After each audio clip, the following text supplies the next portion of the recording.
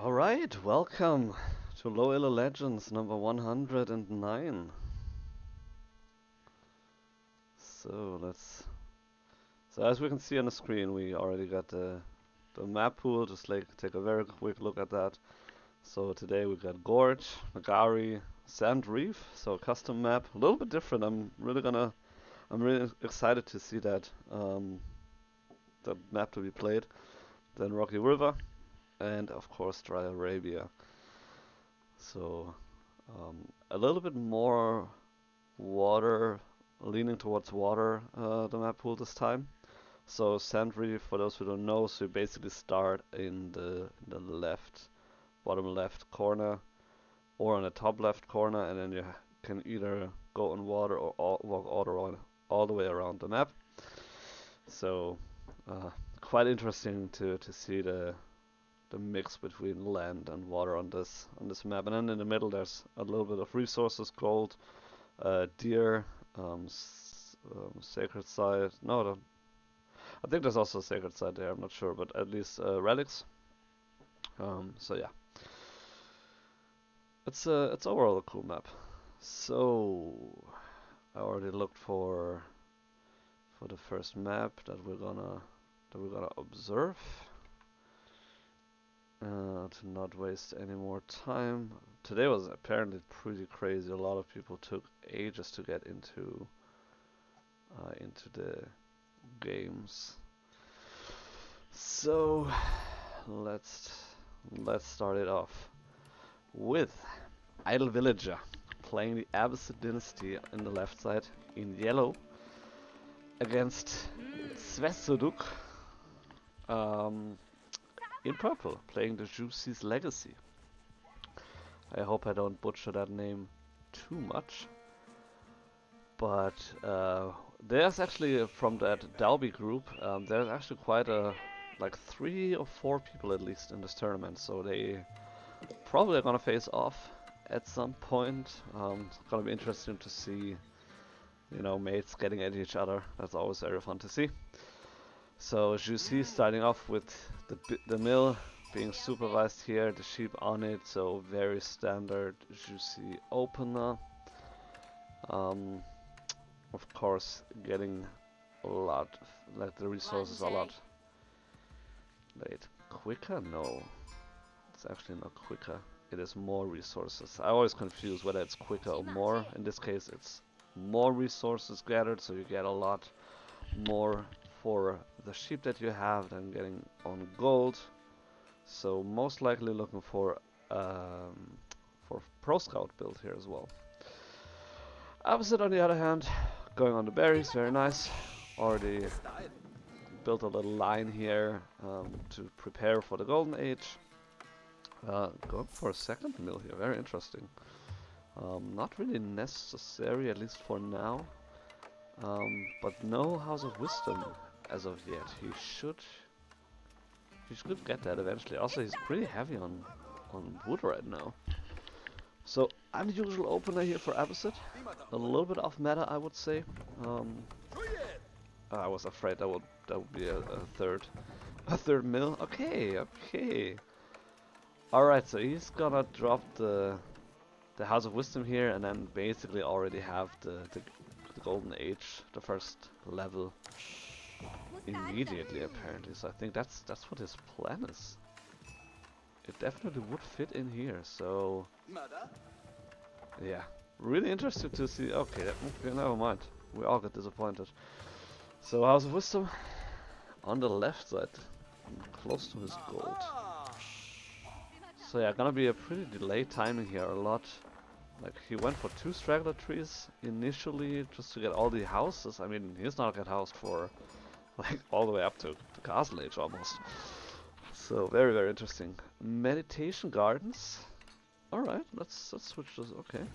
So yeah, he's got the stone, he's got the gold. No berries unfortunately, and a little bit of the tree line here. So that's probably gonna be like not even 10 wood per minute, and then 25 each. So it's an okay spawn. It's very very conservative, very safe. we're looking on the map, what would have been better, he could have placed it here, gotten goldstone and the berries and the wood line, so this would have been a better spawn here. But then again, it's also a little bit exposed. Other than that, I mean, yeah, you can also place it here, double wood line, goldstone. That's also possible, but what does he even see? So let's switch it to scouting pattern. So he went all the way around here, like first in the middle and then back to his base, delivered some sheep, and now is moving towards his opponent. Scouted out the layout of the base here. Didn't find the gold yet, so that's and as well with the stone. So gold and stone is important for Abbasid. Two stones close to each other, that's a little bit unfortunate, depending on the situation. So yeah, there's the stable, so definitely looking for a pro scout build. We have the culture wing opening for Abbasid, so definitely a very unusual opener here. So usually you would expect the eco wing, maybe against the GC. Well, I guess if you're expecting pro scout, you could go for multiple TC and try to, you know, outboom that way. Military wing also technically would be an option. You could try to deny the pro scouts, you know, camping the deer pack or whatever. But culture wing, very interesting. So I mean, yeah, of course you will get the technology researched for a little bit cheaper, as well as for the age advancements. So the following age ups will be a little bit cheaper, actually. But other than that, I don't see why. Yeah, again, a little bit unusual, but that's his choice for now. Heavy on wood here for Juicy as well. So what is he going to go with all that wood? Archery range coming up, which makes sense, given that he probably expects some aggression coming in by the Abbasid. Because, yeah, you can't really expect your pro scout to be completely unpunished, so he's probably kind of expecting that. But yeah, I'm really curious to see how he's gonna make that work.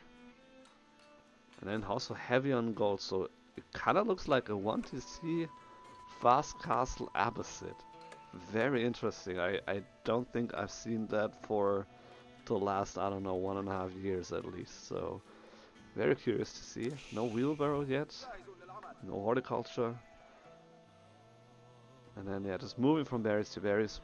Oh my, no, sorry, my cat just moved my mouse.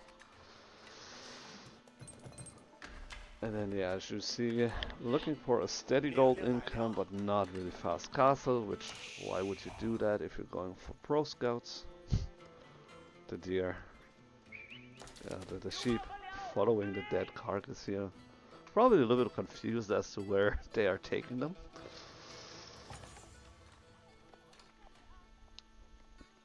Yeah, so looking for a deer, nothing very unusual here for as you see, very standard, very popular build at the moment. And then a couple of Shuganu, probably just to be safe, to not run into any issues, just a little bit of military here. Although he is kind of looking for aggression, it seems like. I mean, he doesn't have like a whole lot of vision here, but can I?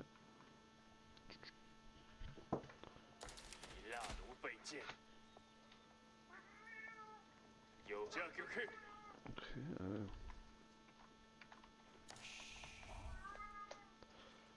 Just realized that apparently my keyboard is not working anymore. Which way isn't it?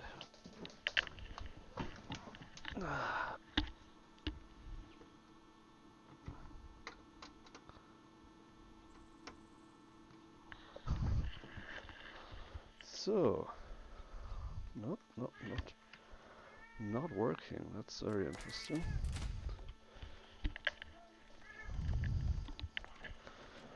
Well, I mean, I can't even follow any units here. Oh man, it's fun.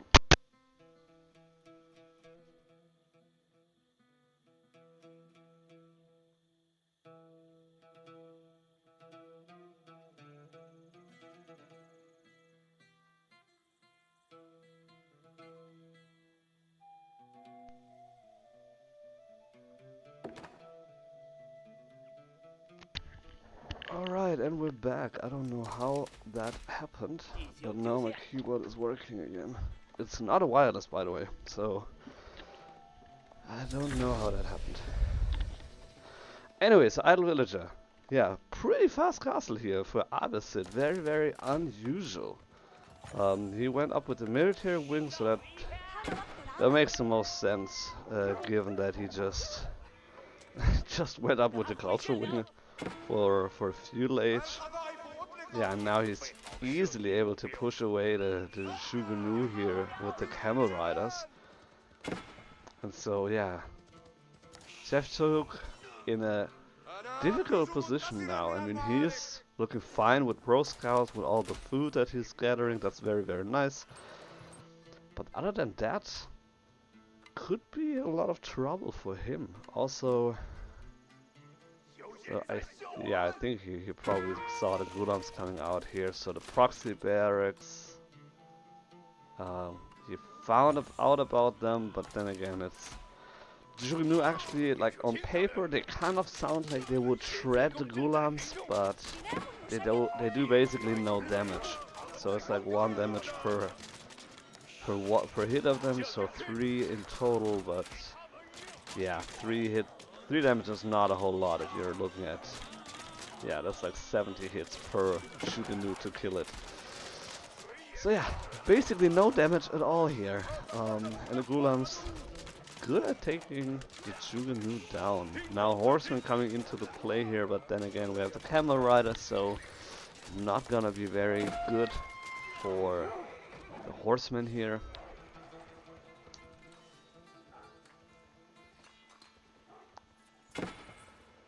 And so yeah, kinda looking, yeah, I mean still not really looking for a castle play here, and now he's in trouble.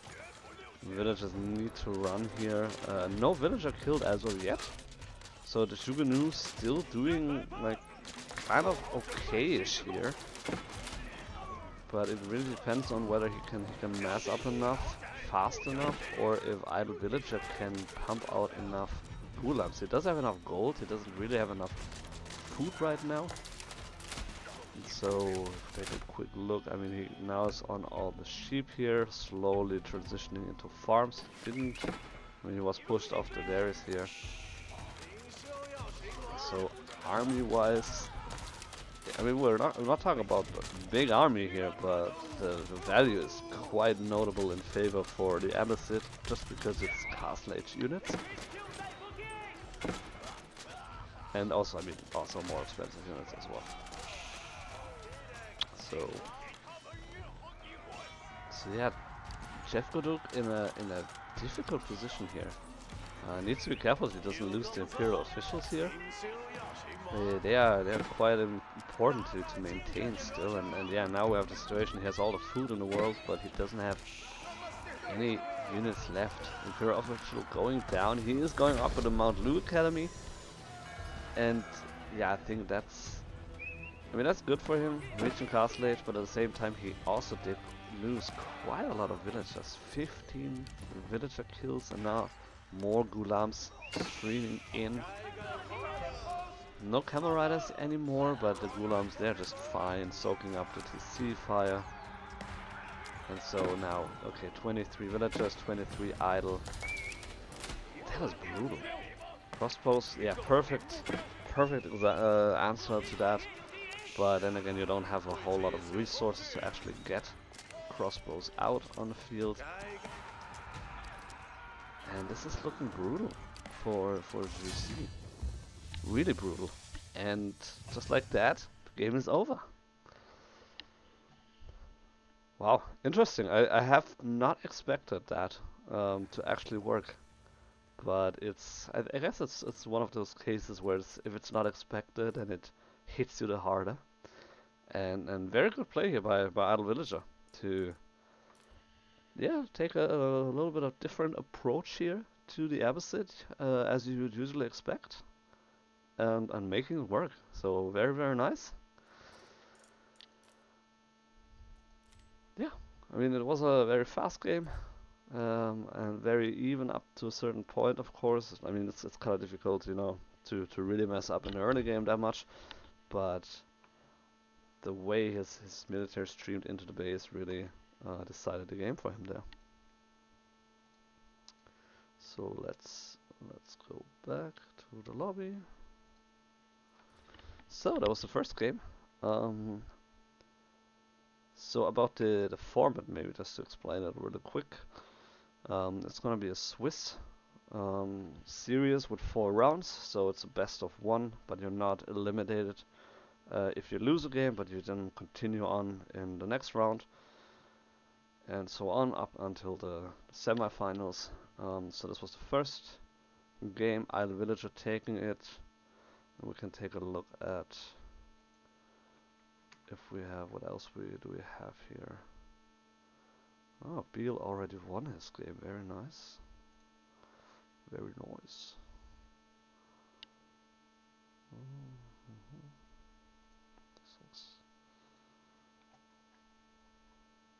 Well, let's continue on with, let's see, we have a top bracket game.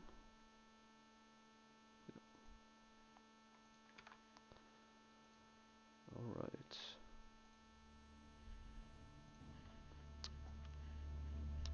Ooh, okay.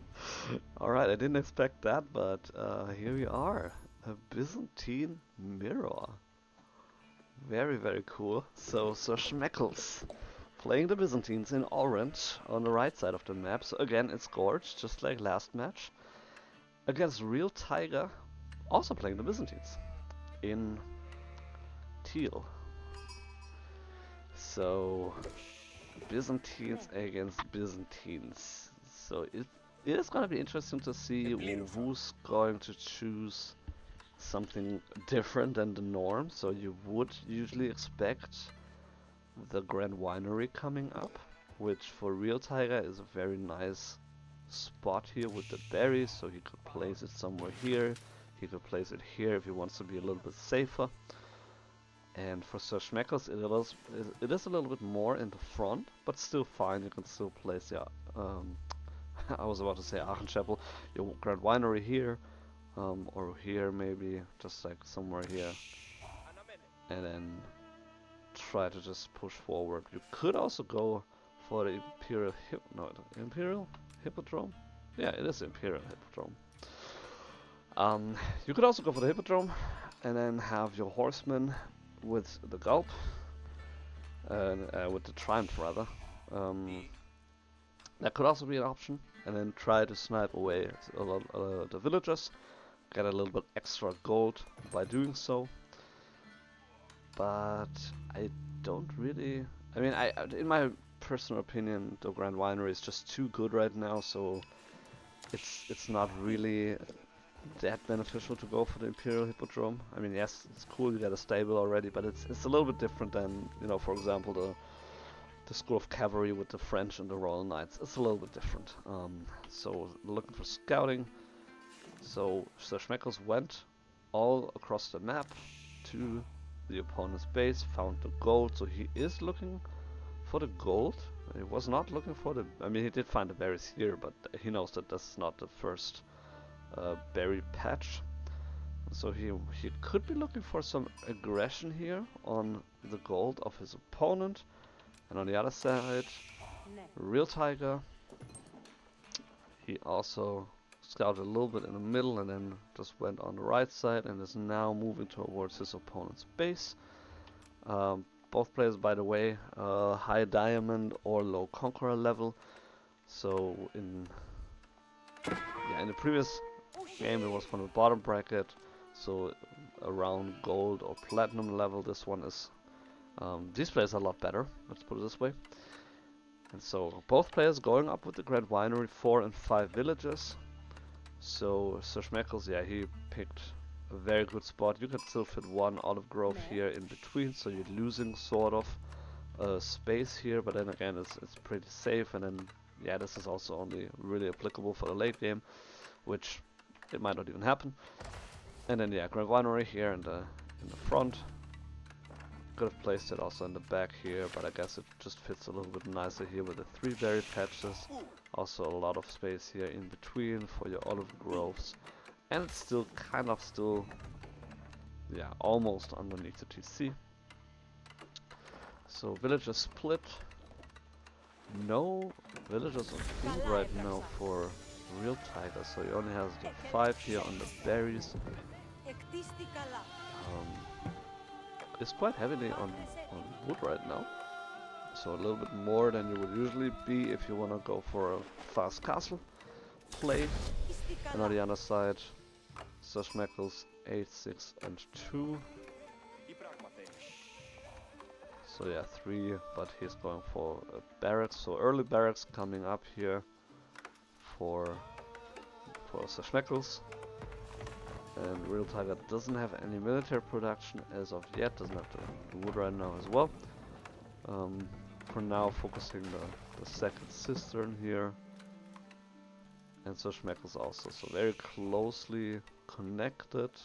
Also kind of close here as well. I usually like to have more space in between, but then again, in terms of base layout, I'm a perfectionist, so yeah. Might not be the best.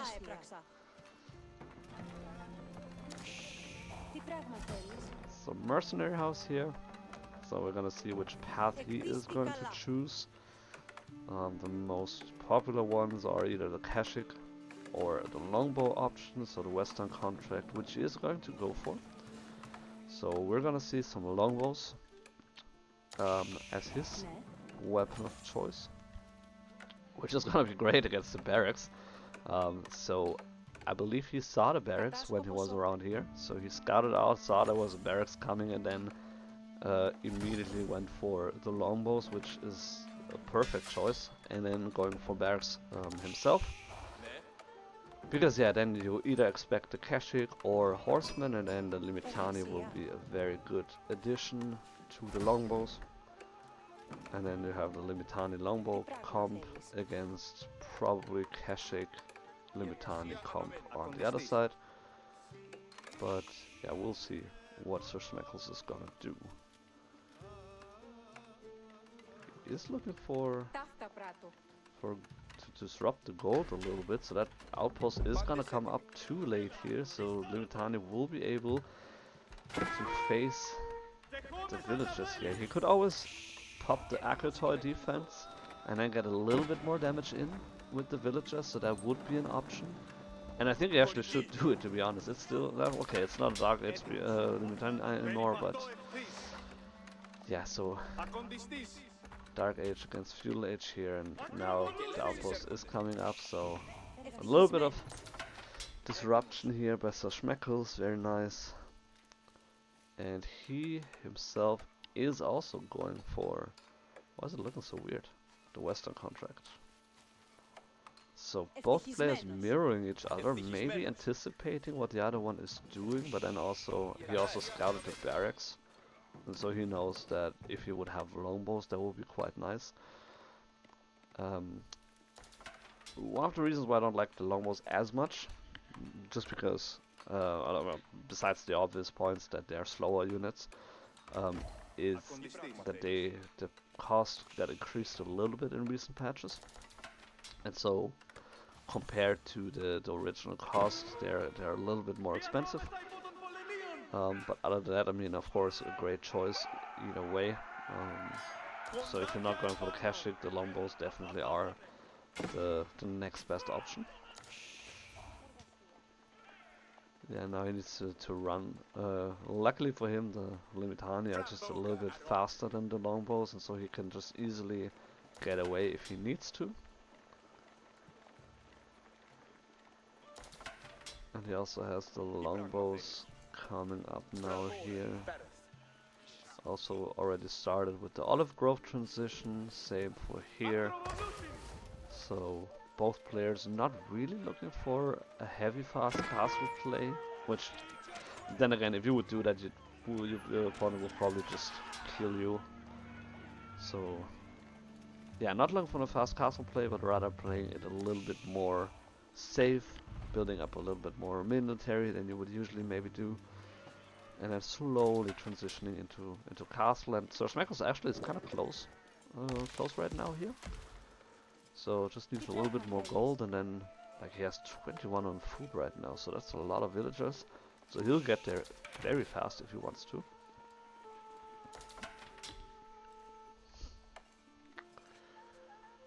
And on the other side, yeah, Real Tiger is a little bit off in terms of castle age, but then again his army value is 3 times, and so basically if he would now see Schmeckles moving into castle age, you know, if you get a notification, he will probably just move in, kill everything here, and then the game will be over.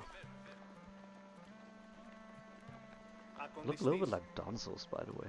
Very interesting. From the far they look like Donzos. Just because the shield design is a little bit similar. But yeah, so Schmeckles pushed off I mean, the berries are not here anymore, so he could still stay on the olive groves. The longbows do have a good range, but not enough to actually push him off. And so yeah, he's going up with the golden horn tower. Not my personal preference, but still a very good landmark. And then hopefully we'll see some horsemen even. I mean, he only has 2 barracks and a mercenary house, so not a whole lot of military right now. But it would be nice to see some horsemen, or maybe even cataphracts.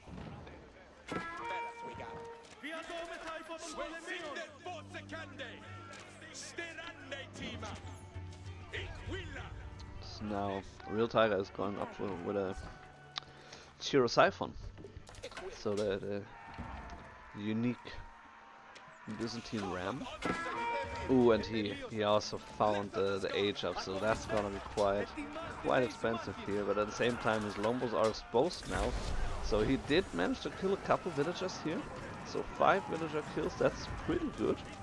It's gonna be a 6th one here as well. So yeah, 6 and then 7th. Ooh, yeah, okay, yeah, he's also getting that one. That's number 8.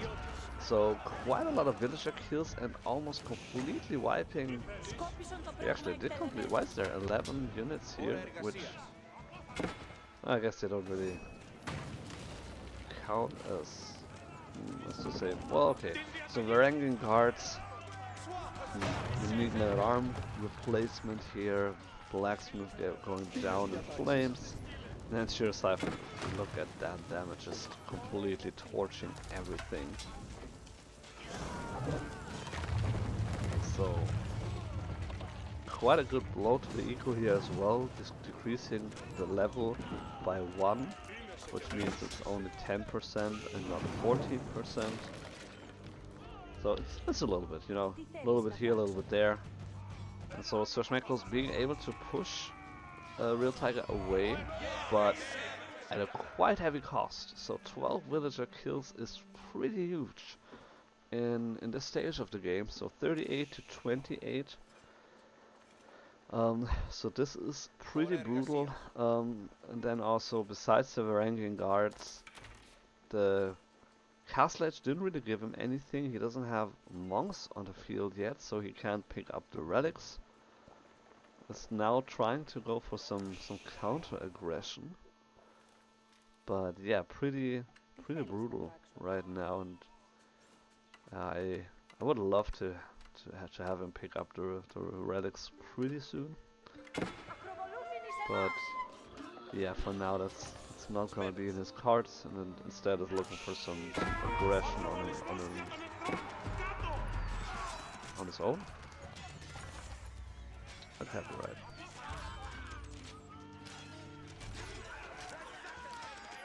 Yeah, so longbows making quick work of the opposing longbows, so now we do have the veteran longbows as well. And now just one-shotting the Limitani, so that is pretty brutal here. So kind of, yeah, returning the favor here, but at the same time that all this aggression gave Real Tiger the time to move into Castle Age himself. And he's still ahead in eco, so in terms of villager kills, that was only 2 villager kills here for Sir Schmeckles. So not a whole lot here, and now he can pick off a couple villagers, so that's going to be very important to level the playing field here. So hopefully he'll find some more, but then again there's also more longbows here on the field, a couple of ranking guards. Delaying the castle age pretty heavily here, I have to say, so that is very, very good. Actually completely putting a stop to it right now.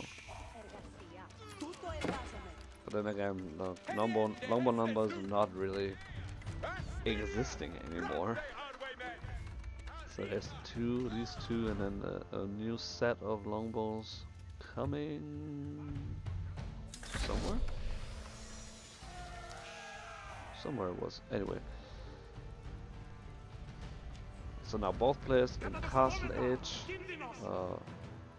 It was a good attempt to level the playing field here with the eco. He got 6 villager kills as well. And so overall that was a good clapback here by Sir Schmeckles. And now we see at least one monk here in queue is gonna be able to pick at least a couple of the relics. And army value is still way in favor of Sir Schmeckles. So overall the engagements were a little bit more in favor for him. Also due to the fact that his engagement underneath the TC was when he was in Castle Age, and Real Tiger went there when he was still in Feudal Age. So now we're gonna see some more villager kills here. Some Landsknechts in the mix as well, which for now are not going to do too much, but could be very, very interesting if they either manage to get onto the longbows, or if the ranking guards are in higher numbers.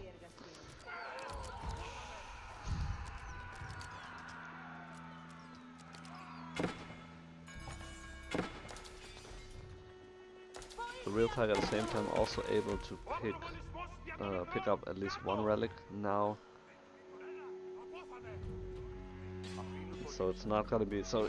Basically, Sir Schmeckles went into Castle Age a lot sooner than Real Tiger did, but in terms of relics, it didn't really give him the benefit here.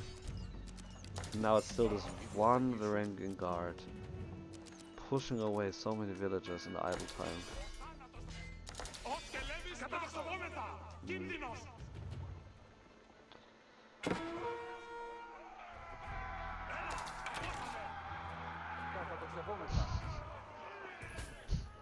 Well, he's on a mission, that's for sure. Does he even see anything? Oh.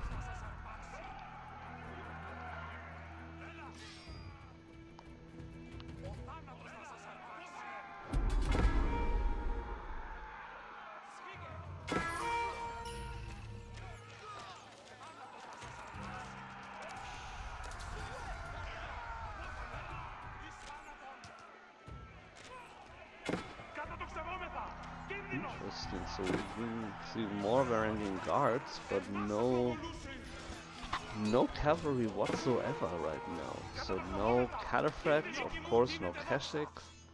They're not gonna be in play this time, but just infantry all the way here.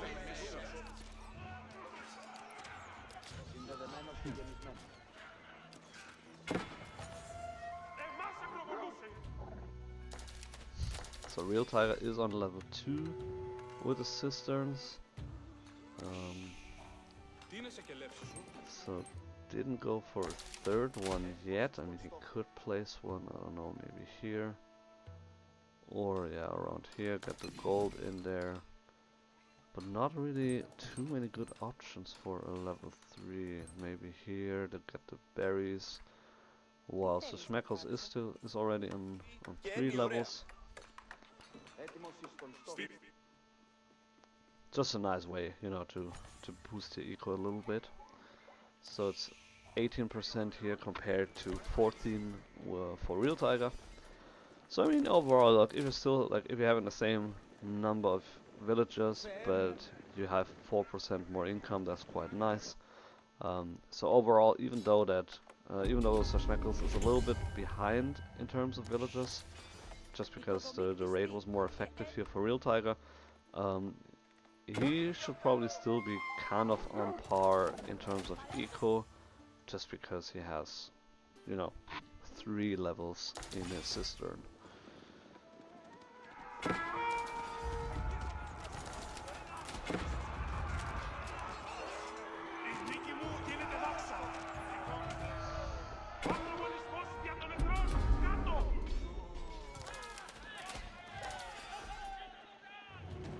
That poor boar.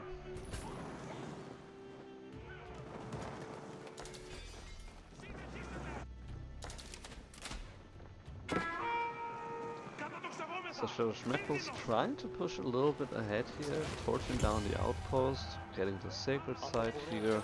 He got 3 relics, and Real Tiger got 2. And now he's trying to push some more with the Siphons. Army value is looking very nice for him, so he could definitely try and look for some aggression here. Real Tiger trickling in some horsemen one by one, but that's not really doing a whole lot.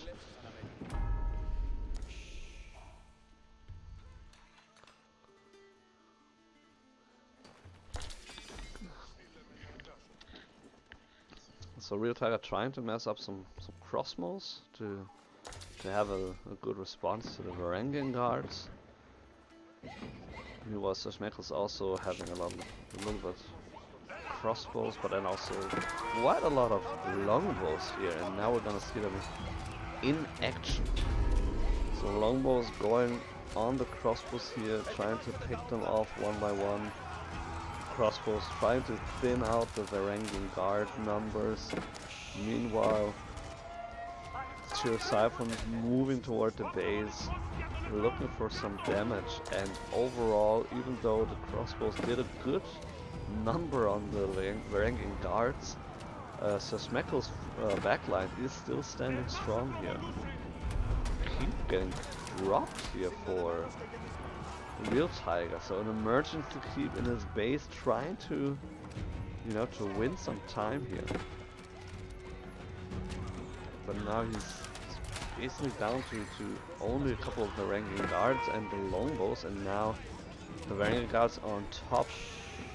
We could see the Berserk anytime here, but not today. So that would be very fun to see a lot more damage, but then also a reduced armor, so maybe you don't want to do that underneath the TC.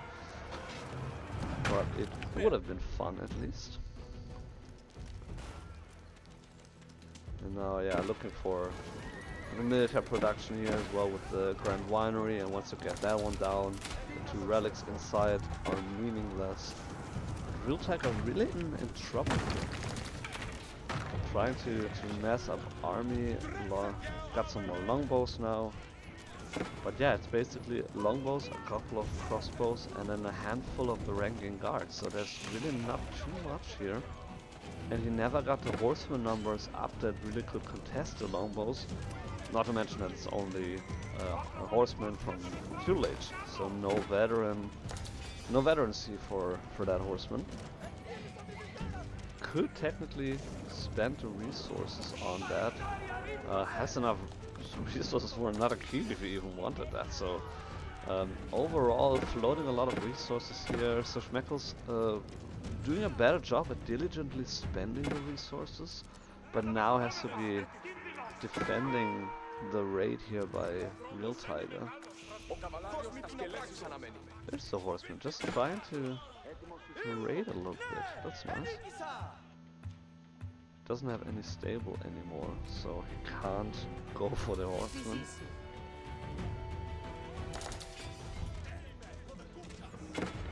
So So a little bit of a counter raid here, and in terms of villager numbers, like, I don't even know how he kills so many, and it still almost looks even.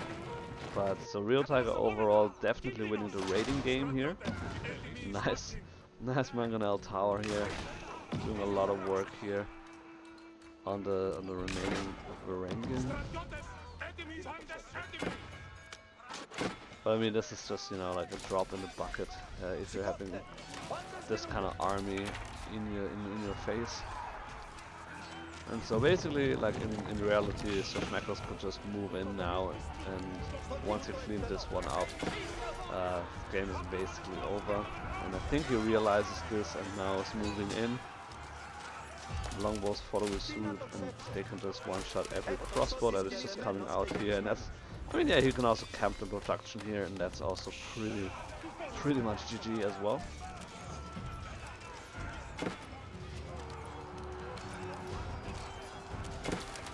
Still not really finding any villager kills. Now we see the berserk here. Which, what is it, one single villager? I don't know if that was really necessary, but brutal MountainAle shot here by the keep. Yeah, not bad. So, I'm not sure what happened the last like 20 seconds, but that was a really horrible engagement for Sir Schmeckles. Basically, it felt like he was throwing away his lead here. He has a couple of longbows left, but needs to be careful that he doesn't get picked off here.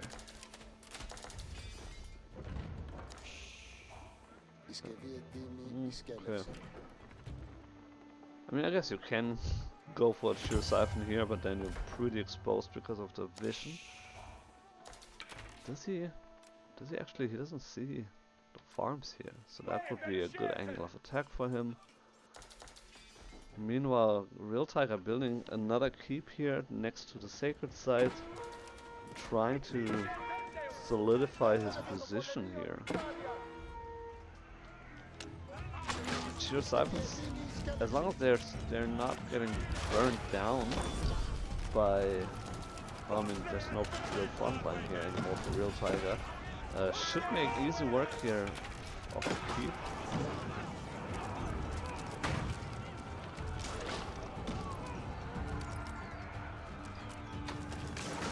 He could jump into the tier siphon. That would have been, I mean, not saying I would have done it, but that would have been a smart move to just jump inside the tier siphons and provide us with some nice clown car action. So one tier siphon down, but then again, keep is also down more than 50%. Good thing there's no friendly fire here, otherwise those landsnakes would have been dead immediately. So Real Tiger went for a second TC and is now expanding his base here on the right side mainly. So even though he is ahead in eco, he still goes for the second TC. I mean, why not? So Schmeckles is on one TC only.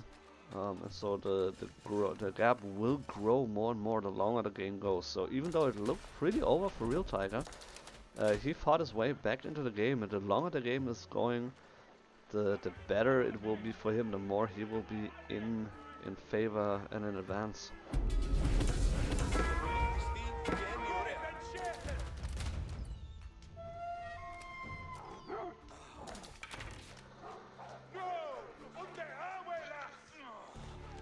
Yeah, this is the moment where, you know, the caching would have been really nice to not have the slow crossbows walking around and then getting picked off, but instead just have a couple caching, run in towards something and then get the hell out of there. Finally we're seeing some trebuchet here, as well as we could also see a keep rather soon. So this keep doing a lot of work here, and it has been very valuable for Real Tiger as well.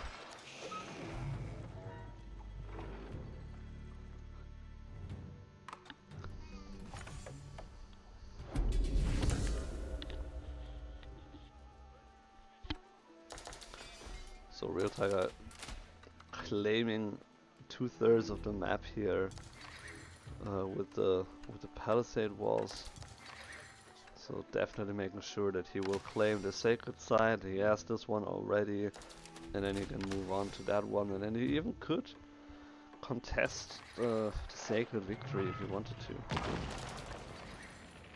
Which is, it's not gonna be in play here, let's be honest, but it's a nice way of, you know, providing you with some extra income, as well as with pressuring your opponent into doing something.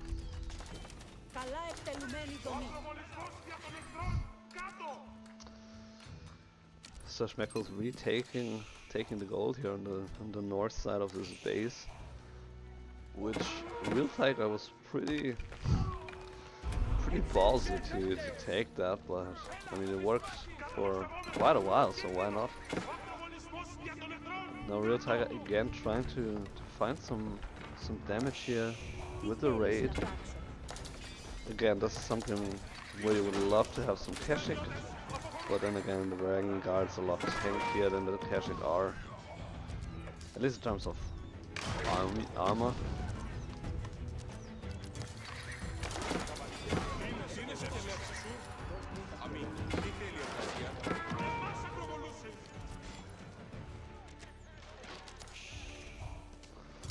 That's the issue when you're doing an A move and then sometimes it just targets the building.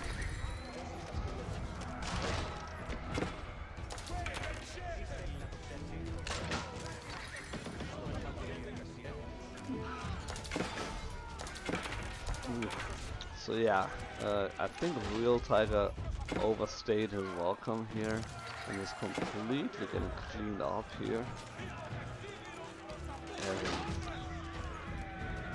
And yeah, so overall, I'm not even sure like what's the game state actually right now. I mean, like both players are looking fine, but then again the eco is so much better for Real Tiger with the 2 TCs and then pushing off Schmeckles off gold here, moving forward. The keep is still standing. Oh my goodness, that's an eternal keep. And yeah, so Schmeckles being forced to react to different angles here. Now a little bit of a raid on the left side, super annoying. There's a second TC now, so Schmeckles did opt for a second TC as well, which is gonna be very important. Definitely. And yeah, he needs to get rid of that keep somehow. He does have the, like, I mean, army-wise, he does have the numbers. He definitely should be able to push forward, but at the same time, I mean, you always have this like handful of Varangian guards streaming into the woodland and then just slowly killing off one villager after another. I mean, and not just, oh, he got so many villager kills, like that shouldn't have been possible. And now keep finally being under attack here, but so Schmeckles' frontline completely gone.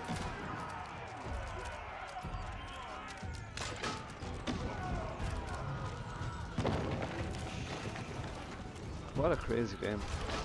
I mean, I guess that's what you get when you're doing a Byzantine mirror, but it's so much back and forth here. It's ridiculous.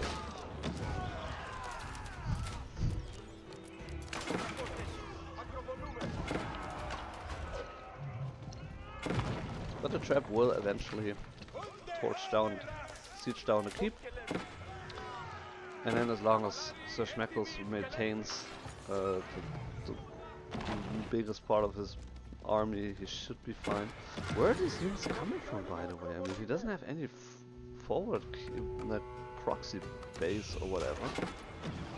So he's just streaming them in from the side. So extremely good job here by Real Tiger with the raids being extremely annoying, and by the way also very efficient with that. or effective rather. So Schmeckles, while again like in the general fights, I would say he's doing a better job or taking the better engagements, but it's still standing. It's incredible. But because of the raid, 60 villager kills for Real Tiger. That's what's prevent. I mean, I don't want to say keeping Real Tiger in the game because he's doing very good, in all regards. But I mean, in general, like that's definitely keeping such Schmeckles low. Let's put it that way. Now we have a couple of horsemen here coming in.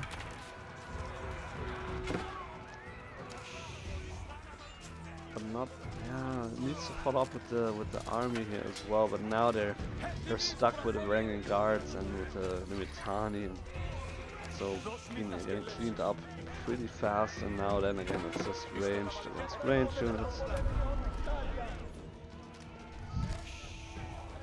And there we have it. There's Stake a victory approaching. So 10 minutes, a little less than 10 minutes, of course.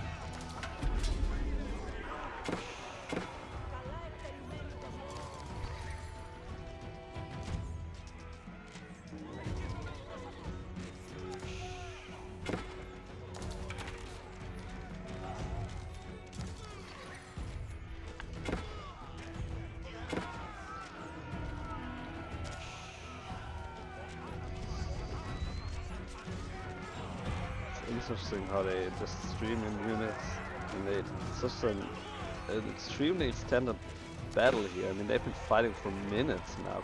Cataphract's in the mix now here for a Real Tiger, so switching up a little bit with his army composition, and that's really gonna do a whole lot here. Cataphract being like the beefiest unit in the game. I mean, except for, you know, like the war elephants, of course. Really gonna be able to soak up a lot of damage, then also dealing a lot of damage, very very high base damage, and just standing there and tanking forever. And Sir Schmeckles being pushed into his base. All these farms or olive groves are gonna be idle now. So overall, I think that should be the end here. Real Tiger with the better eco, with the better raids, slowly but surely being able to push Sir Schmeckles back. And yeah, this Sir Schmeckles sees it the same way and concedes the game.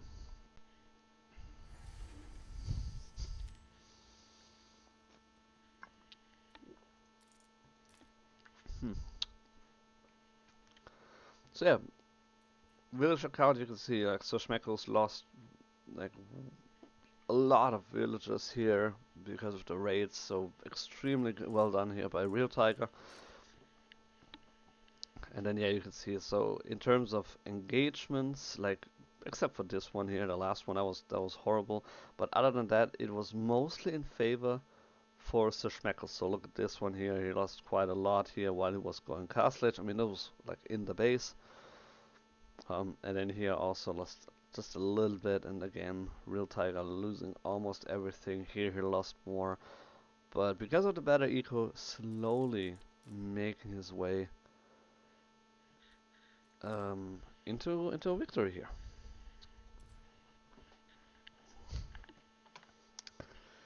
So let's get the lobby. So very nice game, top bracket. Always a pleasure to witness such a high level at play. So let's see what. Okay, we can switch to brackets. So let's take a look at bottom bracket real quick. So they are in round 2.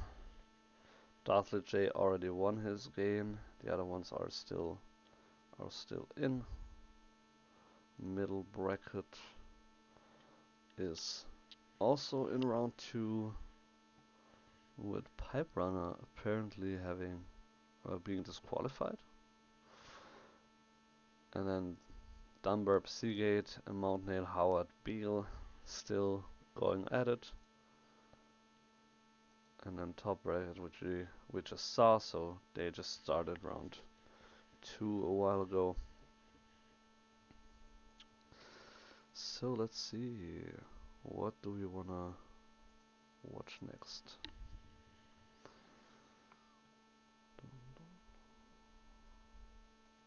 Maybe we haven't seen a middle bracket game, so why not go there? Oops. I just invited Beale to a group, that's funny. That was not my intention. But he's in game, so he shouldn't matter to him. Alright, going in. So Beale against MountainAle. Beale playing the Abbasid in blue against MountainAle in orange playing the Delhi Sultanate on Nagari. So Beale starting off on the left side, immediately moving on wood. Looking for the water, I would suppose.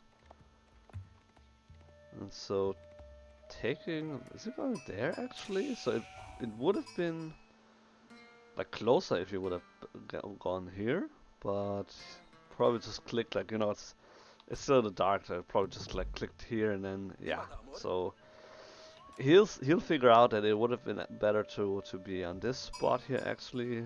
At least I would say that would have been better. MountainAle not on water for the time being. So not looking for water, so just the mosque, the mill. A little bit delayed here with the, okay, there it is, the sea research. So he could also, I mean, like, you don't have deep water fish here on these little ponds here on each side, but you do have fish, so you can still utilize them even if you don't plan on going on the water here in the middle, because that will be contested, and then you know you will have water fights.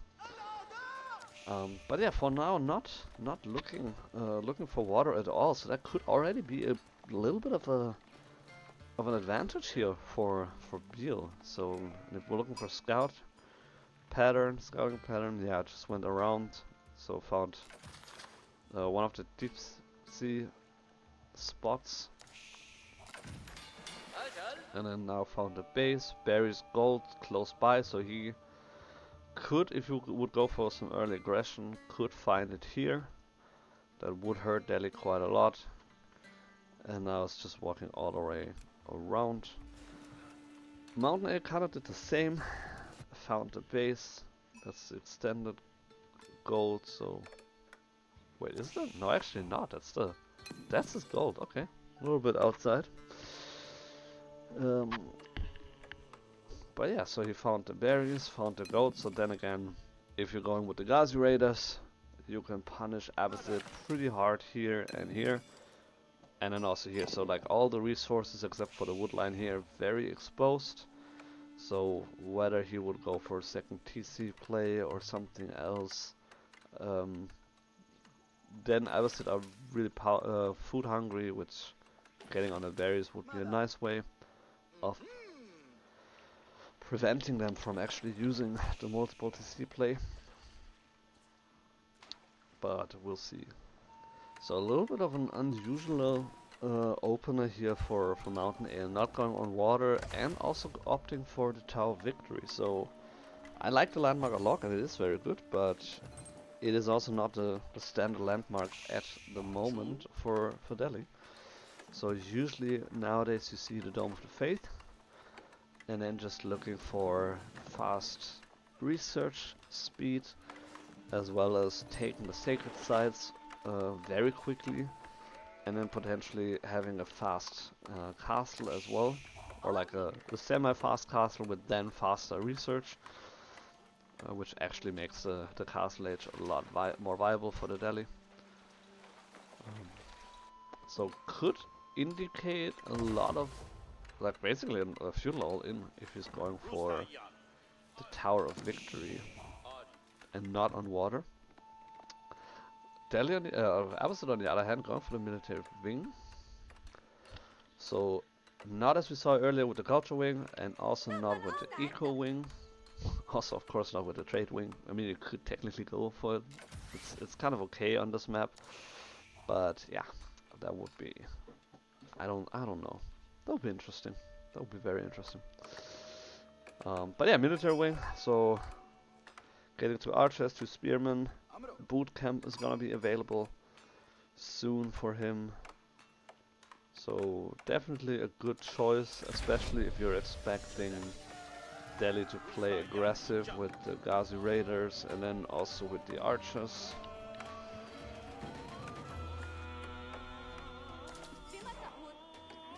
2 on gold right now, so not looking for a fast castle like we saw earlier. And very heavy on food, on wood. Just because he also wants to be on water here, obviously.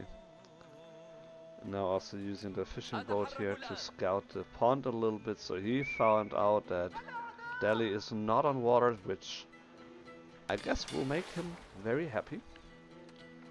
At least I would be.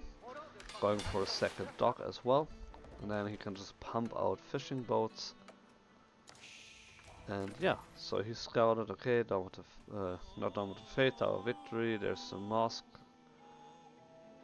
And so that's overall a lot of important information here for him. Yeah, and there's Ghazi stable with the Ghazi Raiders, blacksmith coming up.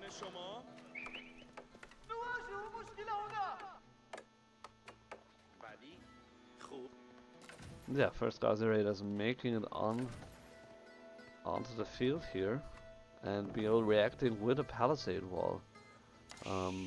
Might finish on time, but then again, the target here for the Ghazi Raiders is the dock and not actually the base at the moment. Which, yeah, then again, if the dock would have been here, like we're seeing right now, would be a lot safer. Yeah, and this should be technically enough to, well, I mean, if he's messing up Ghazi Raiders, then at some point it won't be. But the 2 spearmen they are very good at, for now, against the Ghazi Raiders. Got the hardened upgrade just now, and so now he can actually contest them. He could also go for an archer ship, and then just try to attack them with the archer ship. But yeah, doing a lot of damage here on the Ghazi Raiders, and if there's no scholar nearby, they actually need to run, and they can't really fight here. So 8 fishing boats currently. Golden Age 1. And so there's the barracks, some more spearmen, and then yeah, why not? I mean, if you're expecting your opponent to mass up Ghazi Raiders, then spearmen is a great choice. What Beale doesn't know is that his scout is gonna die, and also that MountainAle stopped producing Ghazi Raiders and went into archers instead. So sooner or later the spearmen will actually not that great against the Ghazi Raiders.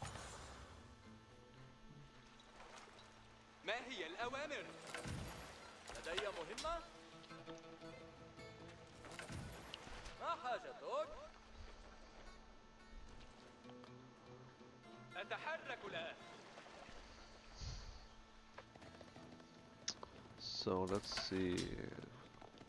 There's 2 sacred sites on this map. One is here and the other one is there. There is no movement currently from MountainAle. I mean, he is looking. Oh, wait, did he? He already got the. Yeah, he got Sanctity. So he should be moving out already. But I don't see any scholar making his way. So he has 2 scholars. Wait. Oh, okay, one is over here. Where's the second scholar? How sneaky is that? It should be, there it is, okay. Okay, so he's moving out now. A little bit delayed, he could have been there already. I mean, he could have had the sacred sites already if he went there like even a little bit before the research got finished. And so yeah, now Beale has the issue that he can't really contest the archers, especially the Tower of Victory archers, with the spearmen, and so now he would need. Yeah, camel archers are not gonna cut it. Where is horsemen? We need some horsemen. Well, we only have barracks and archery ranges here. So yeah, he probably really didn't expect the archers to come on the field. But then again, I mean, if you're seeing the Tower of Victory, you have to expect the archers. Like, I mean, there's not really. Like, why would you go for only the Ghazi Raiders? Because the Ghazi Raiders, they don't actually benefit from the Tower of Victory. So now he's in a little bit of trouble here. He can't really go across this way. He needs to get back into the base. And now we're gonna see the first engagement of the game here. So Spearman on top of the Ghazis, doing a lot of damage there. That's very nice. And then Spearman on the archers. Not doing super hot here, but then again, like what kind of option do you even have as in Beale's situation? You need to fight that, so need to be careful to not lose the the spearmen, and then clean up the archers with your own archers, and just this little fun back and forth micro game. And Beale is winning that exchange, so that is good. One Ghazi here trying to make his way into Beale's base, but not really finding anything right now. And more archers streaming in. So 11 archers right now for MountainAle, 13 for Beale, but in general, the Tower of Victory archers are a lot better, and so. Yeah, I would love to see some horsemen. Just imagine 5 horsemen here. That would be completely over for MountainAle. But now, since he has the better archers and he does have the Ghazi Raiders, he can actually just keep pushing. The Ram is still, you know, like close to half health, so he can contest and keep the sacred sites for now. So 8.5 minutes left. I mean, it's still plenty of time for Beale to, you know, like figure out a solution for that. Ghazi Raider just running through, not doing anything. That's unfortunate.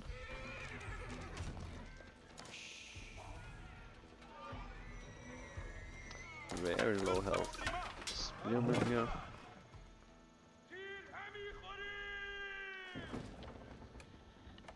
And Beale's struggling to find a solution here to the archer problem that is growing quite heavily, actually. So 17 archers, 5 Ghazis. That's quite a nice amount of units. Scholar just standing around here. He's now moving back into the safety of his mosque. Or is he?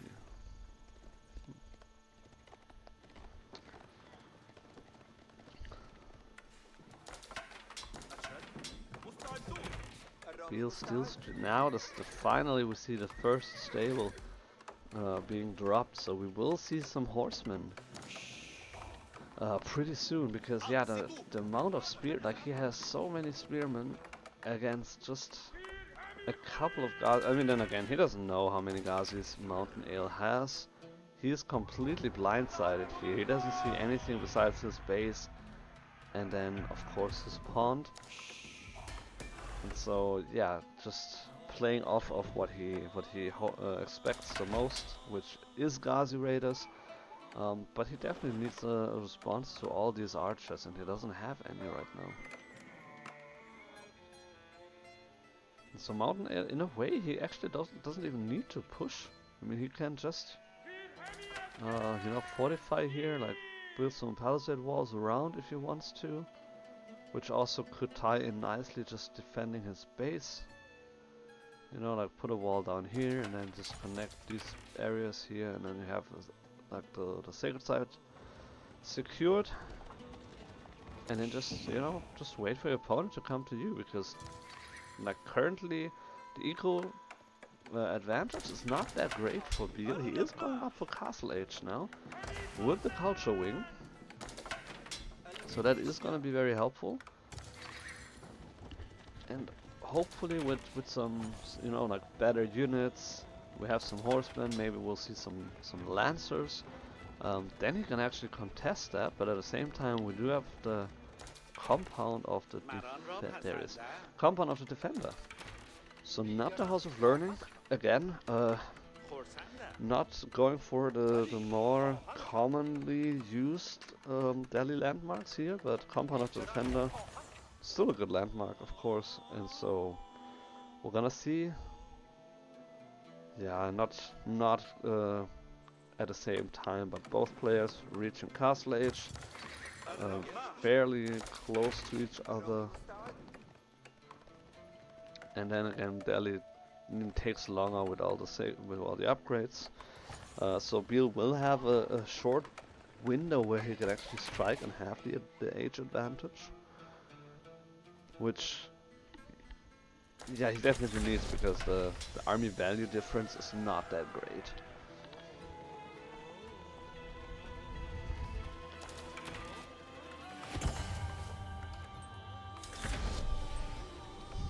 Preservation of knowledge should be the first thing that he is researching now, and then he can go for the composite bows, and then go for medical centers at some point, which, yeah, for now is not really that important.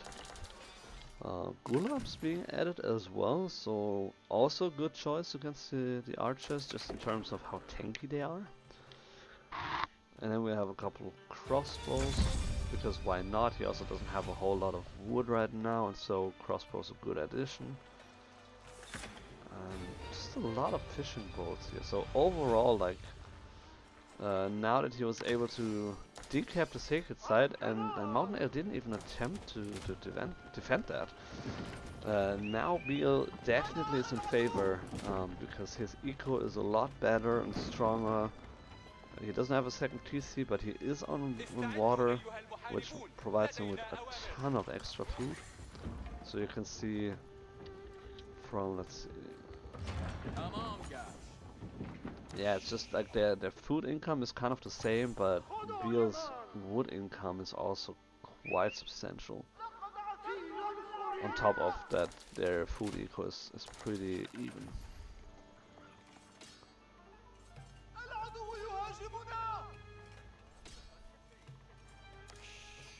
And now those armies are gonna clash, actually, which is not too good for MountainAle, because he is still in feudal age, but I believe the archers are too. So we're just having a feudal age clash here.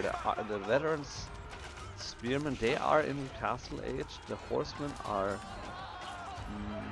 not in castle age. Where are they? Yeah, they're still feudal age.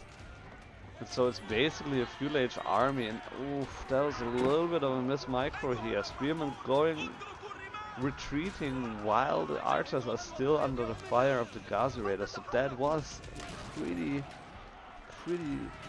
fatal mistake here for Beale. And now, yeah, he needs to engage with the Ghazi Raiders so he can clean them very easily. But I think, I mean, if I know that my opponent is not so heavy on Ghazi Raiders, but he has a lot of archers, I would go for the veterans for the archers first before I go with the spearmen. But it doesn't really matter now, he has them both. Did he go for the... Okay, he doesn't have the composite bows yet, so that would be a very nice addition as well. And now his army value definitely is in favor for Beale, and now he could try to clean up the army. And once the archers are gone, there's not really a whole lot here for MountainAle. I mean, most of his army consists of the scholars, which they don't really have any fighting power necessarily. Beale finding a couple of villager kills here on the south side as well, or at least one. They are able to get away, luckily for MountainAle. And now we have the war elephant here, not willing or able to fight. I mean, on its own. That's quite risky to lose it like that. And so needs to retreat, pull out a scholar or two, and heal it up. And the keep also helped to secure this position. MountainAle being built, as well as no trebuchet yet.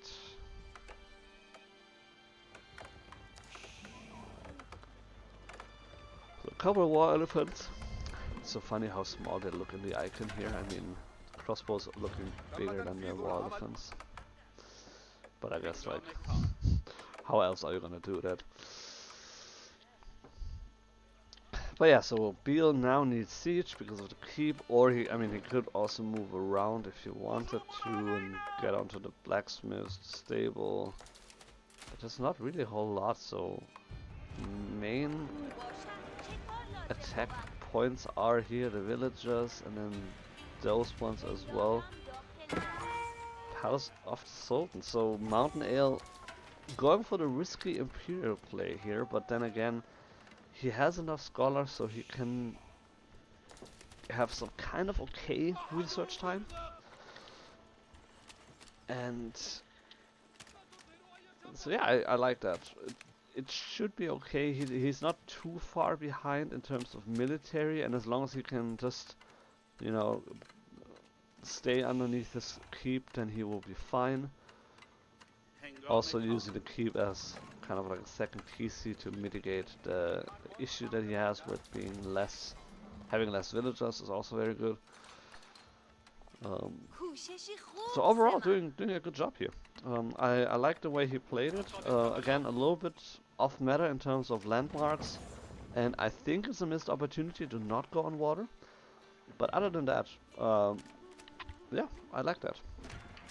So while Beale is massing up army and looking for some battering rams here, slowly but surely with 6 villagers, MountainAle is hitting Imperial Age. And now we're gonna see some Sultan's elite tower elephants. I mean, it's gonna take a while, but like a minute and 10 seconds or so per elephant, which he does have quite a lot of pop to still work with, so it is gonna be very valuable. And so how we are now trying to push in, knowing that he has a certain timing window where he can actually do damage now, while MountainAle is still castle age. But yeah, Spearman just running around, getting picked off by the tower, rams not doing anything, and archers and crossbows being distracted by this. I mean, what has this mill done to you? I don't understand. Like, leave it be. This is what you want to do. What I attack and what you want to kill. So MountainAle shot, unfortunately missing most of the units here, and crossbow numbers are looking good, but then again, the war defense are super tanky, and it's kind of difficult to actually wiggle them down here. And then again, the MountainAle is not really firing on the archers or the crossbows. Look at that damage. Wow. Okay, well, I guess you can do that. So elephants doing elephant things, and I mean, yeah, he lost all of the elephants, but then again, it just gave him the window that he needed. He still has most of his archers, and so army-wise, it's still, you know, kind of okay. Beale does have a couple more units, but he needs to group them first. And so overall, like, also, you know, going for the keep, this is all time that MountainAle needs, and that he's happy to take. Beale unfortunately forgetting that he has 2 Lancers here on the north side. And so they could have done so much damage here in the wood line while they were fighting. But MountainAle was able to find them, and now is coming out with the hand cannoneer as well. I mean, he's not coming out, you know what I mean. He's moving out.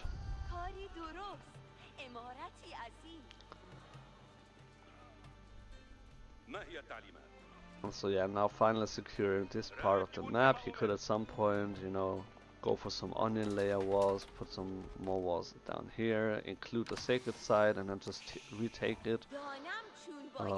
Because overall, if you're playing Delhi on a map that only has 2 sacred sites, that's bad enough. Because the more sacred sites, of course, the better it is for you. And so not having that one is hurting even more.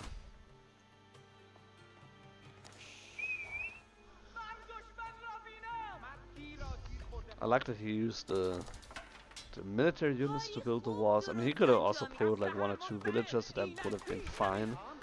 But in general, it's very nice to use the military units. 2 madrasas, so just looking through to get again the research, like it takes forever, like 7.5 minutes, like without any scholars I believe it's 15 minutes. So it just takes forever to get some of these upgrades, and so it does make sense to have, kind of like with the, you know, with the blacksmiths.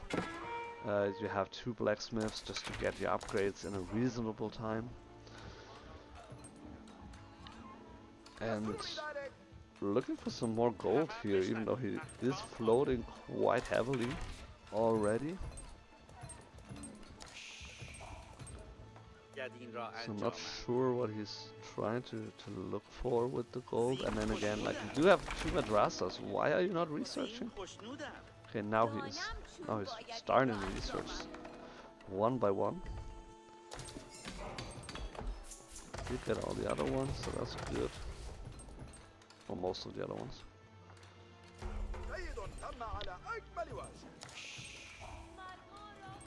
So now I think the first time in the game, we actually see the army value for MountainAle being higher than Beale's army value. And so Beale also did go into the Imperial Age with the trade wing. Okay, that's interesting. I didn't have that on my bingo card. So he did go with the trade wing. That's very, very interesting. I mean, yeah, I mean, for the camels, that's quite nice. I mean, he's not looking to trade right now. So I don't think that's the reason why he went for the trade wing. But I mean, like, if that's the only reason, then I think the Eco Wing would still have been better. MountainAle being caught here while he was moving out to look for some more resources. What is he going to look for? I mean, there is nothing here besides wood. I mean, he is kind of running out of wood, but not really, so doesn't need to go out here. Was he looking for stone? But while all this is going on, we do have a big fight here on the south side. So I think we probably missed like half of it already. A lot of dead spearmen on the ground here, crossbows firing away at the elephants, but then again the tower elephant with the hand cannoneers and the tusk going face to face with the crossbows, and they simply don't give a fuck. They do not give a fuck. Yeah, as you can see. So I mean, there is a reason why in next patch there are gonna be some more and better options to counter elephants. It hasn't been revealed what that will be exactly, but yeah, I mean, they do not die. And mind you, there's not even scholars here to heal them up. It's just the raw tankiness, you know, 1062 health, and they are also 780, the tower elephants. I don't know why they're like so much weaker, but I'm glad they are. just mowing down, you know, like who needs siege if you have elephants? Just mowing down the town center. And this is something like that is a force to reckon with, I have to say. So, by the way, that spear is way too short to actually do that. I guess you can reach other units with that, but what is he hitting anyway? Oh. I love the sound design. Just this big as a thunk when he hit the ground.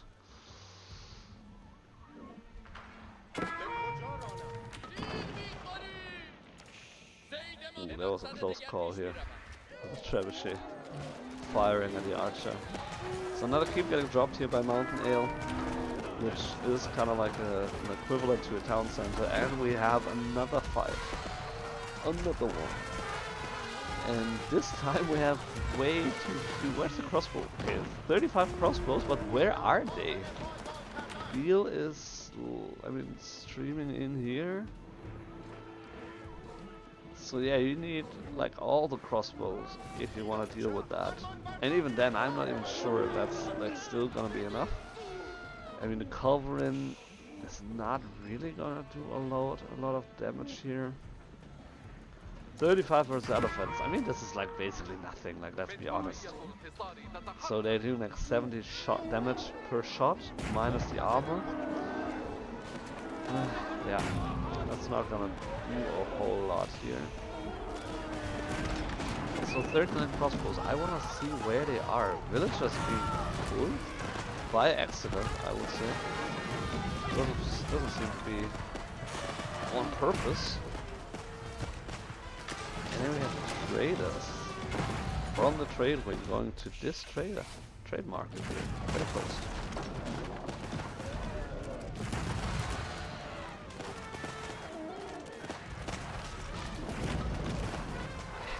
Just doing almost no damage to the elephants at all. I mean, the damage is fine, it's just that you only have 2 of the culverins, and you would probably need 10 to actually do a significant amount of damage. Now the villagers are just being slaughtered. So 18 crossbows, 17. I mean, it's still like, where are they? They're just streaming in. There's a lot of crossbows here, so I think, yeah, Beale now needs to just group them together and then try and...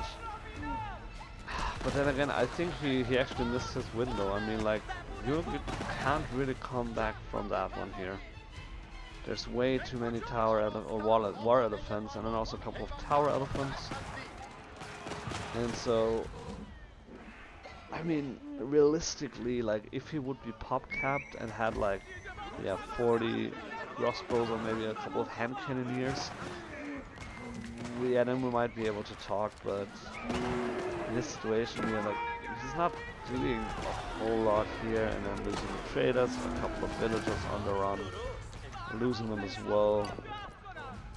The MountainAle with another keep, just, you know, securing a lot of resources here actually. So double stone, a big stone as well, some more gold. And so this is really looking bad for Beale right now. Now the production is being camped as well, so everything that gets sent out is immediately being killed off. And the elephants are not, I mean, hardly dying. I mean, yeah, sometimes you can see like they're dying. But it's like for every one that you kill, like there's another one already in queue, and then just mass hand cannoneers here. By the way, also getting the Tower of Victory attack speed buff. So it makes sense to go for hand cannoneers. Why not? Why shouldn't you, right? Yeah. So slowly suffocating Beale here, who also lost just a lot of villagers. He does still have access to fishing, so that's, I mean, at least something. But it's not enough to be a saving grace. Mangonels, culverin.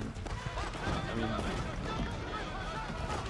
yeah, it's doing damage. So I guess if MountainAle, you know, is not careful, then he could actually lose that. Streaming a lot of arms now, so he will completely switch into man-at-arms, which if Beale had enough crossbows, that would be perfect for him. So I don't think that switching into man-at-arms is doing a whole lot for him right now. But yeah, I mean, that's just the choice that he made. But yeah, he can just, you know, like, destroy all the military buildings, and then Beale has to, you know, like, to build it up again here, and it's just so messy for him, and so definitely, yeah, just camp that, destroy it. It takes forever, of course, like, in a sense, it gives time, it gives the opponent time, but at the same time, they're losing their military production. I mean, it doesn't matter if they have time if they don't have military production. So just a lot of idle here as well for Beale. Trying to find resources on the map, but there's not really anything. There's a little bit of stone here, then there's one more gold on the other sacred side. And there's, you know, there's a boar which neither player can access. And then a little bit more stone here. Now we finally see here underneath the main town center, or the only town center here for the Abbasid. Just the elephants. Look at that.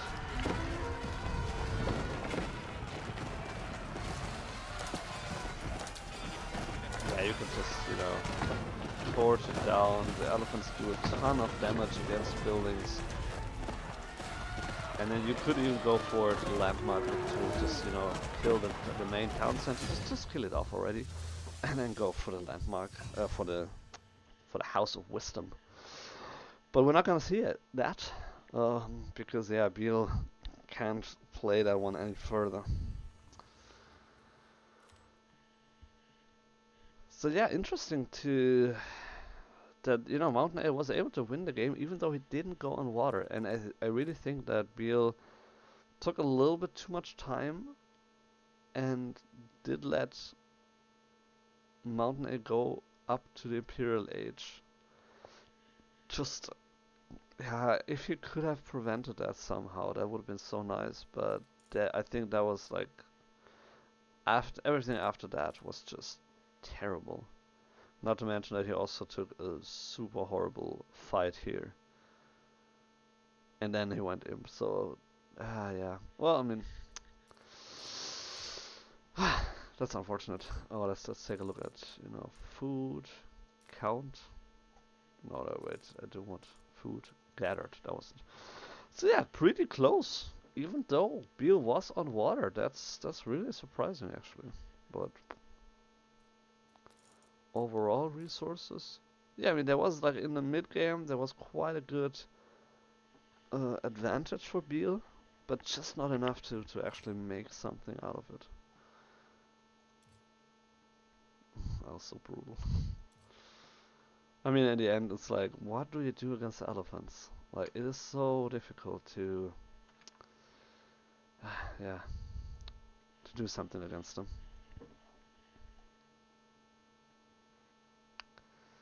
Well, good stuff. So let's see. So top bracket is almost done with their second round. Let's take a quick look at the bottom bracket. They are starting with third round, and then the middle bracket we just watched Beale against MountainAle is also in the third round as well. Down to 7 players in total, so Piperun are getting into bye. Let's see. What do we watch now? Next.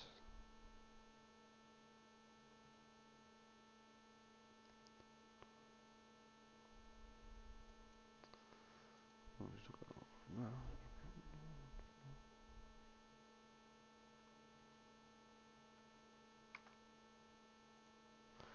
Did my game just crash? not doing anything.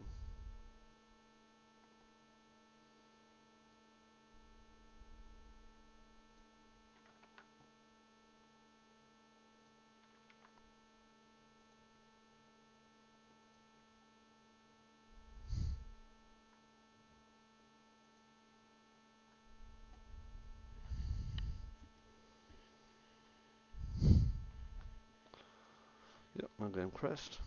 Let's close that out. Dun, dun, dun, dun,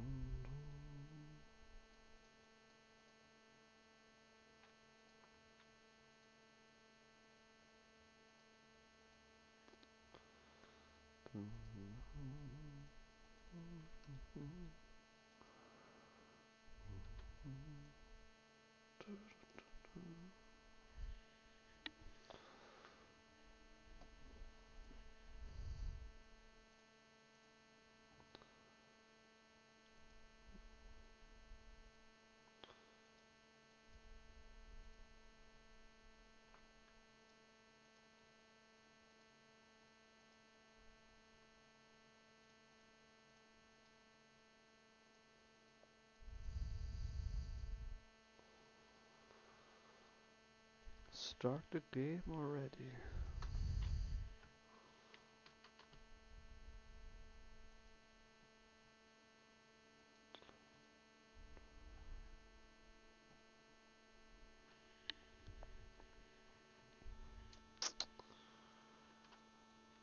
Alright. Cool, cool, cool, cool, cool. So I'm kinda okay. Top bracket just started around 3, but that's gonna take a while. I'm leaning. Let's see. Ooh, let's see. So it's gonna be either middle bracket or bottom bracket.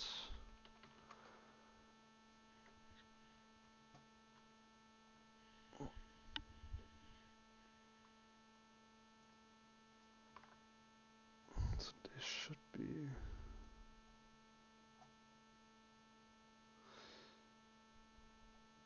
Okay, they already won their game. That's unfortunate. Let's see. Da, da, da.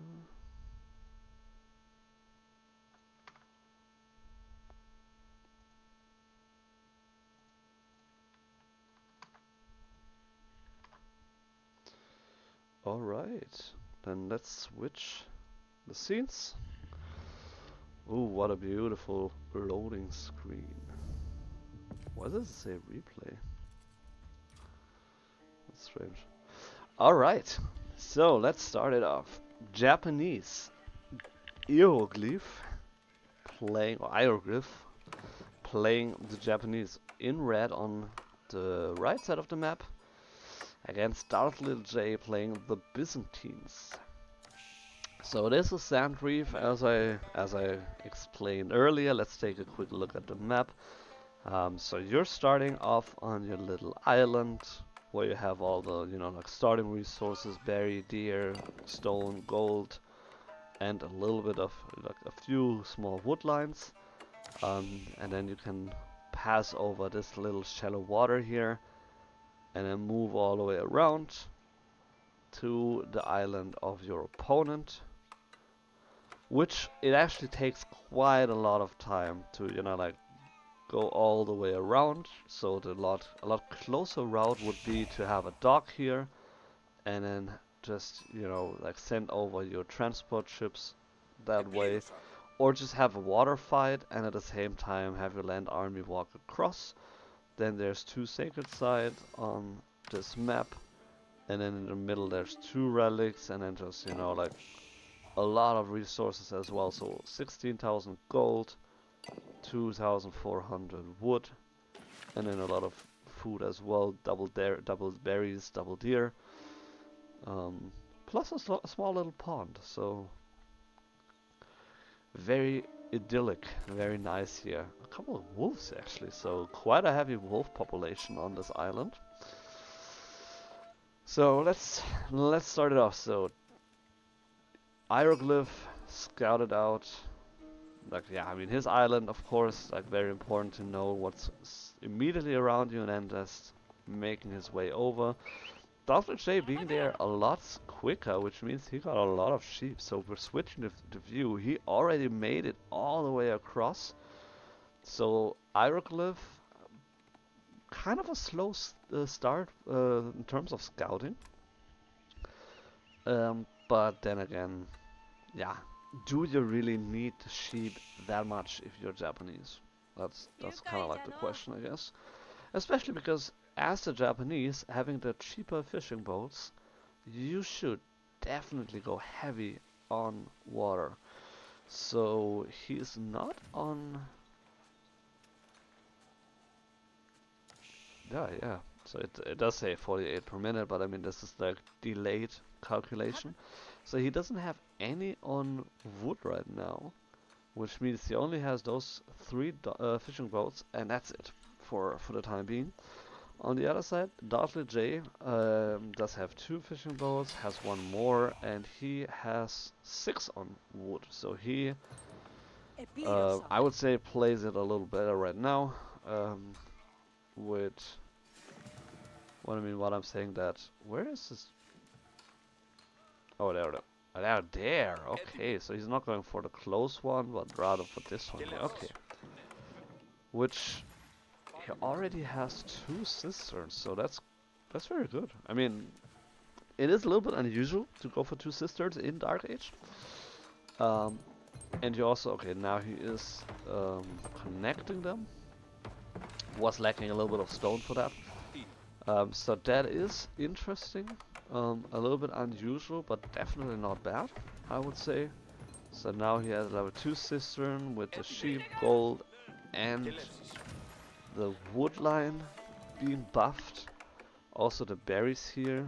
And so thinking about a Grand Winery, he could place it around here. That would be a good spot, and he already has the cistern to buff it, and then also notably for, ooh, there's already a transport ship. So I mean, he doesn't have any military units, but he does have a transport ship. What is he going to do with that? So notable with the Byzantines, they do get oil from fish.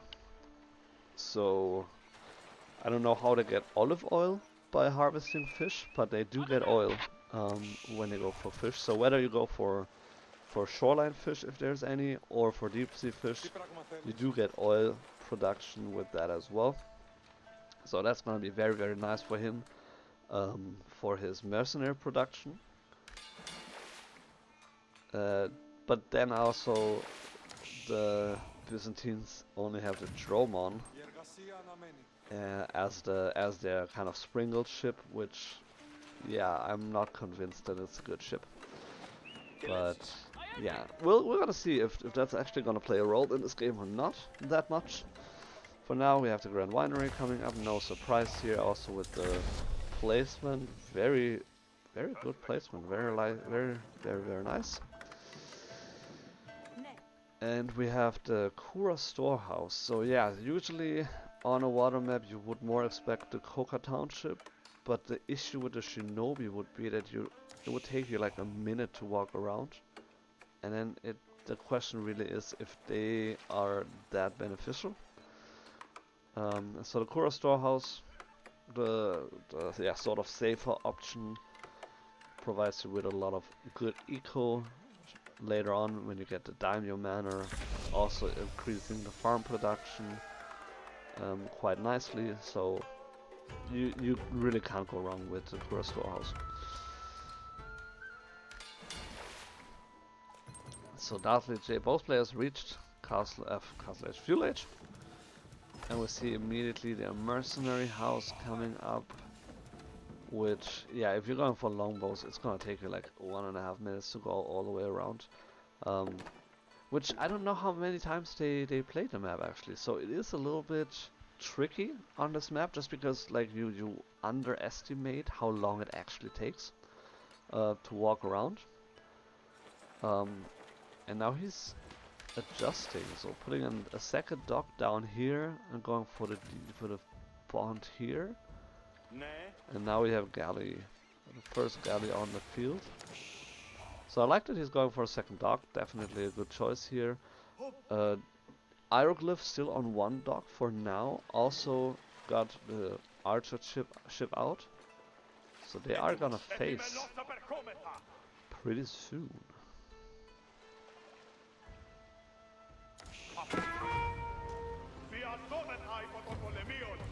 Well, oops. So not gonna fight too much for now. Well, I mean, while I'm saying that, they start firing at each other.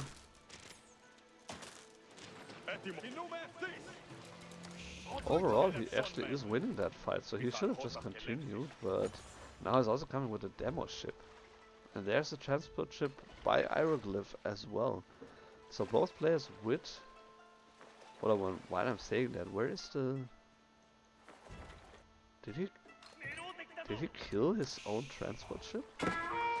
Ooh, now the demos are gonna connect here. So doing a little bit of damage. Actually not a whole lot of damage here on the transport ship, and it's just gonna heal up again. Because it's in the dog range.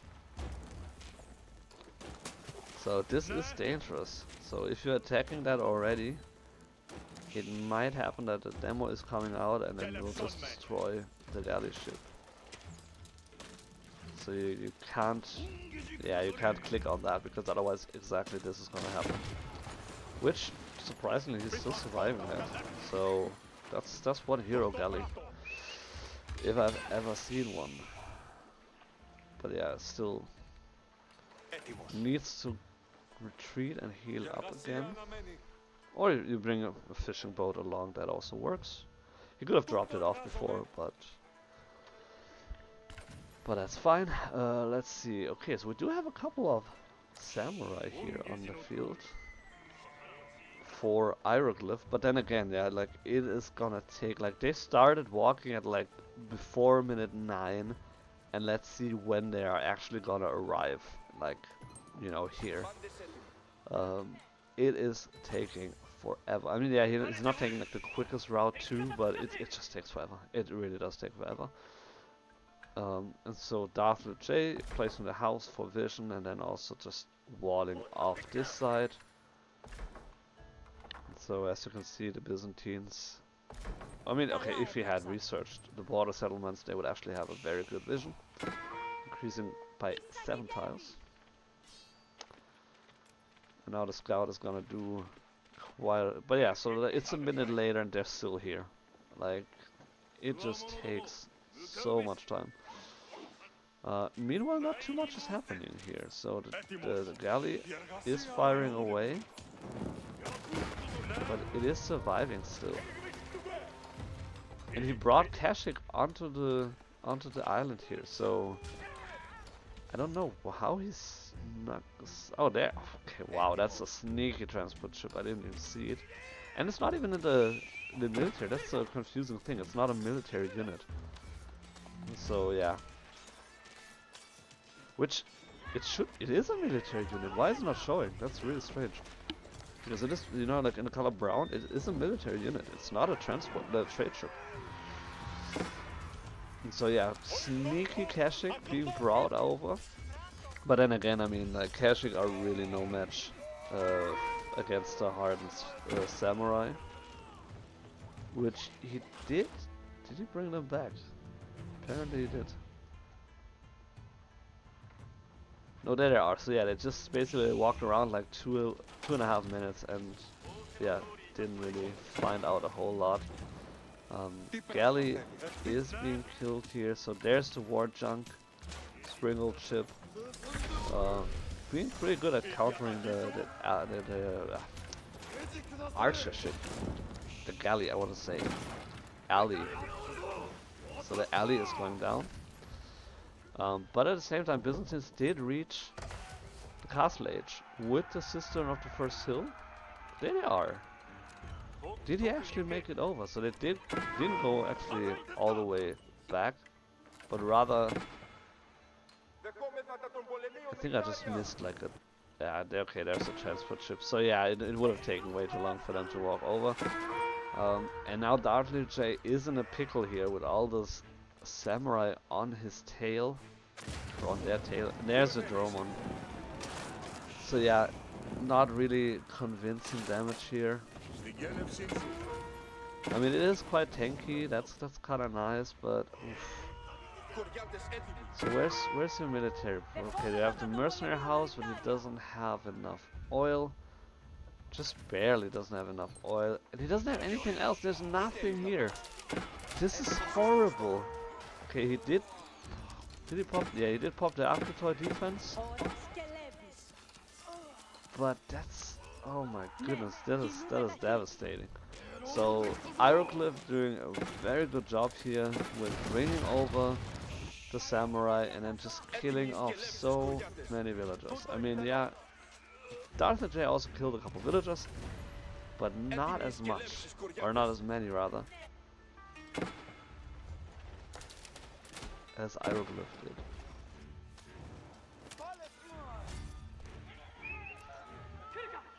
And yeah, how do you come back from that? So you really, so there is an archery range now here. That's good.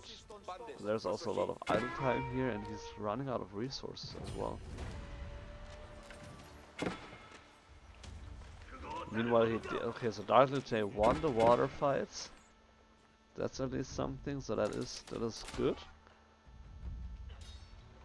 But he also pretty hard lost on land here. Now trying to mess up the crossbows against the samurai, which, I mean, of course, the crossbows are a good counter in general, but then again they also have the deflective armor, which negates the first attack, and so it takes a little bit more crossbows than usually to deal with them.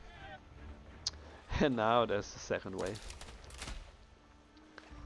So Darth Lil J not really getting a whole lot of breathing room here.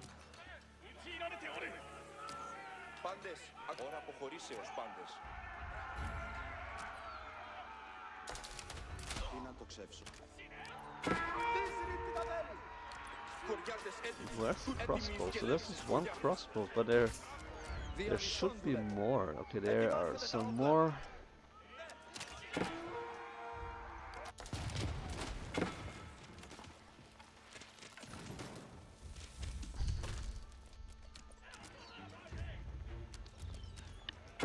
This is not looking good here for Darth Lil J. I mean, yeah, he did win the water fight, but then again, like, you have to deal and contest with everything on land here. Nice little play here to go on the little island and to just make sure that you have some very safe resources. So this is gonna take Ieroglif probably a whole lot of time to figure out that this is happening. So that is good. And now we see some more units here. So Darth Lil J has the defender's advantage. So he can mess up the army, have it in one point, and then slowly at some point, you know, maybe hopefully eventually push out. But this is just a brutal attack here by Ieroglif. And in the meantime, his base is basically not contested at all, so he can just do whatever he wants.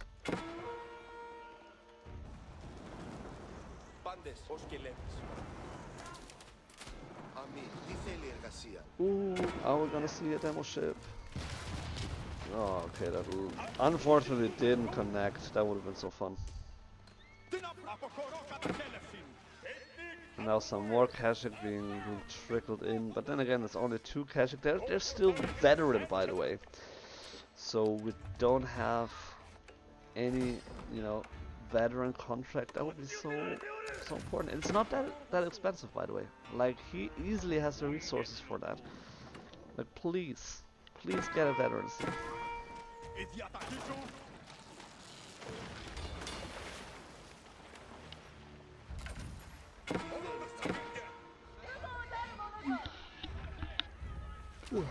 Well, Ieroglif not aware of the units attacking him, just moving across. He is locked on a target. I don't know what that target is, but he definitely is deadlocked on that one.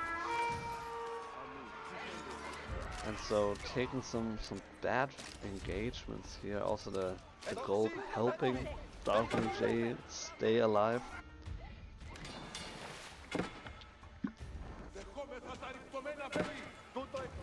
I mean, it's not doing any damage. It should be so much more.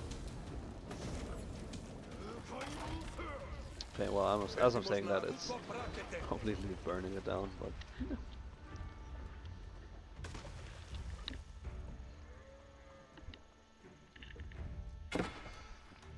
Meanwhile, Japanese also pushed out on the map, just a little bit. Secured some more extended resources. Also, the stock is in danger.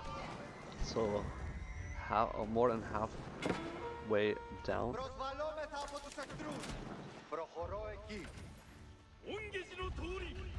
So yeah, you can just take a demo ship and then torch the dog down. You don't need fish, like boats actually, to be your target.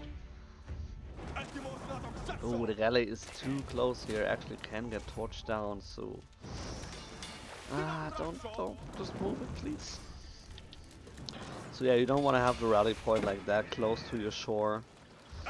Oh, that was a very close call, and that villager is gonna die.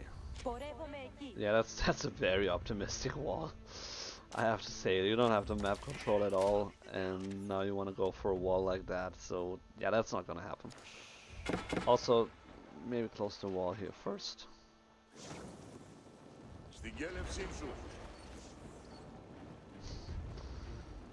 It's only hitting one?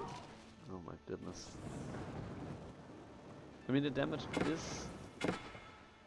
Yeah, like sometimes it doesn't do any damage and then it like burns down super fast. So it's really... It's just a super strange design. It looks cool, but...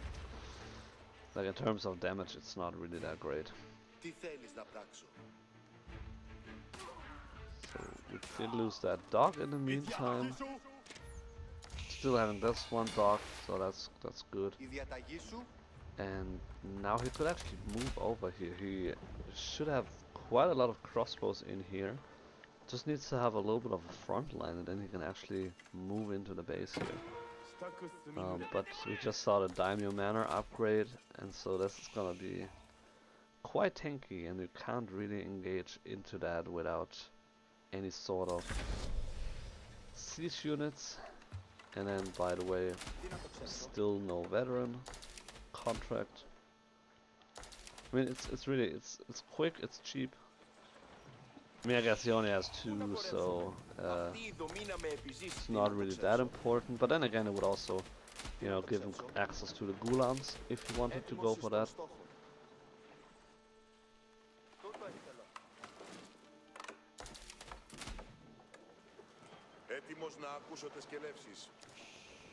Now we have quite a nice amount of army here on Ieroglif's island, so we could see some engagement coming soon. By the way, neither player has gone for any of the relics. In terms of upgrades, it's also a little bit lacking. So, I mean, if you're having so many resources, just spend them on upgrades. Like, there's really no reason not to do that. Good reaction time here from Ieroglif, garrisoning his villagers, almost killing the Kashik here. And now, yeah, once and for all, should torch down the... Oof, oh my goodness. Oh. Ay. Oh. You hate to see it. I mean, I don't mean disrespect, but that was not on purpose. It just happened. It just so happened, and it completely turned the momentum of the raid here. Oh my god, that was brutal. Oof. I think that was like 10 crossbows? Yeah, okay, well, there's that. Meanwhile, Japanese are trying to get through the palisade wall here one more time. And is he streaming more villagers to this little island here? Like at some point, Darth Lil J will have like, oh wow, okay, that's dangerous. That is dangerous. So, did he find? I mean, he didn't really actually see anything here. I think he's just using the island to traverse quickly. I don't know. Because he didn't actually find them. He's just... Okay, that is very lucky for Darth Lil J here. That he actually was able to, you know, avoid being completely wiped out on this little donut island. Still the blueprint here, still the wall.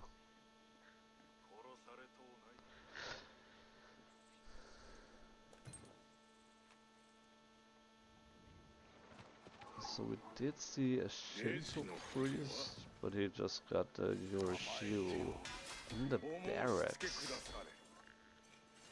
So usually you see them put into the blacksmith, just because they...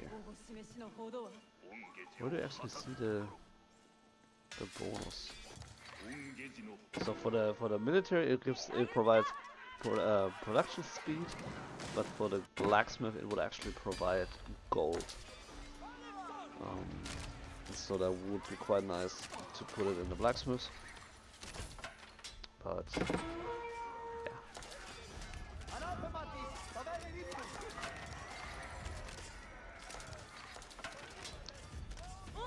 One of the guys are just doing what they love to do, just mowing down people, being super fast units.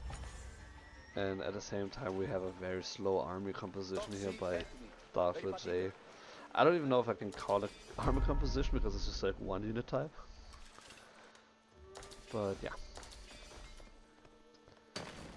And again, so no relics taken by either player, no sacred site taken by either. I mean, he almost accidentally took one here.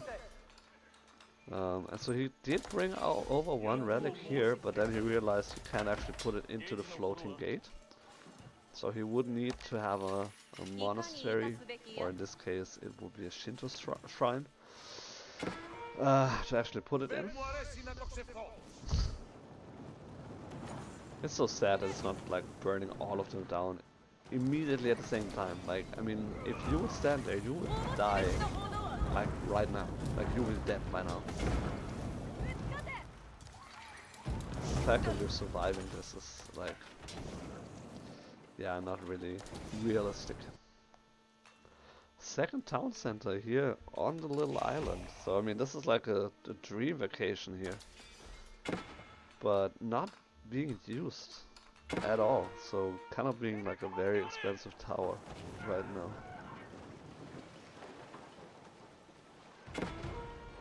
Second relic being picked up by the Shinto priest, but I kind of have the suspicion that it's not gonna be placed in a Shinto shrine anytime soon.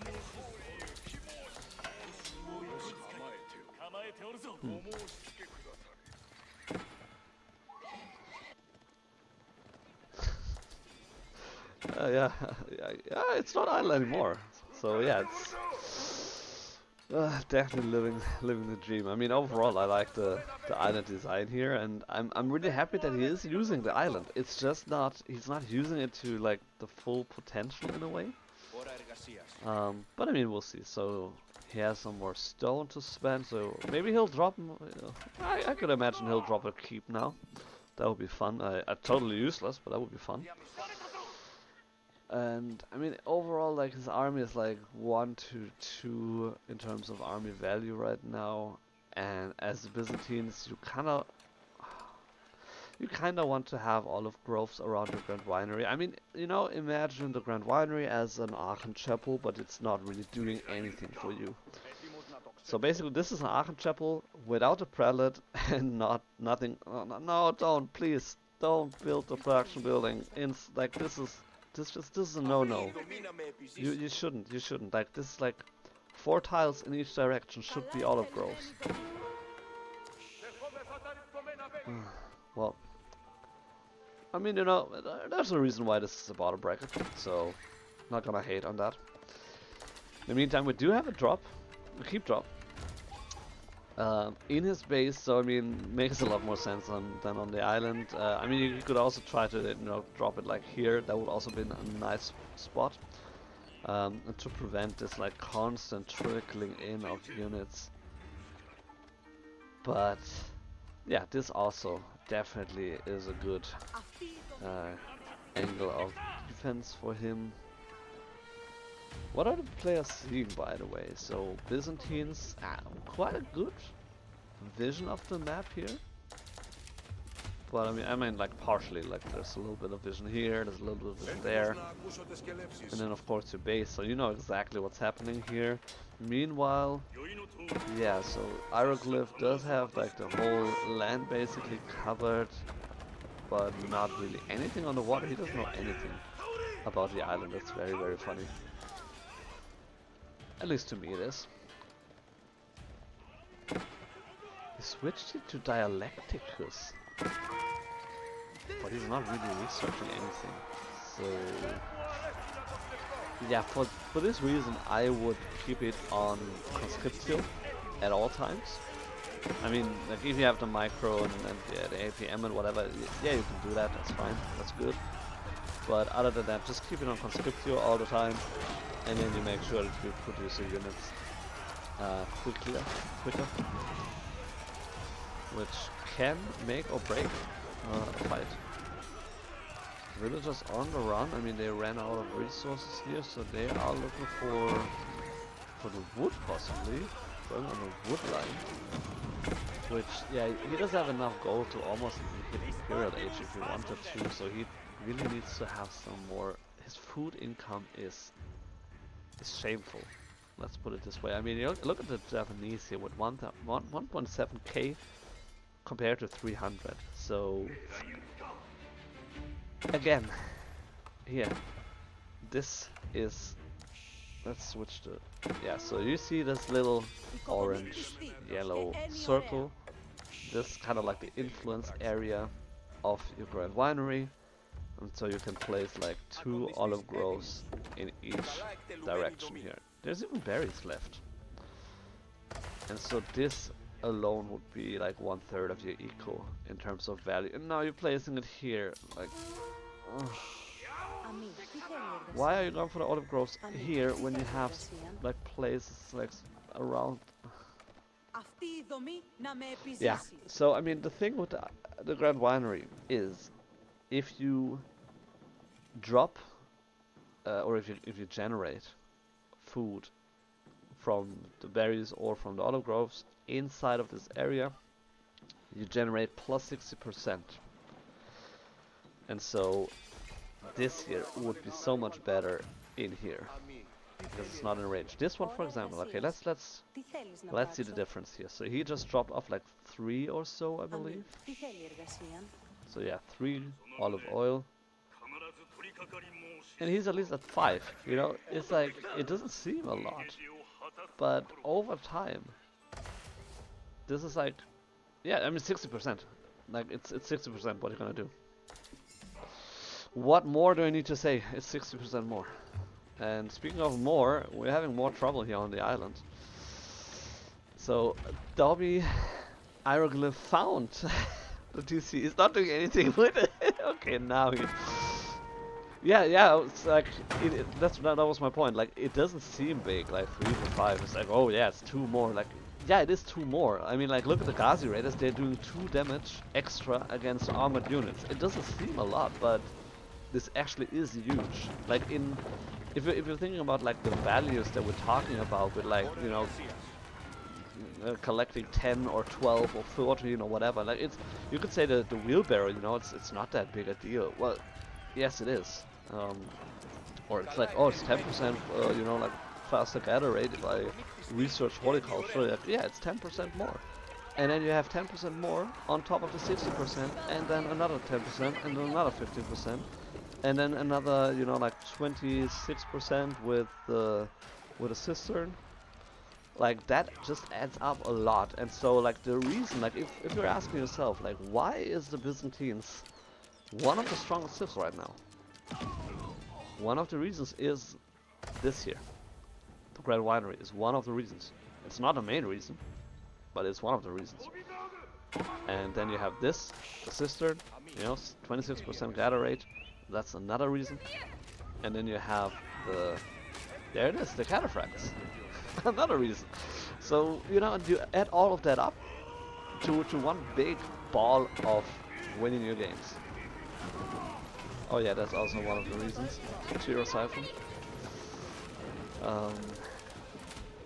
But yeah, so you can see just because you're not using the strengths of the civilization to its full please don't die again. To its full potential. No. Okay. That is huge. That is huge.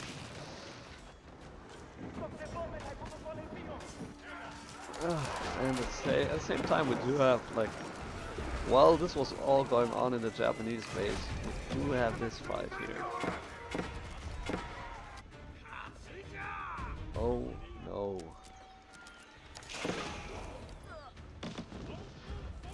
Oh no indeed. Well, I mean this didn't do a whole lot anyway. By the way, how did... Okay, so he did go for a second TC. I mean, why is he like 2/3 as many? Okay, that's why. So Japanese was able to kill 42 villagers, so that is like these 30 difference here, you can see it right there. And so, oh man, this is just such a sad game because it should have been so much better for the Byzantines. If they, you know, like they won the water, they actually could have done so much more with that. They didn't do anything with the Grand Winery. Like, why did you even go for the landmark then? And then it's, oh, please don't kill all those, no. I think it's all villagers in there, so that's gonna be, oh my goodness, look. Someone have mercy, please. Like, he just killed this one ship and he killed 16 villagers, just like that. Like, it feels like, you know, watching like Avengers Endgame with Thanos just snapping and destroying 1/3 of population here. Oh my goodness, and then another half is idle right now. I don't really want to have the shield wall on if there's no ranged units. So I think if the design of the map would have been like, you know, a little bit different, like closer to each other, Japanese should have won like 20 minutes ago. Oh, we have another one. Yay! What is happening?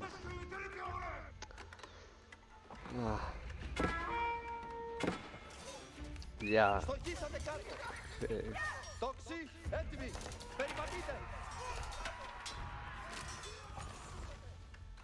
I mean, the kiting is nice, so I mean, it's just not gonna end like make the deal here. Yeah, I think they should by now, just, you know. Also, it's like, if that guy would move like 8 tiles north, he could just, you know, take the second side. Is he doing that now? Please. Oh no. Ah, too bad. Well. Yeah, I mean, Japanese like should just conquer like the whole island here, just take the resources here and like, I mean, just in terms of resources available to each player, I don't see any reason why Japanese should not win the game very handily. I mean, army value 2-1, eco easily 2-1. It's like more than that even by now. And yeah, just save up a little bit of food, go imp, you know, drop like, you know, like the castle of the crow here or whatever. Like, oh, drop, I don't know, like, why should you give a fuck? Like, destroy this one and drop it here. Like, drop the castle of the crow here, why not? and then you should be a-okay to just go on to the next round.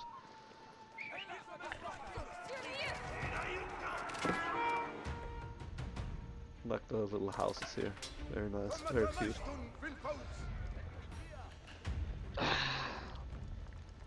So where's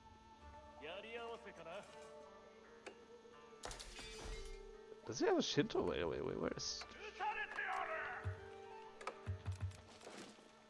where is it? Okay, so where's the second? Oh, there it is. Okay. I was like, am I blind? Yeah, I am blind apparently. So, Hieroglyph got 3 relics, but I'm not sure why he did stop there. I mean, there's still 3 more on the field, and at least one of them is easily accessible right now. So big engagement here. A lot of horsemen here for the Japanese, which are gonna completely wreck the crossbows from the Byzantines. And yeah, they definitely saw them. I mean, he was there like multiple times, even torched down at the town center. There's no way that he did not see the relics. I mean, maybe he didn't, like, you know, it didn't register with him. Yeah, sidebars, you know, that would be nice. Oh, sorry. You know, but then again, wait, where is it anyway? Where's Tide Barns?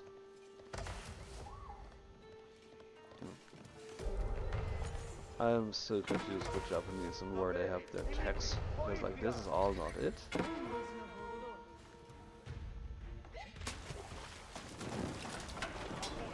But again, you know, with the Tide Barns, it's only like a couple more resources.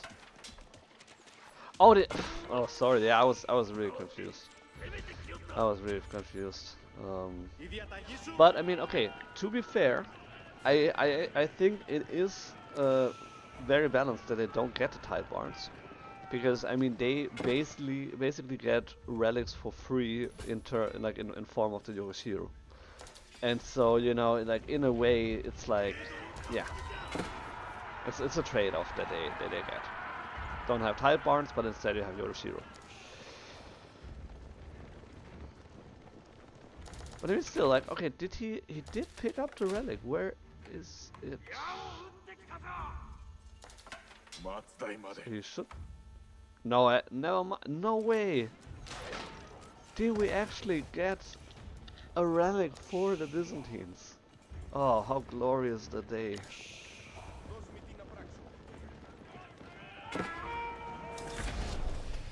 Yeah, I mean, the HIE is broken anyway, so, like, let's not talk about that, right? Yeah. And it's kind of like their, like, you know, quote-unquote, unique Civ bonus that they get, one of them. So, yeah.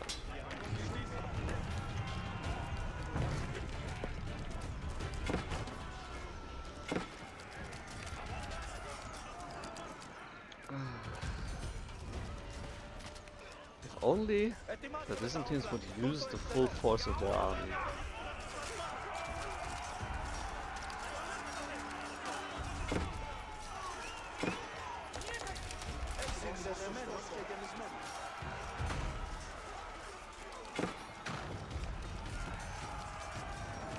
Stop burning the olive groves. Kill the army.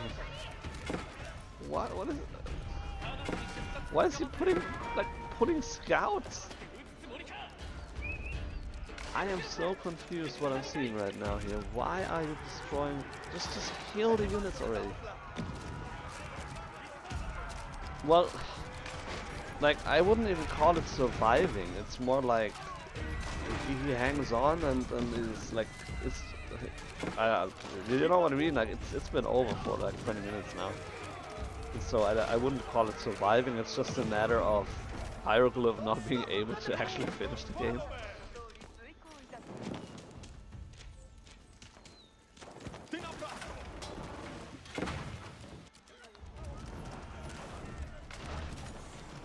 And then also Just go imp already. Go imp and destroy your opponent with siege. Like, I don't even know why he is going through this little section here all the time. We do see finally some, you know, like olive grove transition. Yeah, this is the bottom bracket. Like, that's the thing. Like, I try to not hate on anybody here because I mean it's great that they're competing and like we've all been like, most of us or some of us have been, you know, like at that point at some point in our lives. So it's just like sometimes it's just not too I don't know, satisfying to watch that. That's the thing. But yeah, I mean, still shout out to them for you know, like putting themselves out there and actually, you know, playing in a tournament and fighting for a little bit of prize money and also the chance to win coaching with some of our prestigious coaches, Askeladd, Draxos, and as well as Myriad. So whoever is competing in the tournament and is finishing the first 4 rounds can win coaching. Yeah, for our amusement. Yeah, well, I mean, you know, sometimes it's amusement, sometimes it's suffering, and there's a very, like in bottom bracket, there's a very thin line between amusement and suffering. So, yeah, I think that's safe to say. But yet again, another fight, and apparently still surprised that there's a creep here, even though he ran into it for like 5 times already. And then yeah, just moving in one blob here, being shot at all the time. Like just fight here. And maybe not with your cavalry, but yeah, I think this is like one of the points where you see that the micro is just not there to, you know, actually use like different control groups effectively. Because I mean, he's just like, is it just like shift queuing them to somewhere? I don't know, like where they're going. But here we are, and we finally reached the Imperial. Why? I mean, I did say you should go for the Castle of the Crow. I did not mean that you should put it like in the probably least useful spot ever. I mean, I guess in a sense, if you're going for the trade, like, but even then, no, it doesn't really matter. Okay, well, I so was hoping for a forward key, like landmark drop.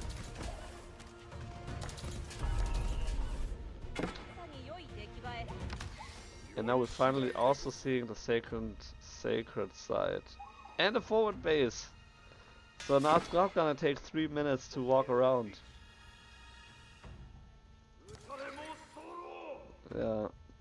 Yeah, that's the thing. Like if you actually like want to utilize the trade, then that's totally fine. But then again, like trade, like you still have a lot of gold to work with. You have all the or 3 of the relics. You have 2 sacred sites. Like gold shouldn't really be his concern right now. I mean I really hope here we're not gonna see trade on this map. Like this would be miserable. I don't want to see trade on this map. Like not in a stage like this, you know. Like you can just like push yourself to victory now. Just end the game. Like ignore the island now here. Like it doesn't matter that much. I mean, most of the resources are depleted anyway, like except for like the big gold here, but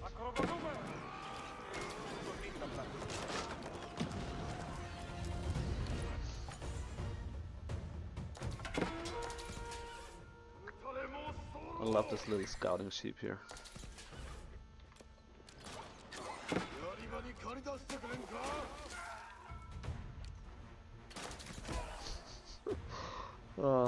I wonder what they're thinking. It's like, come on, be brave and just come one foot closer and I'll burn you down. I dare you. Just, you know, move it. Yeah, take a drink. Better that way. By the way, I really like the design here with this like kind of like golden armor. It almost looks a little. Okay, it just disappeared into the mountain, into the hill. So it almost looks like the the gilded lancers. Yeah, come here and fight like a boat. Yeah, it's really like that. Like I kind of was expecting them to like go all white Viking style and just walk into the water at some point, but yeah. So Hieroglyph almost completely transitioning into cavalry at this point. Only horsemen and mounted samurai, almost. But then he also doesn't like. Where's the bannerman? I mean, I'm fine with the unit composition. I would just love for him to have some bannerman as well, because that would be really nice, you know, to actually buff them a little bit. But I mean, yeah, if you're looking at the army composition, completely wiping the little crossbow army that Darth Lil J has, and I didn't believe it would happen, but there it is. So just because of this fight, apparently, or like, I mean, one of the reasons was this fight. Darth Lil J taps out, and yeah, I mean, yeah, there was a good raid here in the beginning, but then yeah, Hieroglyph pushed ahead and killed so many villagers. Like it realistically should have been over at that point, and then maybe at that point at the latest. But yeah, GG either way. And overall, I think one of the reasons that Darth Lil J was able to stay in the game for so long was that most of the fights that Hieroglyph took were a lot worse for Hieroglyph. And so the exchanges were a lot better for Darth Lil J, even though his eco was so much worse. Oh my goodness, yeah, look at that. Just that difference alone. That is so brutal. Yeah, not to mention the... Funny, it says 4 relics, but he only had 1 because he just relocated it 4 times, or 3 times. Wow, wow. Alright. So, that was something. So, looking at the brackets. So, we just saw the bottom bracket. Middle bracket is in round 4 in the meantime. Bottom bracket is in round 4 as well, and top bracket most likely in round 4 as well. Yep. So unfortunately, I missed the opportunity to see Sand Reef on a higher level, but it is what it is. And I think we should go to a top bracket game this time. Yeah, let's do that. Let's do that.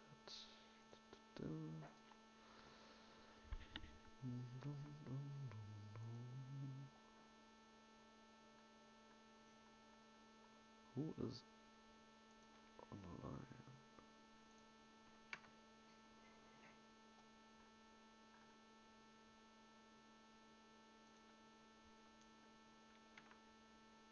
And we're entering. So, we're gonna see Vegeta playing Jesus' Legacy against Samya with the Rus.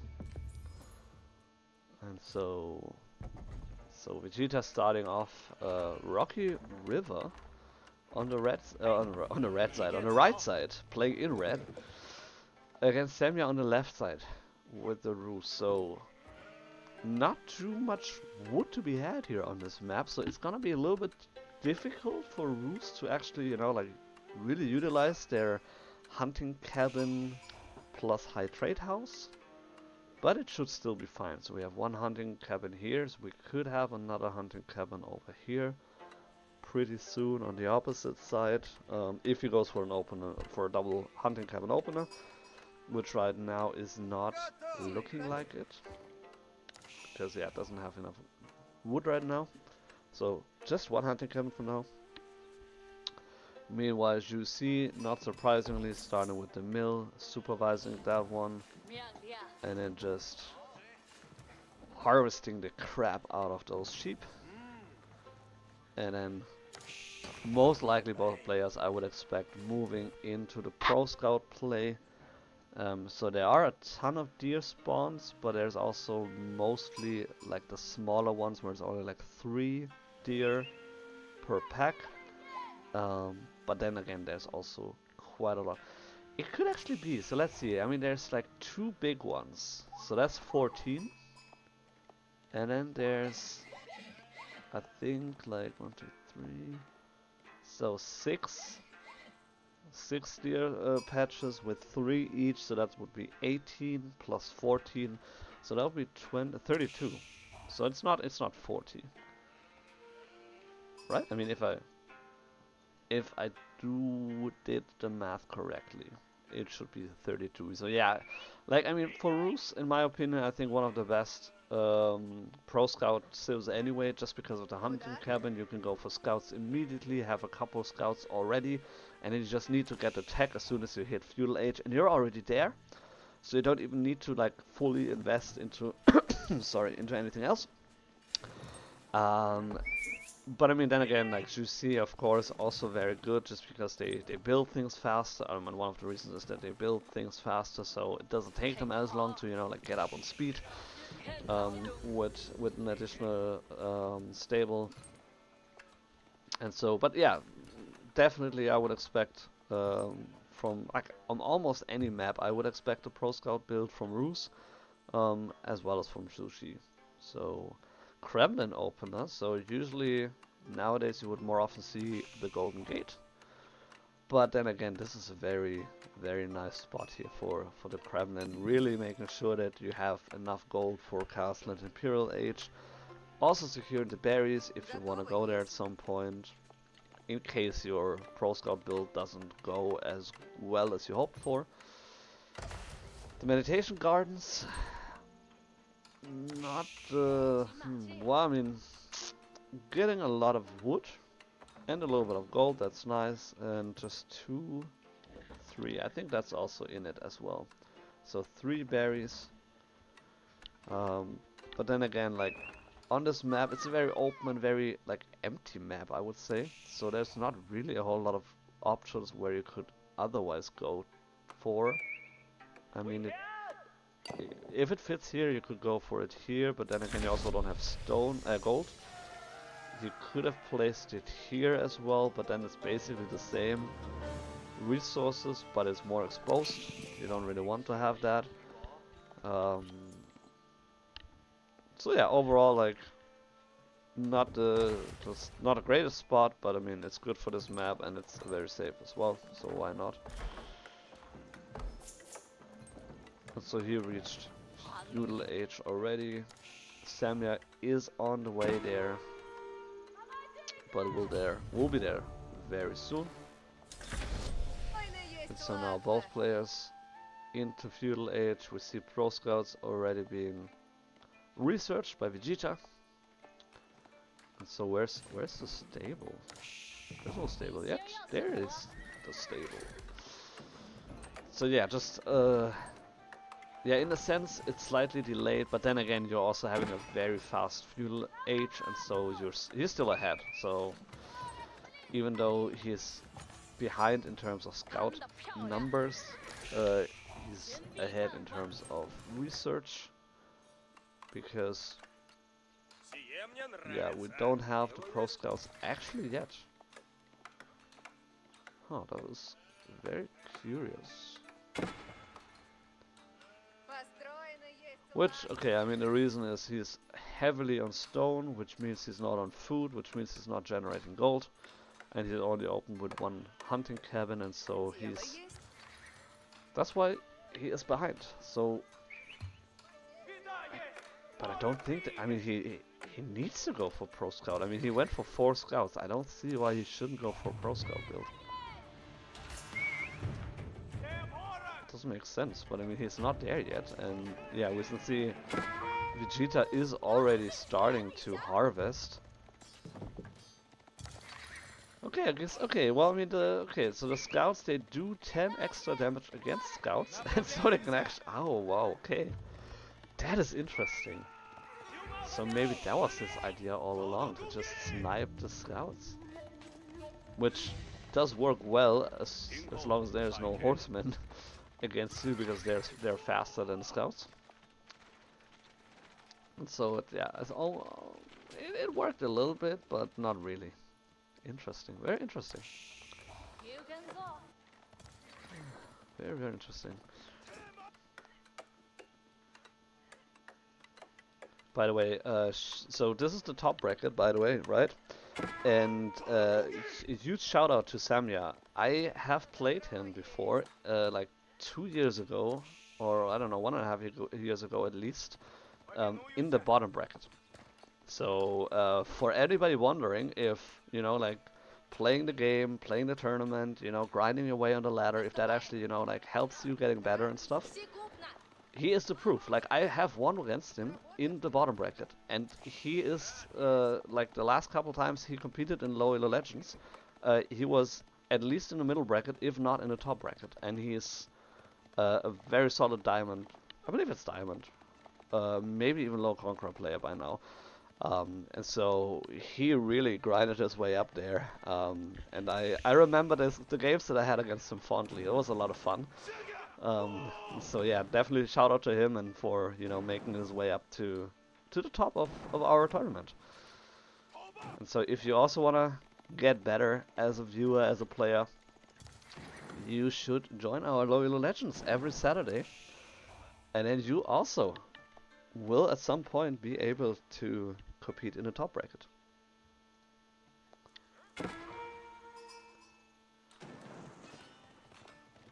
So now we have a delayed Pro Scouts here from Samya, also with the early night pushing off the horsemen. And so he did mine enough stone to go for the second town center, so that was his idea, to first go for 2TC. Delay the Pro Scouts just a little bit, and now he can, as soon as he reaches the Pro Scouts, he can then just claim the rest of the deer, and it should still be okay for him. And having a 2TCs will get him ahead.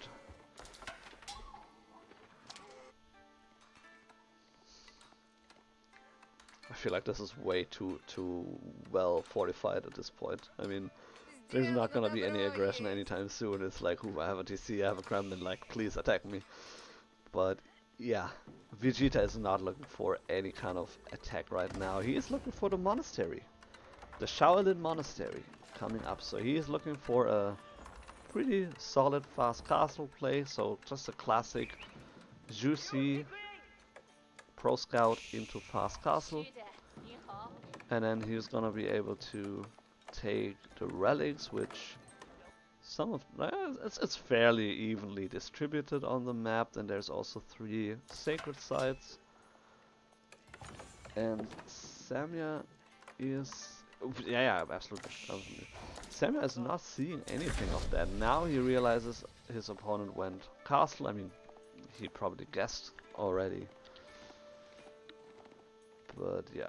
Yeah, I mean, the Kremlin is absolutely fine. Like I'm saying, this is like way too much in a way, like in this area. The vision is great. But then again, like you can just walk around. Like if you're attacking this, you attack the goal, the stone, you attack the wood line. So I mean, like, you don't really need to fight here. You would hate to fight here, but you don't need to in a way.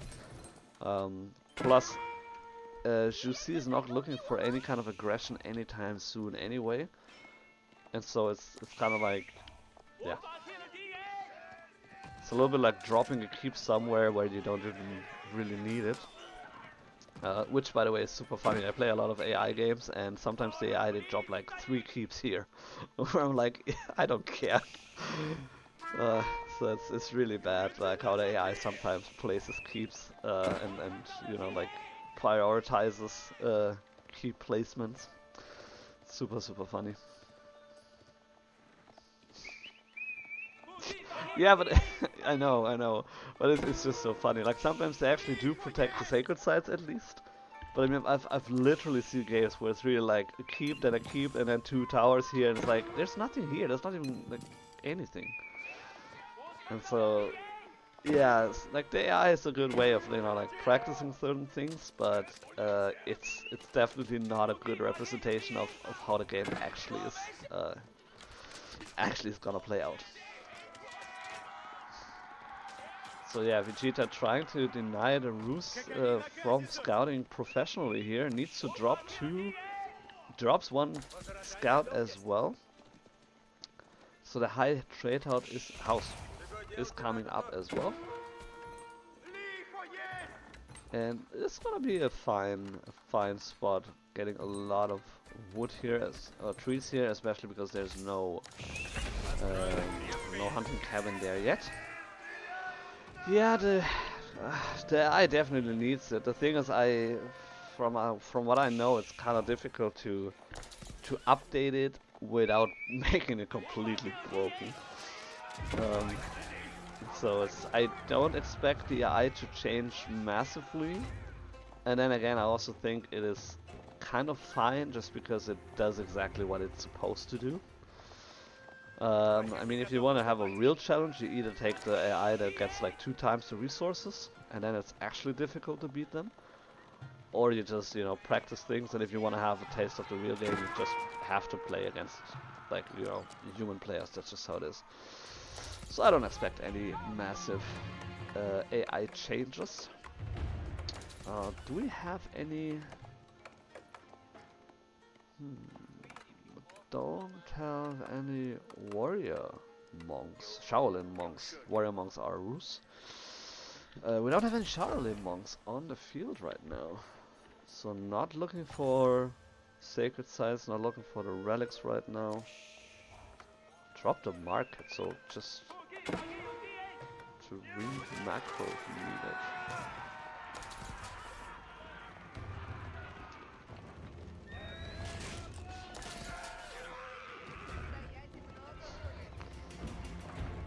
So Samya kinda needs to switch into archers if he wants to contest all these spearmen, because it's gonna be a little bit difficult to run into that with all your knights. Or I mean, you can also look for angles to attack and to raid. Maybe pick off some reinforcements. That would be really nice as well. I do wonder if we're gonna see some horse archer play. Like that has been very popular the last couple, I would say, weeks at least. Dropping an archery range at least, so we could see horse archers. Another archery range, okay, so yeah, definitely looking for archers. The question is whether they're gonna be on foot or actually on horseback. Samya looking for a raid here, and he is gonna find a couple of villagers, but at the same time, this is not looking too good if you're Rus. So, a couple of knights here still. No archers whatsoever right now, and just running into the spearmen. Okay, I think this is. You have enough food. Call the militias. There's 7 tickets here. Just yes, there they are. Better late than never. And just a move into that blob here and try to salvage it any way possible. At the same time, Samya was able to find quite a nice raid here. Killed 8 villagers. I don't think he killed any villagers before that, so that should be 8 villager kills. Militia still going strong. And slowly but surely cleaning up the army. There's almost no spears anymore. And so it's just a couple of rams here, which he is repairing the TC. He should be able to hold that, and now he can comfortably run into this group if he needs to. There's a horse archer, so we do have the answer. Horse archers is gonna be his choice. And So horse archers not dealing bonus damage against spearmen, but then again they also have a very high base damage, so it's kind of like, you know, evens itself out. How is that even? Oh, you hate that. You hate that so much. Just because it's a landmark, like you actually cannot walk over that and just get trapped like that. So that is pretty pitiful. But yeah, with the addition of the horse archers, you have the high mobility cavalry composition, able to clean that up. Yes, he did lose the Kremlin, but he could just rebuild it. It just costs woods. Doesn't matter that much. And he didn't lose the TC, so that's the main important thing I would say. So he's on 2 TCs. He didn't lose that one. And so that means that he's still way ahead in terms of eco.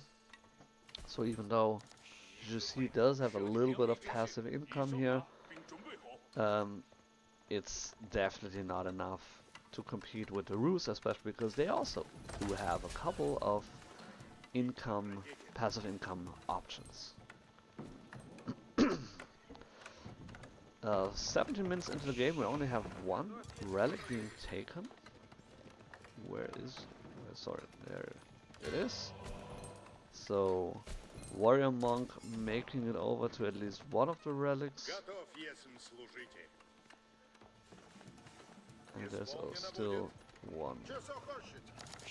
So he can use the warrior monk to now pick up the relics, but he also needs to be careful because the monk is also doing the same. Ooh, he doesn't see that. That's unfortunate. That's oh no! That's right outside. Okay, I mean it is nice to, you know, like have them there, but you either could patrol them or you just keep them a little bit closer because this is just gone. Okay, so a little bit lucky pick by Vegeta here to get the relic right under the nose of Samuel.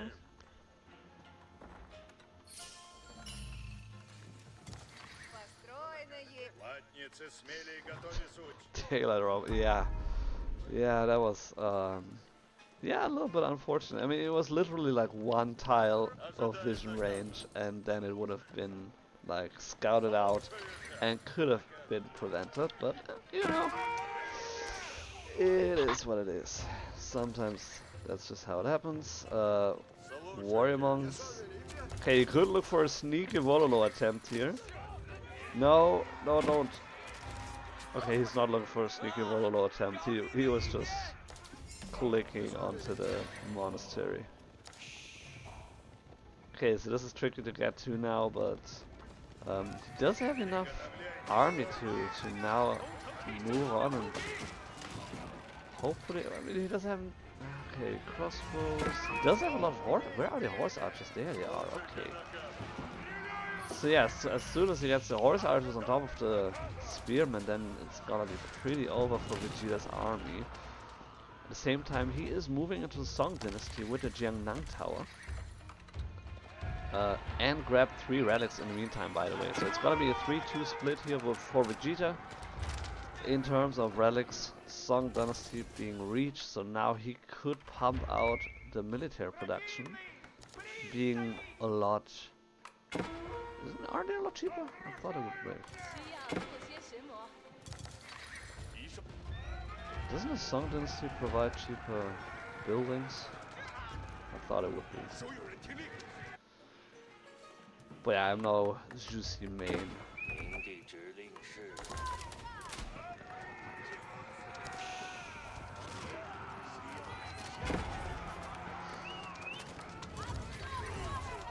Yeah. So yeah, again, horse archers not the bonus damage, but then they have a very high base damage. That's nice, and then also there's the mobility factor. And so overall, if Samya would know in what a favorable position he is in right now with all this army value and so many more units and all that, I think then he would actually just move into the base and look for any damage, which there's not. I mean, there's there's a lot of villagers here. It kind of looks like with the Mongols when they have like 50 villagers in one spot here. So could find a lot of eco damage in the base for sure. just doesn't know that he's in such a favorable position, and again, he doesn't have any vision here on the map. I mean, he does have like most of his side of the base, just because of the wooden fortress and the Kremlin and all that, but other than that, he doesn't see anything right now. So, Horse Archers trying to find some damage here as well, with the Knights here moving in at the very last second before the walls get closed. And now, yeah, now you can move into here and find some Jiangnan Tower, and we'll find a lot of villages here as well. So the Horse Archers here, a nice army split here as well. The Horse Archers on one side and the Knights on the other side. The disadvantage of that, of course, is that you don't have any ranged units to deal with the Spearmen. But other than that, it's a very, very nice attempt. At the same time, he is taking the second sacred side. And Vegeta realizes that he is not in a position to contest the massive army value of the Rus. Wow, that was a quick ending. I kind of expected to have like a big fight to, you know, still happen. But then again, like the 2TC, he couldn't punish that, so it's like 2 times as many villagers. Army count is like through the roof. He could even, yeah, it was just massively different. And so yeah, he could have also like opted for Imperial Age if he wanted to. And yeah, it's let's see, the resources gathered. Yeah, this is, I mean, basically like 25% more resources than your opponent, or more than that actually.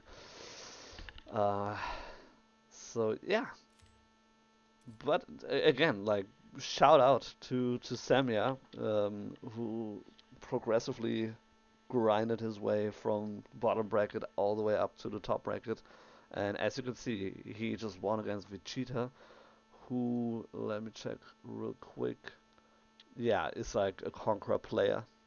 So yeah, I mean, yeah, Samya also Conqueror player. So uh, if you want to be as good as those two guys, you definitely should check out our weekly Low Elo Legends. So, and with that, let's take a very quick look at the brackets. So, top bracket finished round 4. We're gonna see shortly, or did it already start? Let's see. Okay, so Real Tiger did make it to the finals, as well as Sir Schmeckles, Creepypasta, and Synthexa. So neither Samya nor Vegeta did make it to the finals. Yeah, Vegeta. Wait. Let's see. I mean, the standards are not final, so let's just wait for that. Let's move over to the middle bracket. So middle bracket still in. Okay, no, they just finished. And we're gonna see shortly what their standing is gonna be like, and then we also have the bottom bracket, which just, yeah, also finished the bottom bracket round 4. So we're just gonna wait for the bottom for the Swiss group stage to be finalized. And while we're waiting for that, I'm going to take a very quick break, and then we'll be back with the finals. So don't go anywhere.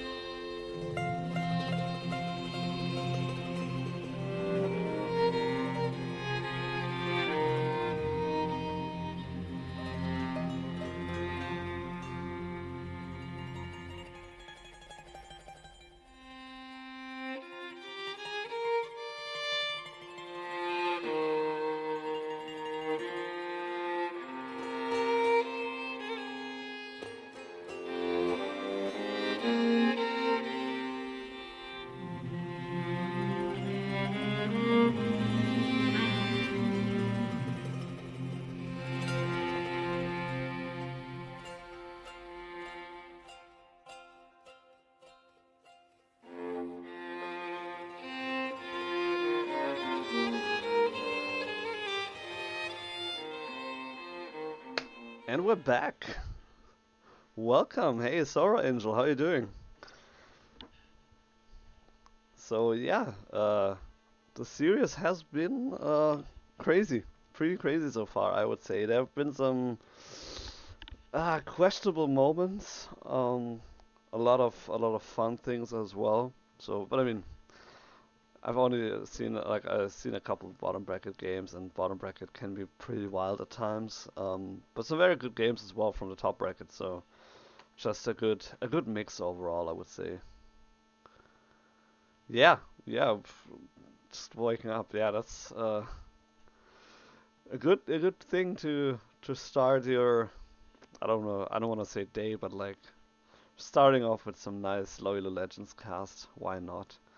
And we are now moving into the semifinals. So let's see. I Let's see who is here to be observed. I think we can start it off with those two if they made it observable, please.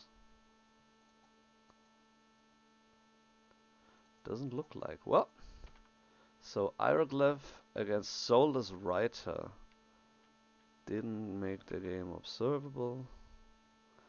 Alright, I can also switch the bracket. So let's start with the bottom bracket finals. So ieroglif against Soulless Writer not being observable, unfortunately. So what else is there? Darth Lil J against American Patriot.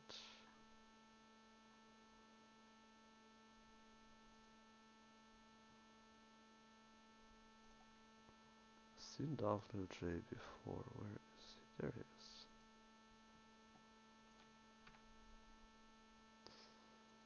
Alright.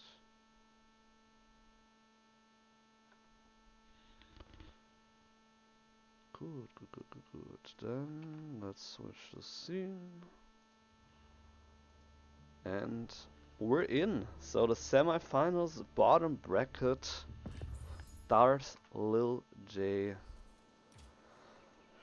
playing against American Patriot in red with the Rus against, yeah, Darth Lil J playing the Byzantines in orange. Starting with a very forward system, interesting placement. So I mean the main thing what you want to do is that, and he got all that, is you want to have the sheep, you want to have the gold with the first system. That's what you want to do. And then I mean getting the berries is a very nice bonus as well. And then he can place the Grand Winery around here, still in the range, getting all the berries. So overall a nice placement. I would say most of the times you see it like closer to your town center, but I mean, in the end, it's kind of like a personal preference because you do want to have the resources that it covers, like where it actually sits. Then it doesn't really concern you too much. On the other hand, we do have a double hunting cabin opener. So the first one grabbing all the trees on this side, and then the second one, I think there's a little, maybe, I don't even think there's an overlap. So good placement here for the hunting cabins. Double hunting cabin opener. Chopped tree once for that. So that's gonna provide him with a lot of nice gold income. Passive gold income. Taking a look at scouting real quick. So Byzantine, okay. A little bit drunk here. Making it a little bit left and right here. Finding not too many sheep here. Also missing a couple of them. If you're scouting, follow your scout. Oh, okay. Very good, very good. He just saved it. And switching back the other side. So yeah, moving all the way across, finding the base of your opponent and then making his way back. Did find a couple of sheep as well. So overall, not too crazy here. Good start for the Byzantines, a good timing as well. So in general, the build order is pretty on top. With the exception, okay, yeah, now he's producing villagers again. And he should now be switching over to wood, because as soon as you hit feudal age, you want to do a lot of different things with your wood. So first of all, you kind of need to plan ahead that you already will need a house fairly soon. That's one thing.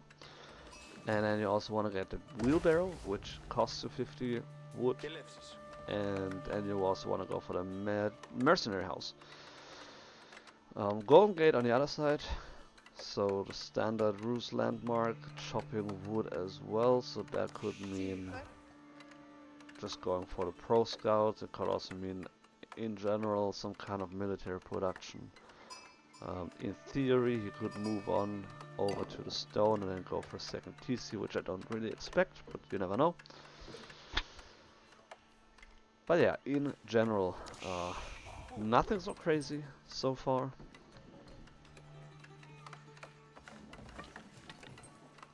But thinking about it, I don't really see Pro Scout build here for American Patriot, because he's only on one scout. So if he would want to go for the Pro Scout build, he would probably have 3 or 4 scouts by now, which he doesn't have. So now, yeah, heavily on wood right now, because yeah, you do need to have quite a lot of stuff to be built here right when you hit feudal age. Yeah, there's the second cistern, covering the stone, covering almost all of the wood line, so that's a very nice cistern. Also, like, you have those two, and then you can go for like either cistern of the first hill or just a regular third cistern here covering the stone. And then you basically have the whole Grand Winery covered. So usually if you place them, let's say, a little bit better, you only need 2 cisterns to really, you know, get around it. But with 3 is also fine. Like eventually, like, they do get more expensive, but they don't get more expensive than 250 anyway. Whether you have 5 or 10, it doesn't really matter at some point. So yeah, not that important. Also, you get stone for each tile basically. So this would be 8 stone that you get. This would be 12, and so on. Landmarks, by the way, also provide stone. So very interesting game mechanic here for the Byzantines to gain stone by constructing buildings that are built out of wood, which physically is not really possible, but it's still a fun mechanic. So let's take a look at yeah, it's a 9-8, so not looking for a fast castle play here, because otherwise you would be at 5 to 7 already. So it is looking like a lot of feudal aggression here. At least it should be. We do see the Kashik, which means that you should go for some archery ranges soon. But there's not anything right now. I mean, it doesn't have the wood right now. So for now it will be Kashik, and maybe he'll move on to gold more and then have a kind of fast castle. On the other side, we do have 6 scouts by now, and they are very professional already. And so definitely pro scout play here. Stable opener as well, not necessary for the pro scout build, but for the knights. So gonna meet the knights. Gonna meet the Kashiks with the knights. And so for now, 2 Kashik against 1 knight, that's gonna be in favor for the Kashik. But as soon as I have 2-3 knights out on the field, you can't really do a whole lot with the Kashik. And unless you go either transition into the Mitanni, into the spearmen from the Byzantines, or you just go fast castle.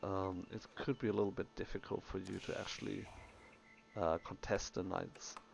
American Patriot already walling off the backside of his base. So just looking to be unraidable from the left side. Funnily enough, he could also have placed them like around here, and it would have cost a couple more palisade walls, but then he would also protect the trade and then also the berries. So it could have placed the walls a little bit different, but it's not a big deal either way. Yeah, and just again, this looks like a Mongol with all the sheep underneath the TC and then having like 17 villagers inside the town center here. So Darth Lil J not looking for early aggression in a sense, but rather to... Or is he? Well, it kind of looked like he was protecting the deer. But then it doesn't seem like he is. The knight is here, but Darth Lil J already moved back onto the food. And now he's more heavily on gold. Yeah, now you have the archers, which don't really deal well. Architoy defense has been popped. And so the villagers actually doing okay-ish damage.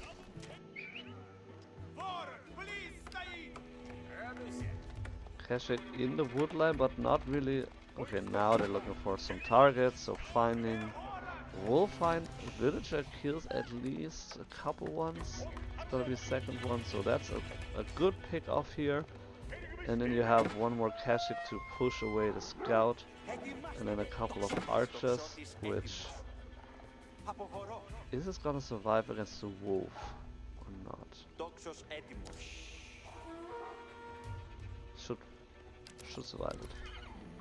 So a good pick off here by Darth Lil J. 3 villager kills. Lost the Kashik as well, but I mean, in a sense, depending on how you play it, and it looks like he is going to play it like that, the Kashik are kind of like the throwaway unit for you. You want to go for them and just, you know, disrupt your opponent, delay their castle, for example, delay their pro scouts, you know, do whatever you can to just annoy them and kill some villagers, and then at some point you move into castle, you know, a good castle age timing, you can go for either the Golden Horn Tower or the Cistern of the First Hill, and then you move into cataphracts. So that is like, you know, the Jiggly build, the famous Jiggly build. That is something that you would do that way. It's a good sister placement. Why not? And so, in a sense, you don't really need the Kashik that much, just because, like, at some point, like, you kind of move away from them and move into cataphracts. If you have enough gold income, of course. That's like the main deciding factor here. And so, in a sense, you don't really need to be super careful with the Kashik. Like, for example, unlike with the French, you can't really waste away your Royal Knights. Like, if you lose your Royal Knights, that's quite bad. But with the Kashik, it's kind of like, I lost some, it doesn't matter. I still killed, like, you know, a couple villagers, that's fine. And so that's just like the difference in how the Byzantines work with their units. Because you can have army without really doing anything different than gathering food and gold. So pretty slow castle still, just because it's only 4 villagers. Usually I would say on average you go with 10 villagers for the castle age. Just to have it in a somewhat reasonable time.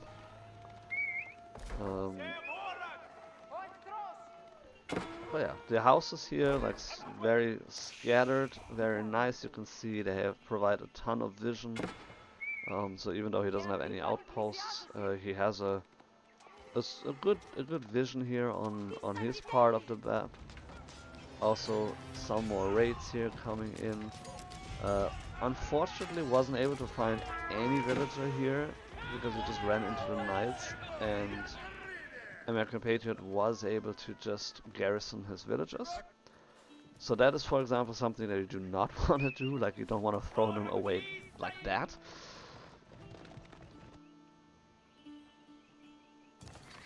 But yeah, it's sometimes it's a matter of, you know, like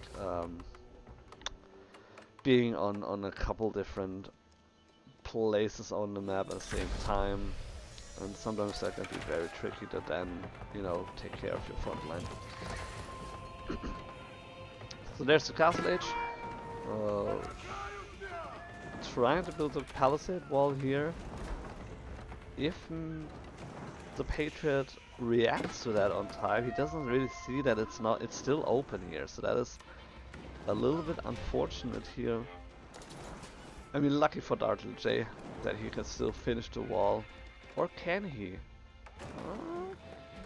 It's gonna be very close. Yeah, okay, that was... he needed to build it just a little bit more.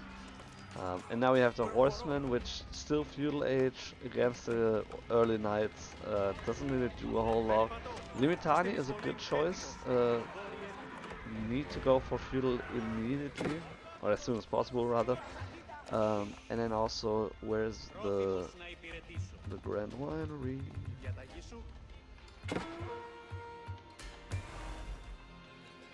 Okay, just making sure my keyboard's still working.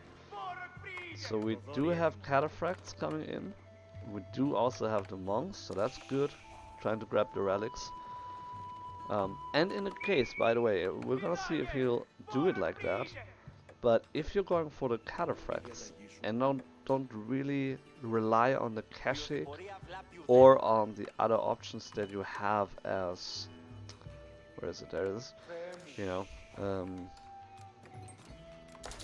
You know, for the gulams, for example, then you can actually place the relic inside a secondary monastery, because in the Grand Winery it only quote unquote provides oil. It doesn't provide any gold actually. And so if you're only looking for the passive gold income, then you might actually want to place it in a monastery instead of in a Grand Winery, because there it provides oil instead of gold. But I mean, for now it's fine, and it's not really tangible for me what kind of unit composition he's going for, because he's just doing everything. Like we have a couple archers, a couple Levitani, a couple Keshik, a couple horsemen, and a couple cataphracts, and then one crossbow. Most of them, by the way, are still feudal age, so we do need to have the upgrades. They're not super expensive. He does have a ton of gold right now, so please get your upgrades. I mean, get more units, that's that too, but also then get your upgrades. That poor villager is being hunted down, trying to finish the walls here. Another raid here in the woodline, so works surprisingly well.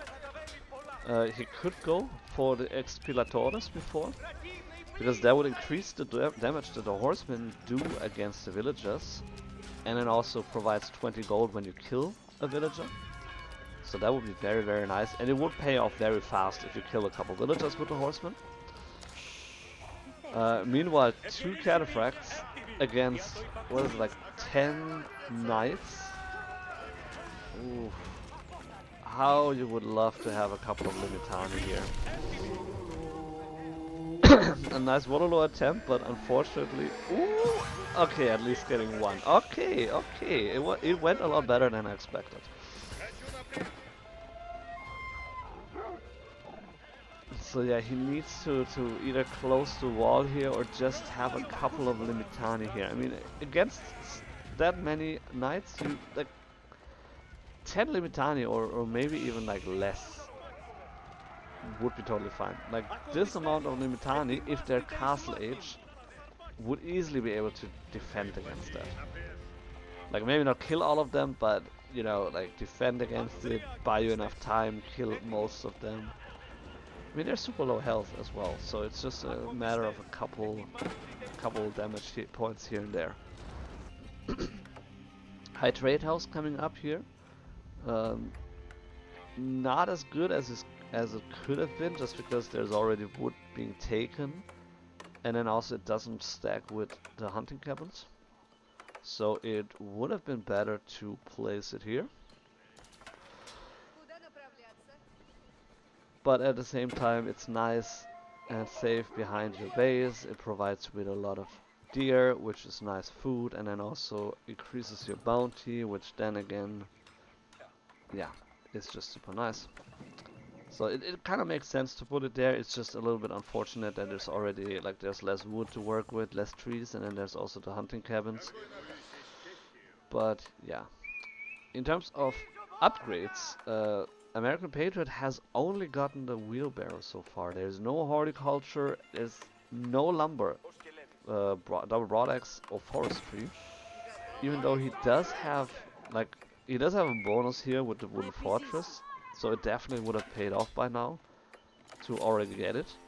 And as a rule of thumb, if you're having about 10 units on one resource, the first tech is already worth it. If you're having, I think it's like 15 to 20, then the next one would be good. Good to have, and about 30 or more, then the third one would really kick in.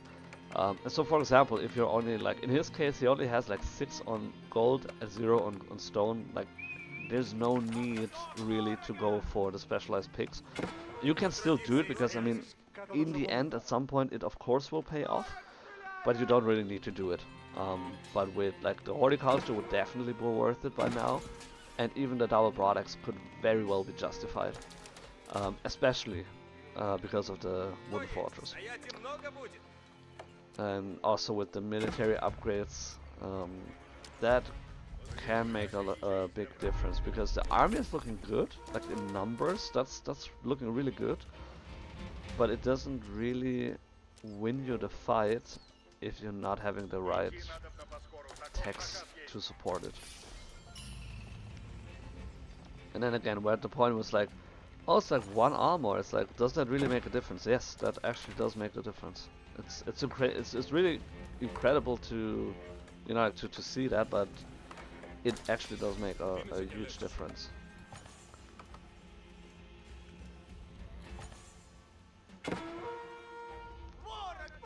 So one thing I was actually thinking while Darth Lil J was putting down the wall here, is that it actually kind of looks like he was waiting for, like, protecting a trade line here, and he actually did go for a market, which on Dry Arabia usually you can go for a trade in most cases. Like, usually it will be fine. By the way, this is not closed here. Or I think, well, maybe you can walk over that, or like you can torch it down very fast at least. And so the cool thing with the Byzantines is, and why I like going for trade with them, is they also get oil with the trade. And so you get the gold that you need for the cataphracts, but you also get this oil that you would need to, for example, with the Keshik, with the Gulams. If you want to go for war elephants later on, you can also do that. Tower elephants, not war elephants, sorry. Or he could also go for a mercenary house here, and then have access to the Mangudai or the Desert Raiders. Which Desert Raiders could actually be very effective against the Rus with their heavy calf composition. Or if you're going for the Foreign Engineering Company, you also could produce Nest of Bees, Weiwei Pows, and Royal Cannons with oil. So overall you have a lot of options what you can do with the olive oil, and so it's a very strong and versatile resource in the game.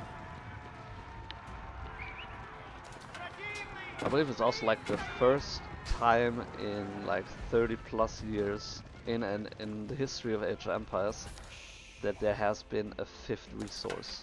Like usually, like since Age of Empires 1, you have food, wood, gold and stone, and then you have some sort of like hybrid resource with the stone for Mongols, which works differently, but it was still stone.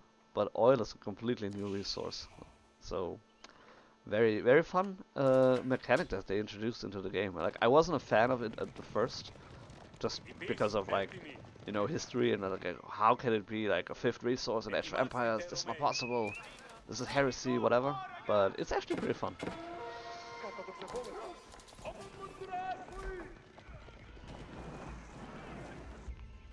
So trade, kicking off a little bit. He could go heavy, more heavy into trade if he wanted to. Is American Patriot aware? He is not. He does see the trade post, but that doesn't help him in terms of actually seeing if there's traders. So sneaky trade, very sneaky trade here. Also playing the Delhi game here with the palisades around the sacred side.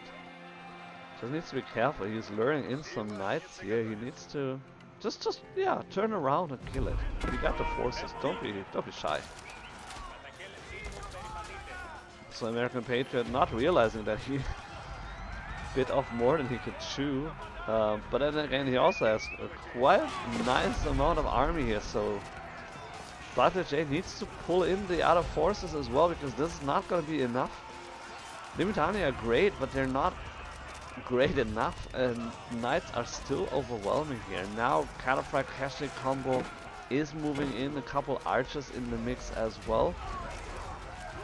And so hopefully, I mean, he's getting onto the crossbows, but the crossbows are doing a lot of damage and melting the cataphracts. He did put it on automat, so that is very good. I was afraid for a second that it would not be. I mean, you can do it, but then you would have to manually activate it,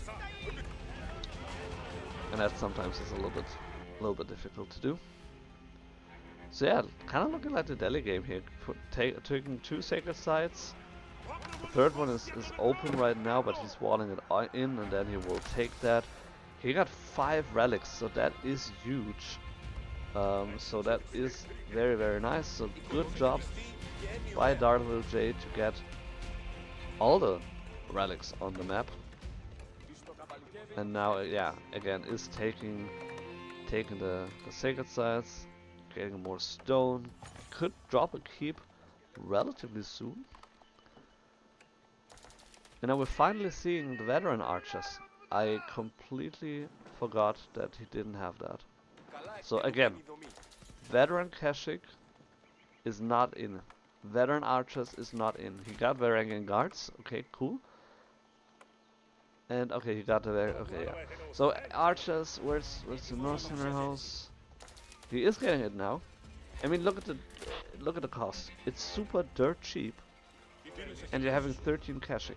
Like, you really need to get, like, this is one of the first upgrades that you want to get once you hit Castle Age. Unless you're down to 0 Kashyyyk and then you don't care. But even then, you do want to get it, because then it gives you access to the Gulams. Or, you know, like, whatever else it is. Landsknechte, for example, or what's, yeah, the other option, I forgot.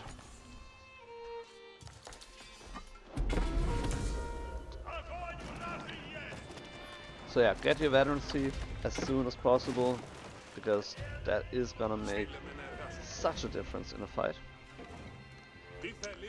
Wrangling guards, kinda chilling around the woodline here, so the rally point didn't seem to be set properly. Now American Patriot is trying to push in with some rams here, so he does have a very nice army of mainly knights and crossbows. So Limitani is a good option. There's not a whole lot of Limitani on the field. By the way, I really think this looks so much like the Donzos. Not gonna lie. And so you would need a lot more Limitani, and then maybe some more horsemen. I mean, he does have 11 horsemen, that's good, and they are veteran, so that's also good.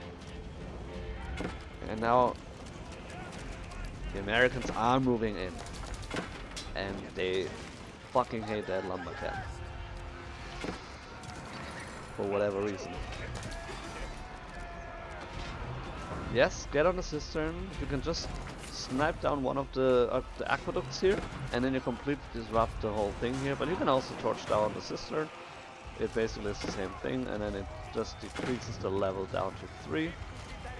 So overall, that's something where you can hit the Byzantine eco very easily. Like, it doesn't take a whole lot, um, and it's very effective. So for example, like, I mean, they have 600 health, that doesn't take a whole lot of time. And this actually, is it gonna burn down? I think it is. That is so close. I mean, he could pull villagers to repair it right now. By the way, Darth Lil J won the fight quite convincingly. Please, please pull a villager. Now you have breathing room, a couple more seconds. Ah, well, what a shame. I thought he would, you know, give up now. It's like, oh, it's kind of like, oh, the Khan has died. It's GG. But actually, American Patriot, realizing that, I mean, I wouldn't even say realizing that he lost, like he lost the fight, yeah. But I mean, if you're looking at military, the army value, it doesn't reflect that now, but his army value was still fine. Like, I think it wasn't over at that point. It was bad, but it wasn't over. But then again, he also, oh, he might have lost actually a lot of villagers, so probably, um, probably Darth Lil J was able to raid a little bit as well. So I probably didn't catch that.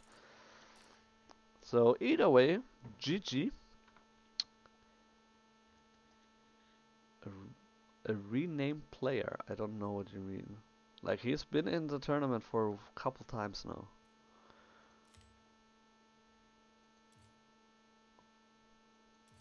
Yeah, but okay, so overall, I would say it was a pretty even game.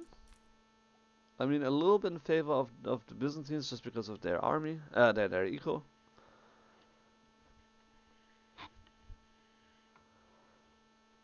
But yeah, overall, very close game. And yeah, I think if Rus could have had a more diverse army, it could have gone the other way. But yeah, again, like, Byzantines, one of the strongest civs, and yeah, for a reason. For a reason. So semifinals is a best of one. So unfortunately, American Patriot is not gonna be able to move into the finals, but Darth Lil J is, and he is waiting for either Hieroglyph or Soulless Writer, who they're both part of the same um, group, clan, whatever, you know. So they're mates. So that's fun. Um, so they, I don't know. I want to check their game out, but at the same time, I probably should. Oops, sorry. No, didn't want that. So at the same time, let's see the middle bracket. So MountainAle taking it against Dumburb. I wasn't able to cast a game of Dumburb. That's unfortunate. I wanted to cast one of his, but SeaGate against Grill Pit is going, and they both, I believe, I believe it's their first time playing in this tournament. But I think they just finished a game. Let's check the match history. Yeah, they just finished a game. Oh well, so one of them won and is moving on to face MountainAle in the finals. Let's take a look at the top bracket. So Sir Schmeckles against Real Tiger. I'm pretty sure they played each other in the bracket in the first. Yeah, so they played each other in the first round, where Real Tiger won, and now they're facing off against each other in the top. Oh my goodness, it's a long game. Let's see if we can watch it. Real Tiger. So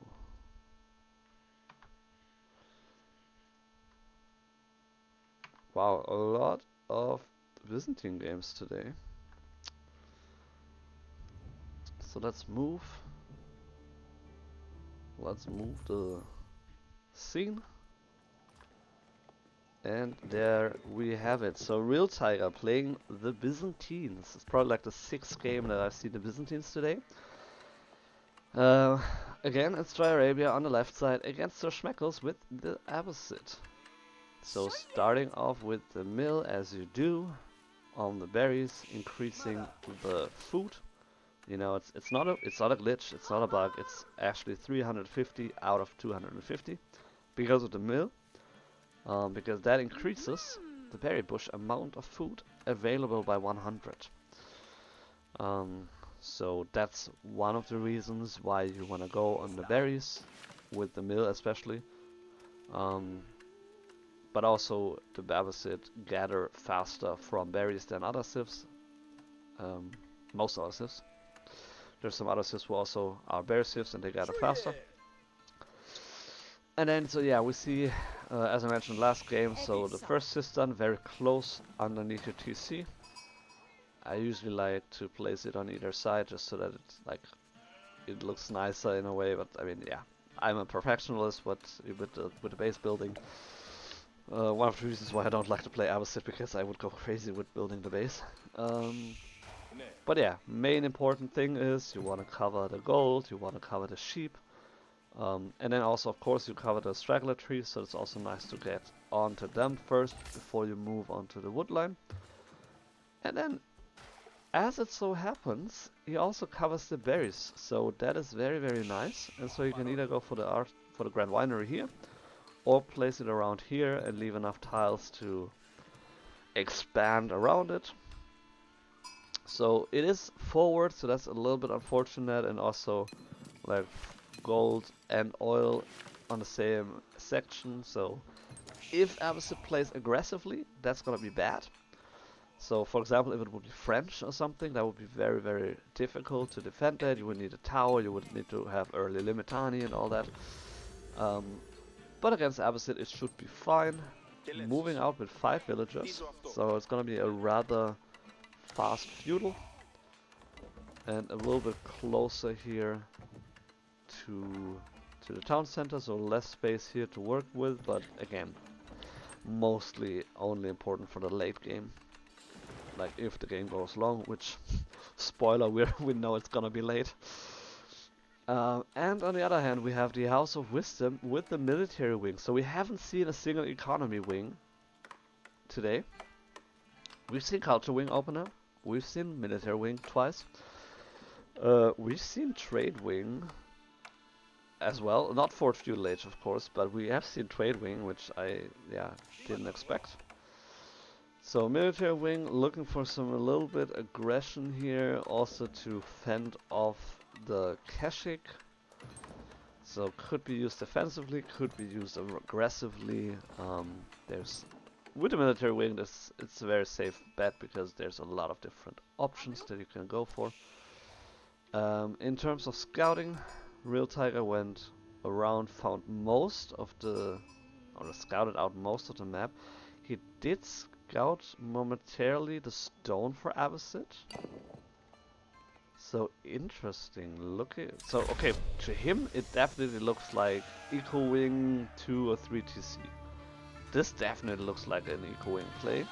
So he definitely doesn't expect the military wing. If he scouts the House of Wisdom, then now he can see, okay, this is not the Eco Wing. So I mean, it would be, if I'm not mistaken, it would be Culture Wing, Military Wing, Trade Wing, and Eco Wing. No, Eco Wing and Culture? Like something like that. And so, yeah, so now he definitely knows this is a military wing, so he might be scratching his head now that he's going on stone, but having military wing at the same time. So yeah, he already sees, so there's definitely no question whatsoever. On the other hand, so Schmeckles also scouted the whole base, the whole map. So he found, okay, yeah, and now we can see. So you need to have an outpost on the berries, an outpost on the gold. So that's 200 wood that you need to spend just to defend that position. So not to mention the idle time that it takes to build it and all that, you know. So quite a lot of response that Real Tiger needs to put down to you know, respect the military wing. You know, it doesn't look like much. It's just like, you know, it's 2 archers and 2 spearmen. What could go wrong? But you actually need to do something about it. And so now he needs to be very attentive here and pay attention to what's happening here when he's circling around the units, making sure that he can't snipe them away. And now we have a delayed mercenary house because of that, you know, 200 wood being put down here. So we're gonna see what it is. So Kashyyyk would be in general a good option, but against the military wing, yes, it's good against the archers, but it's bad against the spearmen. So it's kind of like, okay, what do you do? If he reacts fast, he could get them down while they're still Dark Age. Plus they're almost killed now anyway. So I would definitely go for the Kashyyyk for the Eastern contract. What was the other option? Oh, no, it's okay. Never mind. I wanted to see what the Silk Road contract would be for the second option. But anyway. So yeah, we do have the longbows coming in. Which, yeah, longbows kind of countering the archers, definitely countering the spearmen. And there is the second town center. So there it is. I mean, this is the first one. By the way, a little life hack: if you want to figure out quickly what's the first and what's the second town center, the first one does have this nice little thing here, and the second one just has the regular ass bell. So the main town center always have like the nice personalized, what is it, like, yeah, I'm lacking the word, but like, you know what I mean, that little cute thing.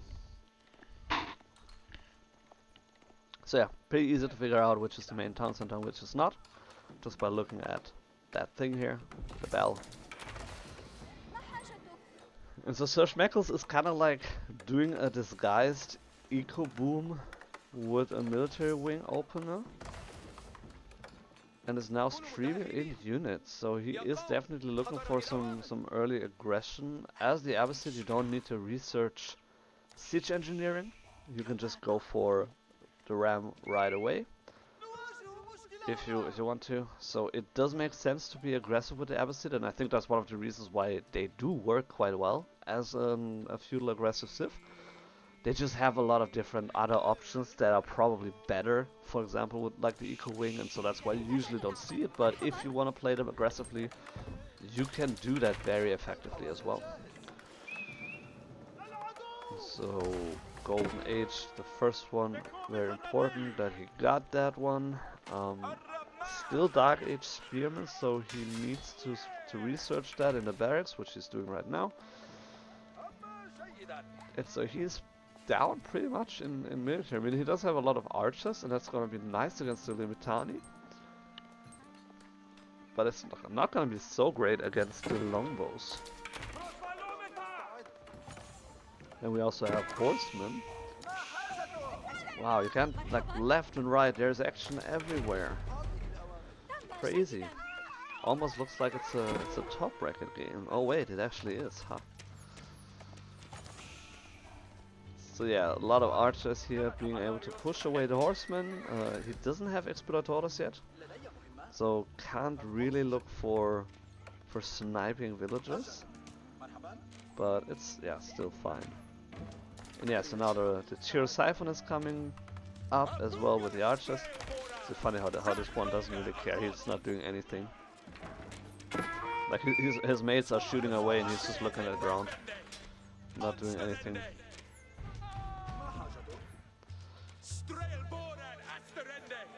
So Byzantines for now, very heavy infantry comp with mainly longbows, Limitani, a couple of horsemen, but they're mainly to distract and not really to do a whole lot here. Yeah, just guarding the berries here basically, so I do like that. At the same time, it is very low health, so even if they would be villagers, they could probably just take it on. And now second tier Siphon is coming up. We have 40 Limitani, 10 longbows already. And we do have the Pierce. So ranged damage increased by 1. Very good for the longbows. On the other side we do have the Iron Undermesh coming up by Schmeckles, so that's gonna counter the yeah, it's not balance projectiles, but like the previous one. Now Shiro Siphons are moving into the second town center, so this is gonna be kind of like the weak point of the Abbasid base right now, and if you can torch it down, that's gonna be a very heavy blow, especially because you know that he doesn't have the Fertile Crescent. So he paid full cost for the town center. If you can torch it down, that is gonna be a lot of damage that he dealt to his eco. I mean, yes, it also, like, he also is up quite a lot in villager numbers. But yeah, that would still be very good. Longbow's being chased down here by the archers. So a lot of archers here. And I mean, Limitani are cool, and they do have the shield wall, which is active right now, which you can tell by like the way they're moving as well as with the move speed. But that also means that they're basically don't do any damage anymore because their attack speed is so slow. And so many archers are easily able to take care of the longbows here. And that's also one of the reasons why I don't like the longbow the western contract with the longbows as much. Is because you don't have so much oil to work with in the early game. And that means that you're limited to how many archers you can have. So he was limited to like 10 longbows because he only could get like 2 sets of longbows. So 2 of 5 each. Meanwhile his opponent could easily mass 20 archers. And so of course this is gonna beat 10 longbows, like no question about that. But instead, if he would have went with the Kashik, with the Eastern contract, he wouldn't have like a lot of Kashik either, that's true, but I mean they're still armored units. And they're faster. And so you would go for the regular Byzantine archers, and then have a horseman Kashik comp backed up by the Limitani, and I think that is better, just because again it's armored units, and they just generally deal a lot better, even if they're smaller numbers, and then they can heal up if they're fighting, and so as long as you're fighting, you should be good. But yeah, so that's why one of the many reasons why I prefer the Kashik. Also, I'm a Mongol main as well, so of course I do like the Kashik. So why wouldn't I? But yeah, again, like very limited here in terms, like he could get one more set out, which it also is, the cost got increased. So it's 520 oil for 5 longbows. And so he could get one more set, but then he's at 9 longbows again against 30 archers. I mean, it's not 30 here, but still. And then you have like a handful, not even a handful of horsemen. I mean, like, what are you gonna do here? So this is really difficult now to actually do anything here. And so I think the only option that Real Tiger now has to actually win a fight is to either age up and get either like horse archers, like veteran horse archers or cataphracts, or Varangian guards as well. That would also be an option. Or he needs to mass up a lot more horsemen than he has currently, and then also like 8 arch. Then he runs into the issue that Schmeckles also has quite a lot of spearmen already on the field, and the amount of longbows will not be enough to comfortably snipe them out, which means that the horsemen are just so in danger. And so basically, no matter what you do, like the comp that he chose limits his option, I would say, into like effectively attacking his opponent. Because yeah, look at that. Like how do you deal with that? Not to mention, why is he not getting boot camp? like, Sir Schmeckles, please, like, one of the reasons why you want to go for the military wing is because of the boot camp, like, to get it early on. I don't know why he... Like, am I missing something? It's...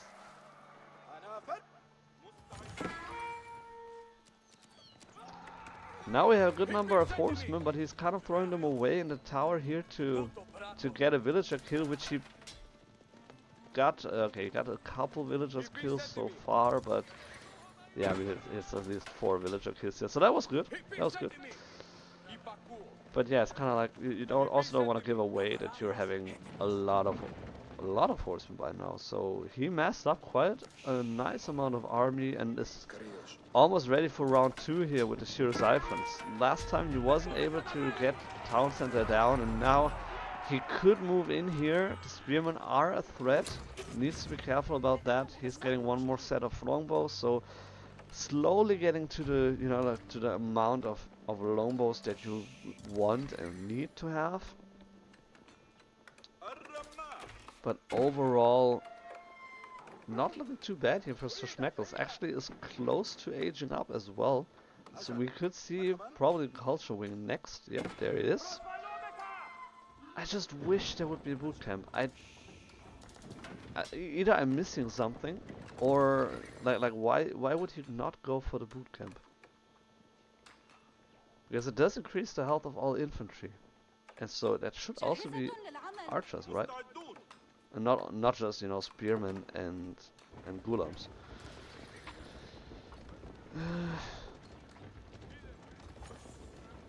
So I think that would be very nice if he would go for that, but at the same time, now it's too late. Now the fight is at his doorstep. Yeah, fuck that farm. And now horsemen are moving into the town center. There's no scout here, so the Byzantines also have a technology that can increase the torch damage if a scout is nearby. So they could actually like torch it down super fast, and now the longbows just need to snipe out the villagers. That too, but also the spearmen, and as soon as the spearmen are gone, Real Tiger should be able to take that game here. He is. So Schmeckles is repairing the town center. It is very close here on health. It's not burning anymore, so that is something. And his archer numbers are still strong, and Real Tiger also lost all of his horsemen. So for some reason he lost all the horsemen. There's still so many archers in play here. And now he can move out and torch down the Shiro Siphon with the villagers. Yes, he will lose a couple, but at least he will not lose the town center. And as this fight comes to an end, he is reaching Castle Age as well. So Real Tiger did pick the perfect moment to strike, but it still wasn't enough. Which, you know, in a way boggles my mind. I mean, it looked so good. He had so many horsemen. But I think he got a little bit distracted by the town center, also the unit pathing, walking around and all that. I think he needed to kill all the archers that were standing there. Because that really... I mean, he's in a lot of trouble. Like, Byzantines usually don't feel great in feudal age. Obviously you can play them in feudal age. They have Limitani, which are good spearmen. They have regular archers. They have the mercenaries they can work with. They have not better horsemen, but they have situationally better horsemen. You know, if they're fighting against villagers, for example, or torching stuff down. So they can work in feudal age. But generally don't feel too great in feudal age. You do want to get up to Castle Age, you do want to get some relics, put them inside your Grand Winery. And now we're having veteran archers already. We're looking for the boot. Finally we're getting boot camp, and then we'll also get the composite bows. Okay, so my guess is that he is not as used to playing the military wing first. And that's why he wasn't even looking for boot camp to begin with. I don't think that he wanted to wait for that long, because it's not that expensive and it would have paid off massively by now. But so he's getting it now, and then we'll get. No, okay, he cancels that, gets composite bows first. Oh, I mean, he could have just gotten it. Like it only lasted for like 5 more seconds, but yeah. And in the meantime, Real Tiger aging up to Castle Age himself with the Golden Horn Tower. Every time I see a top bracket player use the Golden Horn Tower, I'm thinking to myself, maybe I should look into it a little bit more and see why people actually use it, because it doesn't sound good to me as a landmark, but it seems like most people are playing it, so maybe there's something to it. But yeah, so composite bows coming in will increase the speed of the archers, the attack speed rather, not the move speed, by a lot. And then now finally getting the boot camp, and I'm really wondering why he didn't get it all the time. Like it should just get. Should have got the health as well. Yeah, it is a unit printer, but at the same time, I feel it's kind of limited. So first of all, it does take a while, and then also at some point, I mean, like especially late game, you're pop capped anyway. It's kind of like with the Kaganet Palace for the Mongols. Like one of the reasons I don't like that landmark is because when you get it for Imperial Age, it's already way too late, and you can't really get any free units anyway. And then it's also like random what you get, and you're like, well, I don't maybe want to have that kind of unit. Like with the Golden Horn Tower, it's a little bit more, yeah, a little bit more plannable what you will get. So I do get the reason for it. It's just that, like, my reasoning would be, do I want to have 3 units, or do I want to have the units that I have not die as fast? Because with the Sister of the First Hill and with the Pilgrim Flask, you can, like, your units will survive incredibly long, especially if you're going for the Kashik. Then you have the heal from the Kashik, like from the Kashik itself, and then also the Gulp. And the Kashiks will never die. The Cataphracts will never die.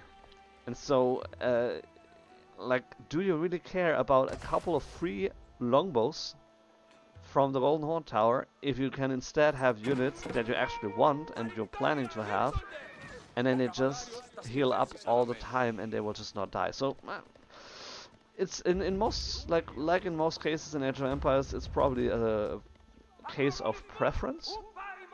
But I do have my reasons why I prefer the Cistern of the First Hill, basically every game over the Golden Horn Tower.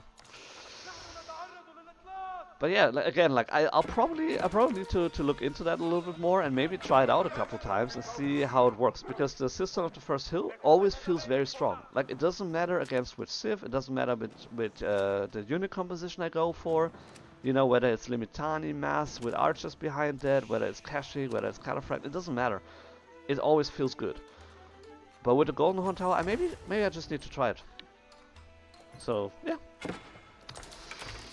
Meanwhile, we do have 2 relics being picked up by Real Tiger, and 1 already being in for Sir Schmeckles. So there has been a lot of back and forth now that I haven't been really able to commentate on.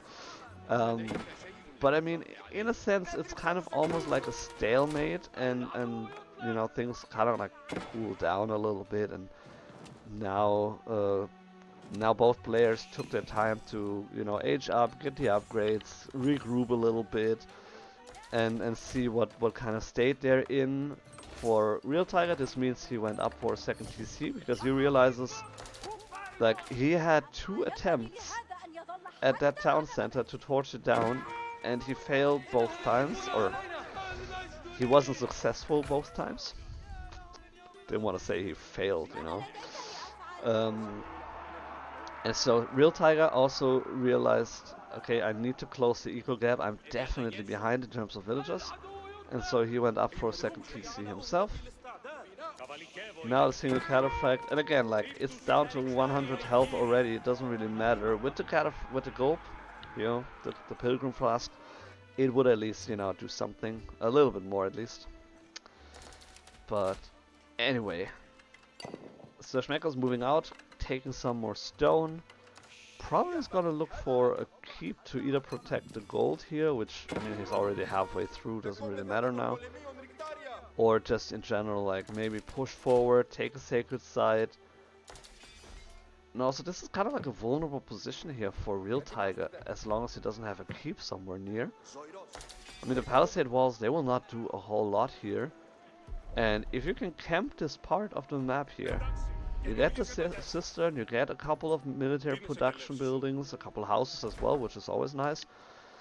And then you also can camp the Golden Horn Tower, and yeah, a unit printer that is destroyed is not a unit printer.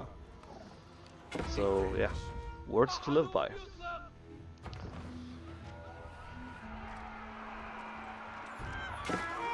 Ooh, villagers on the run, so Schmeckles has been found out here.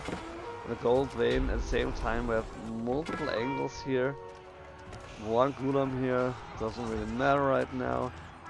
Now we have a keep here being dropped, so this is gonna help fortify that position here for Real Tiger.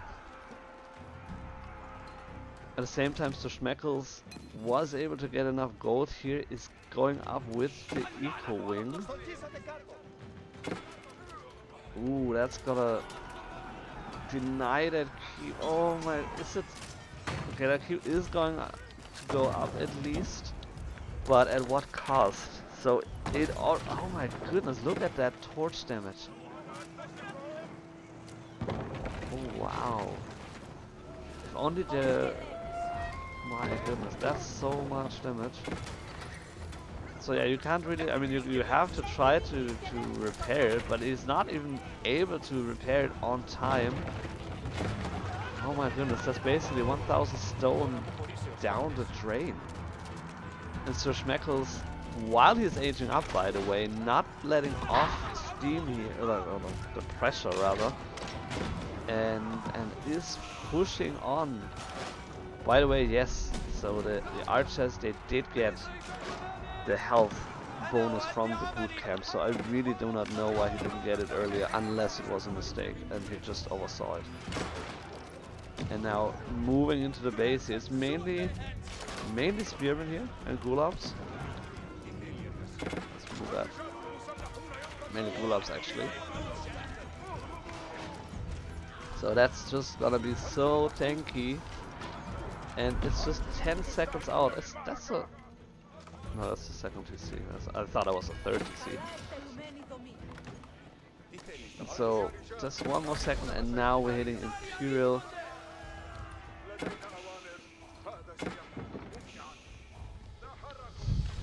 Meanwhile, they're doing their ram dance. You'll love to see that. Another key being dropped. But I don't think that is... I mean, you kind of have to do it, but it's not what you need right now. Like, Real Tiger kind of needs to go up to Imperial rather fast. His army value is way down. His eco is way down. Army numbers as well. It's not only the value, it's the numbers as well. I mean, yes, cataphracts are super strong, so they do count for more than that. You know, I mean, they're actually more than, in a way, you know, they're more than one unit, you could say. But, yeah. Still.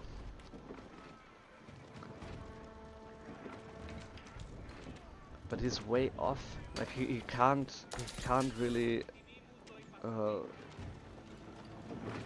he can't allow the Imperial Age right now. He doesn't have the resources to that. If he stops spending the resources, stops producing units, he's gonna be super dead anyway.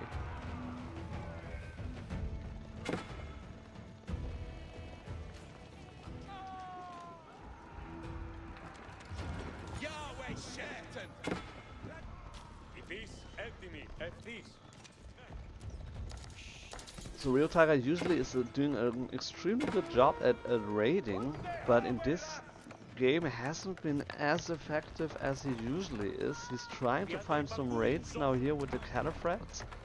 And I mean, he will get a couple kills here for sure. So that is gonna be an issue here for Sir Schmeckles, and he needs to react to that. But I mean, at the same time, he can react to that by just, you know, marching into your opponent's base.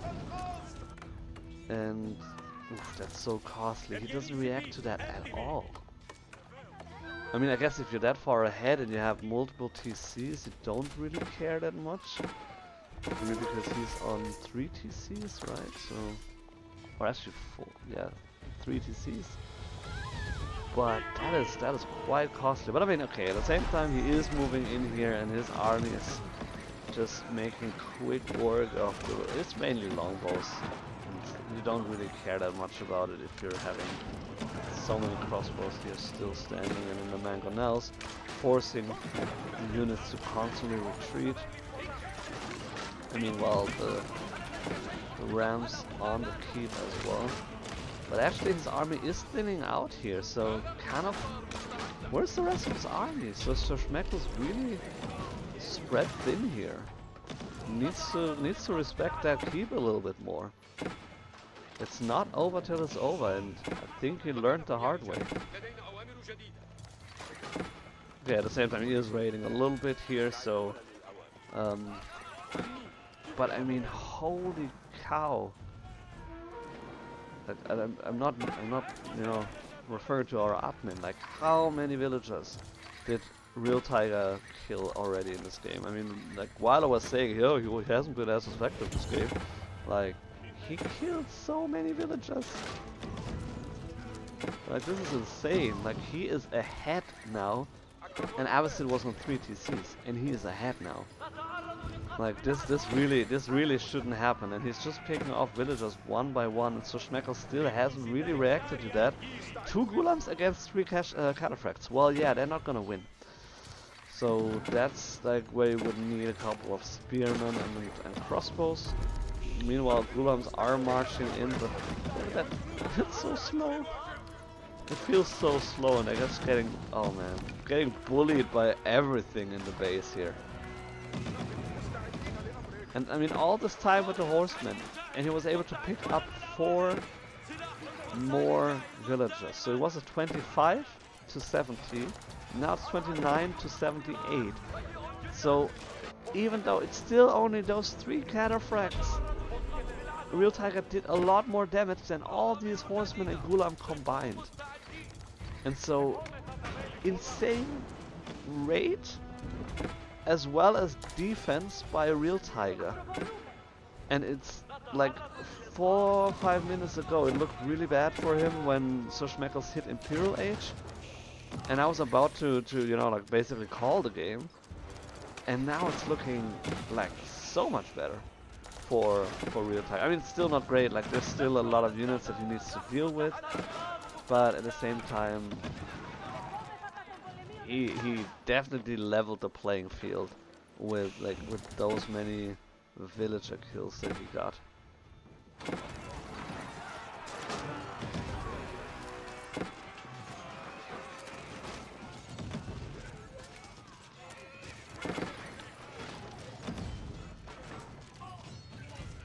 The issue for him though is that because of the idle time that he has and all that, not to mention that he's still having, of course, the Castle Age eco upgrade. If you're looking at the income per minute for Sir Schmeckles, it's way more than for Real Tiger, and so even though he's doing a very good job here with holding and you know, getting into the eco of his opponent, killing so many villagers and all that, it's still in favor for Sir Schmeckles, and the longer it goes, the more it will be in favor for Sir Schmeckles. The longer Real Tiger isn't in Imperial Age, the better it will be for Sir Schmeckles. And speaking about, you know, Imperial Age, like, one critical thing that you need for Imperial Age is gold, and there's basically, like, this is a relic, basically, for the Byzantines. So all the gold income that Real Tiger currently has is the one relic in one of the monasteries somewhere. It is. So this is all the gold income that he has, which is pretty brutal. And so I think like by now at the very latest you kind of want to have Kashik instead of longbows. Just because then you would have an armored cavalry knight. And not like the longbows, it's kind of like, well, you can get archers from any regular ass archery range, but the Kashyyyks you can't get from anywhere else. And maybe I'm disrespecting the longbows a little bit, I don't know, but yeah, like I don't know if they will, you know, change the fight here, because you do have like the buffed archers from the Abbasid with the composite bows.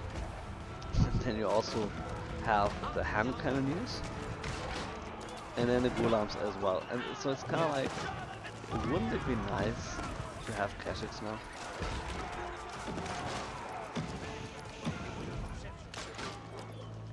I mean, yeah, that's that decision has been gone for like 30 minutes, so we don't really need to talk about that. It's sometimes I just like the hypothetical what ifs, so that's why I'm like, see, this is one of the reasons why I like the Kashyyyk more as a choice.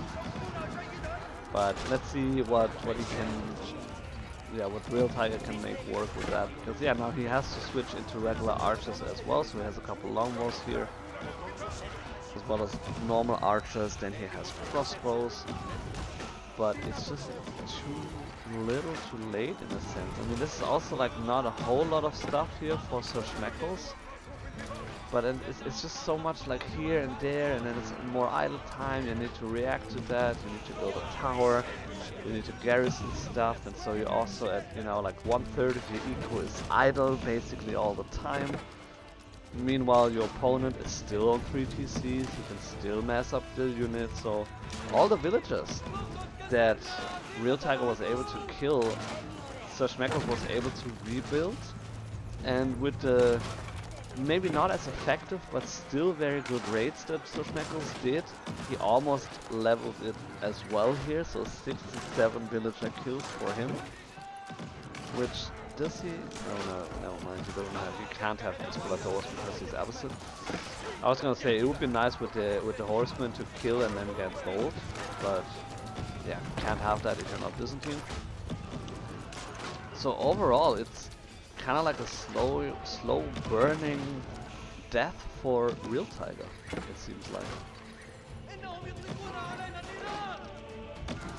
So I don't know if Real Tiger has any real shot at getting back from this. He went up, or he is going up with a 30C to try and mitigate that issue. He tried to get on gold here, but there's a bombard tower here, so there's no gold for him. And now his eco is disrupting furthermore, so he shouldn't have. Yeah, he doesn't have any on gold. He barely has anything on anything right now.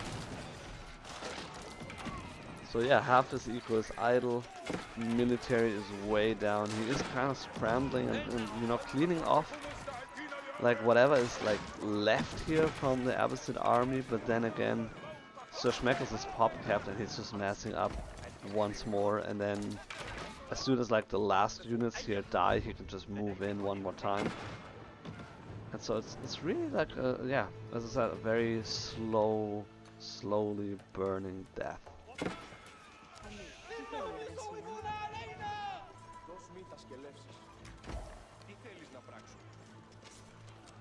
I mean, let's take a quick look. So Real Tiger does have a good vision of like a lot of the map, but at the same time it's also only his base.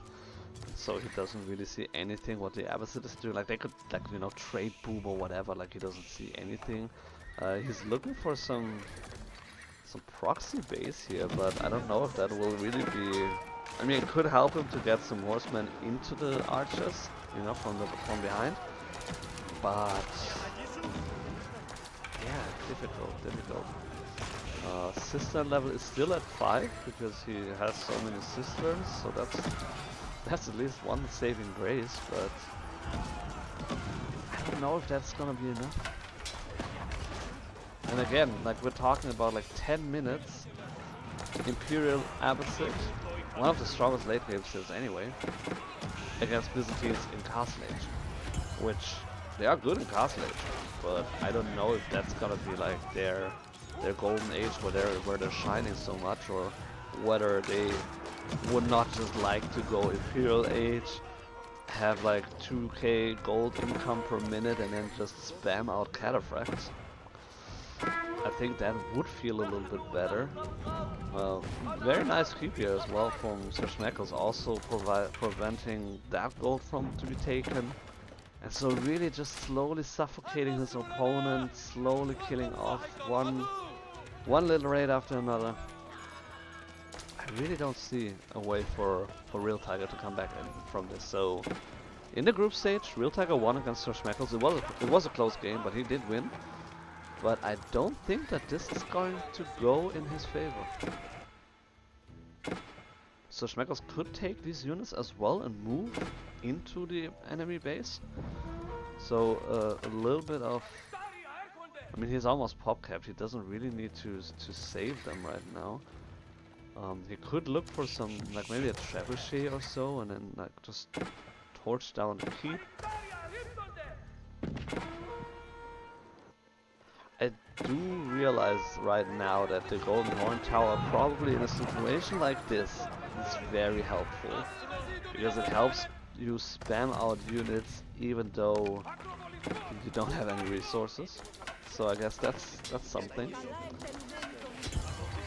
But I'm still, like, you could also argue that with the cistern of the first hill you wouldn't have been in that situation in the first place. So yeah, I don't know. I'll test it. I'll test it out. What more can I say? I'm willing to learn, you know. Like I'm not perfect. I'm willing to learn. I've only been playing Byzantines for a couple of weeks now, so I'm definitely willing to experiment a little bit and figure things out.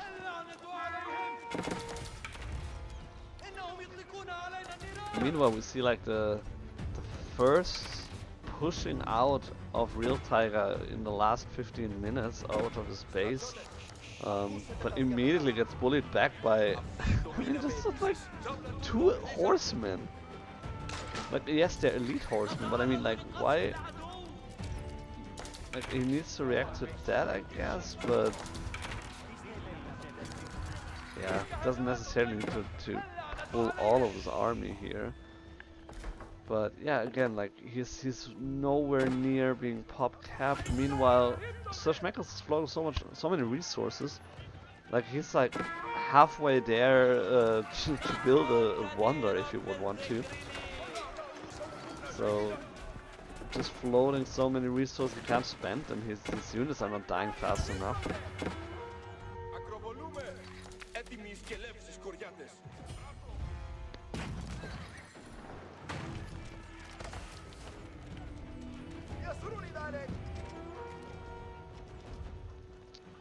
Don't really have any, like, you know, true siege, quote unquote. I mean, the Culverin is doing quite a lot of damage actually. I guess I reworked that too and I forgot about that, so doing a lot of damage here with the Culverin. So yeah, I mean, you could oh, he doesn't have enough wood. That's so painful. He doesn't even have enough wood to repair the Golden Horn Tower.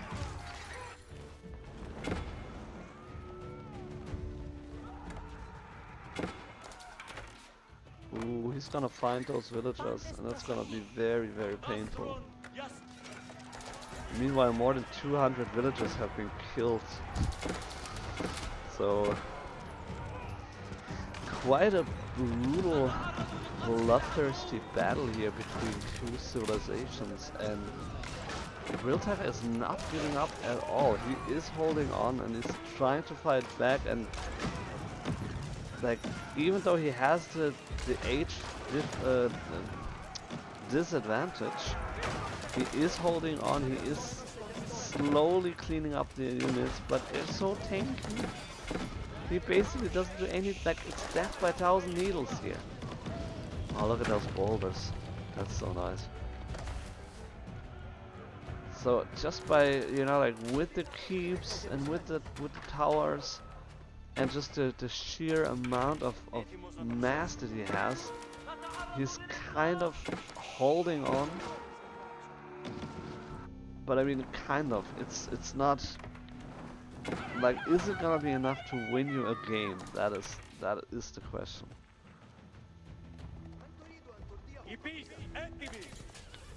Real Tiger with yet again one of his raids, finding a couple. Wow, that was so much damage by the bomber tower. My goodness.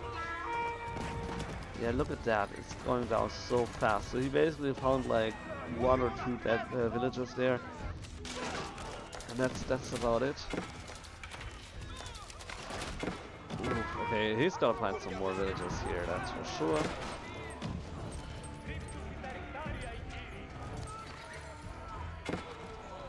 Yeah, look at that. Like, they could just snipe down the cataphract in like 3 volleys. Like, this shouldn't be. This really shouldn't be.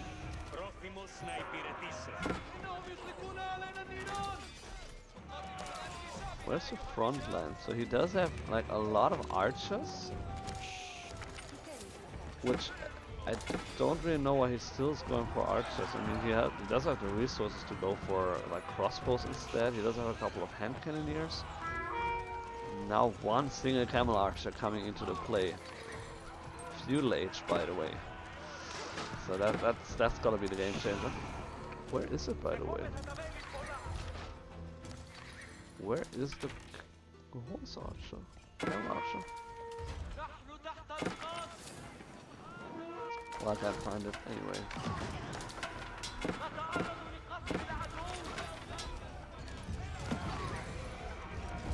Yeah, so like this keep is basically doing most of the work here for Real Tiger's army.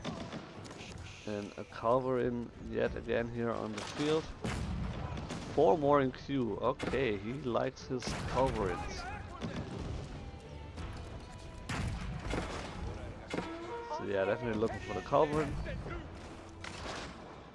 And then he should be very easily be able to just switch down the keep here.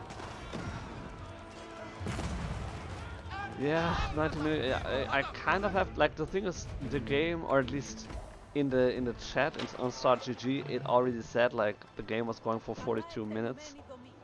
When I was looking at it, and so of course the game not necessarily goes 42 minutes because it's you know, like it starts when they set up the chat and all that. But yeah, like we could be in here for the long run, and Culverin here, because of the vision here, not able to get onto the keep here without actually being taken out. So you would need an outpost here, and then you can see the keep and then hopefully get onto it with your culverins. So 7, oh my goodness. I don't think you need 7 culverins. I mean 3, maybe 5. I don't think you should go for more than that.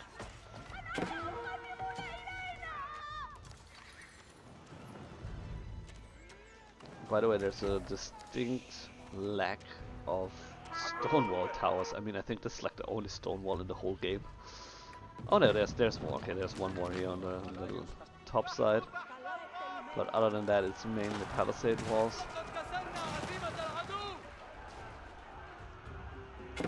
So Real Tiger has started trading actually, which I think it would have been better to the other trade. Let's see, I mean he is getting 43. And now he's coming up with a foreign engineering company, so he is hitting Imperial Age just 50 minutes into the game. And now his trade line has been found. 38 gold, that's really not too great, but then again it's like, well, better 38 than nothing. That keep is finally getting torched, so he could go for this one here, which, okay, Sir Schmeckles doesn't want to have him let him have that trade line. So yeah, he's now torched down 1 TC, he's camping the trade line, so the gold income is gonna drop immediately. And so even though he reached Imperial Age now, that's great. Nest of Bees, I think, is a good response to this kind of army composition. I just don't know if that will actually, you know, be enough here.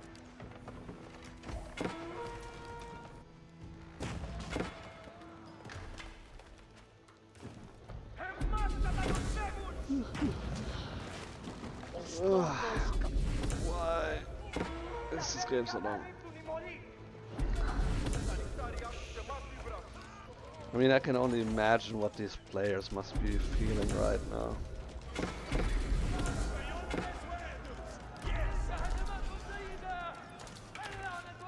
Look at those villagers. It almost looks like they're dancing with torches. And now, yeah, stand right into the fire here. Why are they not dying anyway? Doesn't make sense. I mean, I guess the Shiro Siphon would be extremely broken if it would just torch down, you know, like units that quickly. But it would be quite interesting to see that. And so yeah, now just moving into the base, trying to figure out like where are the villagers, where is eco damage that I can do here, which I do understand why he is doing that. At the same time, I'm just not a fan of, you know, like throwing your units away like that. Not to mention, most of them are super low health by now anyway, just by walking through like, you know, what it feels like 3 heats. And so it's kind of like, yeah, you're doing eco damage, which doesn't really mean anything if your opponent is on multiple TCs. And then you're also losing all your army. But I mean, yeah, well. Then again, he does have the resources to you know, to afford that. He's able to afford that for sure. Do we have? So the thing is also with the gold income, so we're still having veteran horsemen, veteran gulams, veteran limitani, veteran crossbows. We do have imperial, so elite longbows, so that's good. But then again, there's 20 of them, yeah. I guess 20 longbows is nice to have them in that. Oof, that's gonna be the end of that. So many horsemen here for the Abbasid.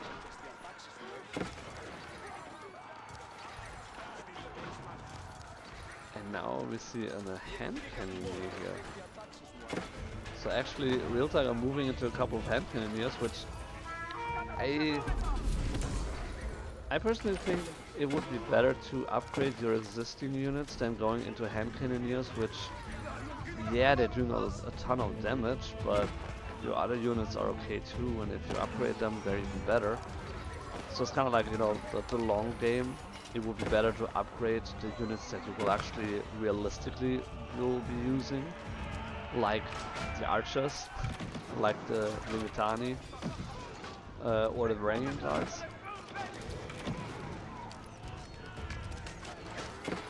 But I mean, at the same time, it's also kind of nice to, you know, go for a unit that you don't have to upgrade, you just get it and it's already elite. So that's also nice.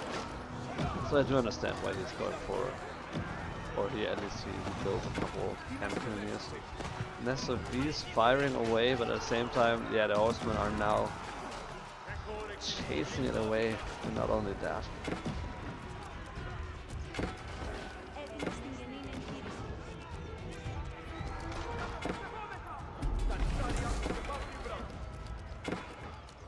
I mean, you would expect the game to be over somehow.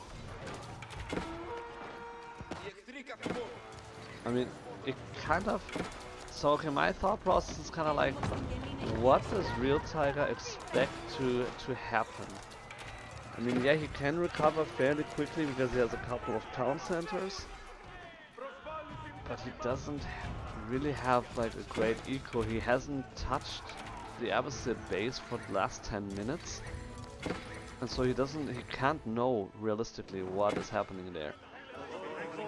And I mean, judging by the amount of resources here, like, yeah, so Schmeckles is kind of lacking gold now too.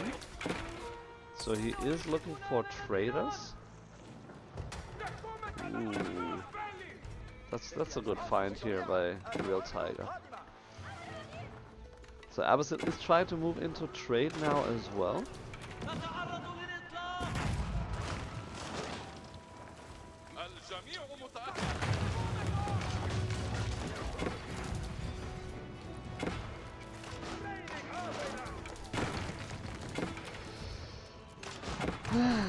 Okay, so Keep is still not up here, but at the same time there's still villagers here standing, so that Keep will go up. And I will, at least for the time being, secure the trade for the Abbasid, which they are at 12 traders right now, with a couple more in queue. And Sacred Victory in 5 minutes as well, so in a sense the game should at least be over at the 60-minute mark. Oh, this feels so sad. 60 minutes.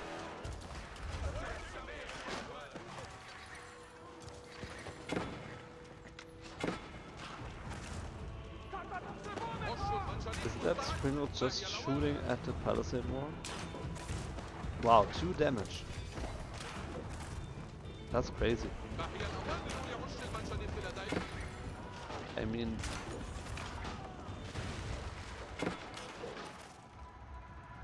Yeah, okay, well, I guess, yeah. Oh, that's fun.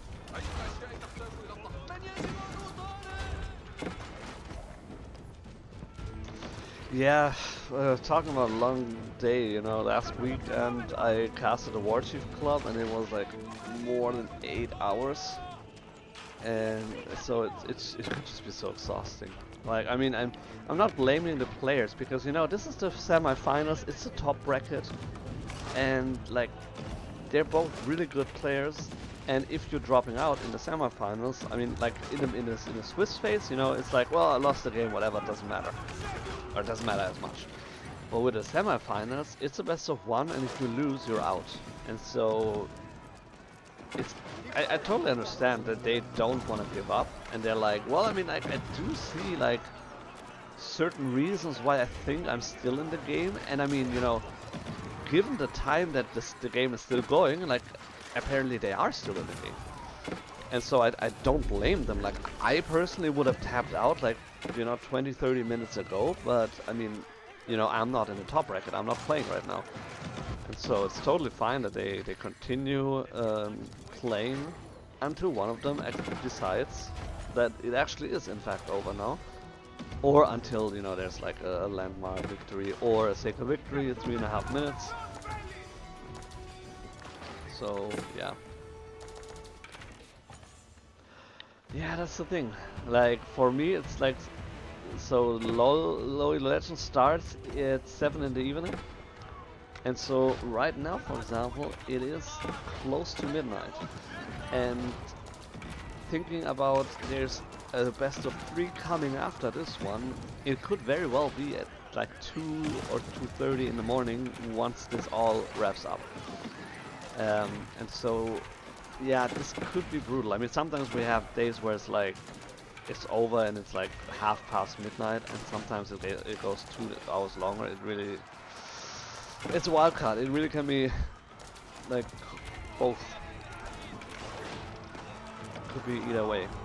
So you just never know. But yeah, again, so victory, sacred victory in 2.5 minutes.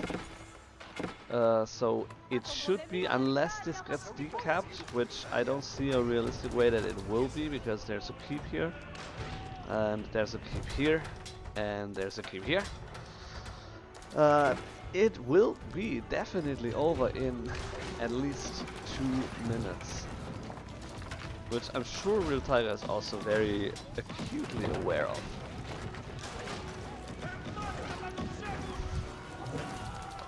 Well, I mean, I don't know. I kind of like any kind of viewers, you know, like good, the bad, and the ugly. It doesn't really matter to me.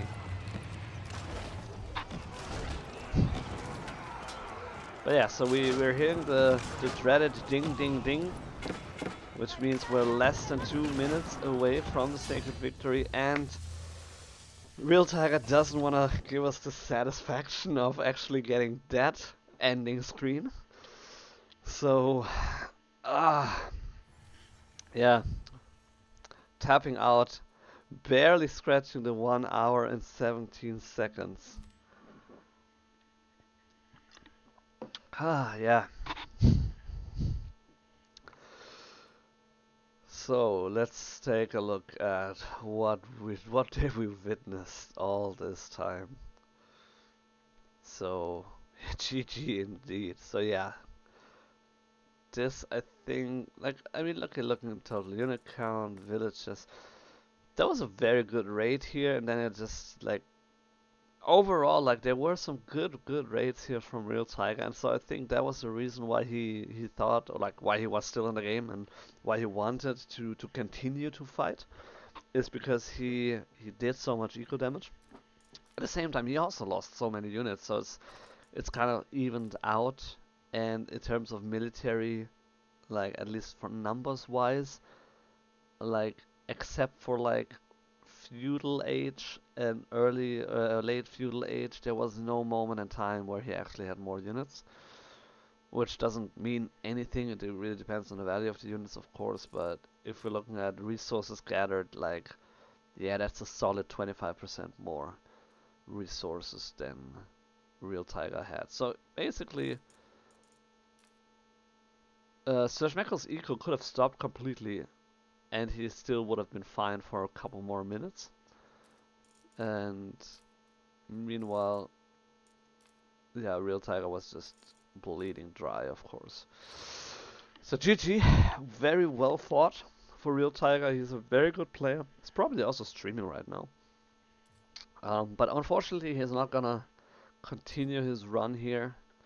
And it's gonna be the end for today for him, and Sir Schmeckles is gonna continue on with the finals. So let's take a quick look at the bracket. So yeah, okay. They already played and won like the first game while we were still wrapping up the semifinals. So yes, so he is in the semifinals against Creepypasta. Pretty funny name if you ask me. Um, let's see. And okay, let's take a quick look at the other brackets. So that was the top bracket. So they're already in the finals. The first one went already in favor of Sir Schmeckles, so they already won the first one. Middle bracket, MountainAle against SeaGate, and they already also played at least one game. And the bottom bracket, Darth Lil J making it, yeah, as we saw, made it to the finals, playing against Soulless Writer, and they also already um, did win one game. But let's see, we do have coaching, so let's take a quick look at coaching. I got all the names. It doesn't look pretty. I hope you will forgive me. But no, stop, undo. This is not the real one. Can I just? Why can't I just change the names here?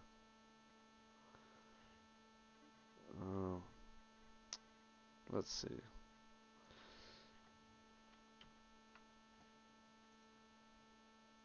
Yeah, this is cool. This guy hasn't even played. Dun, dun, dun.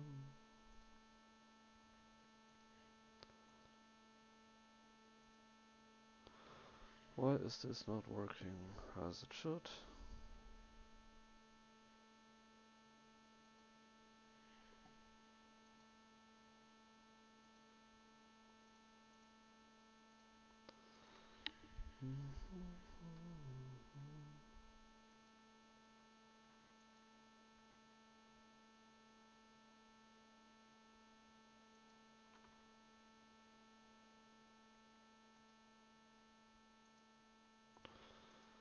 Oh, I wish that would just work. Okay, we'll just do it this way then.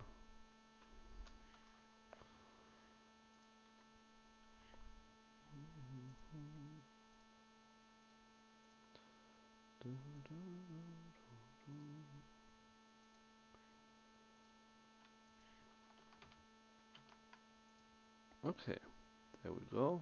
I just need to.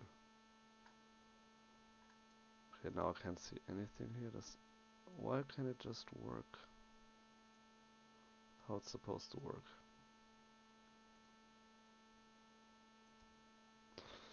Well, okay, we can still see who's gonna win it, so just do it for now. So, coaching for Askeladd is gonna be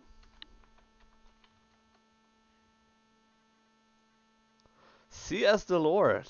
Wow, I'm almost positive that Askeladd already did coach him one time.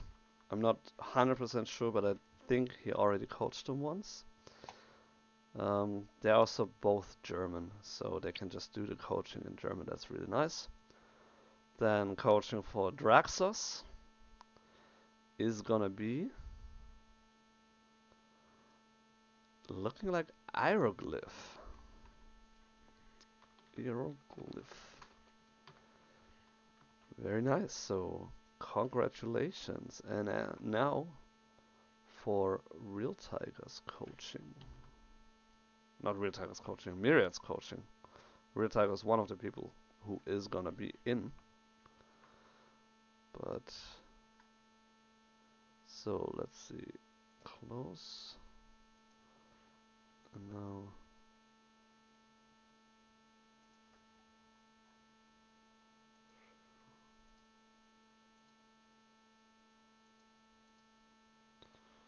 let's see.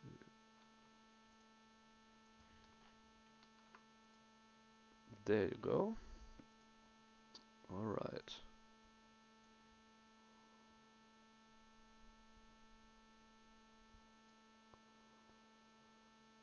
Ooh.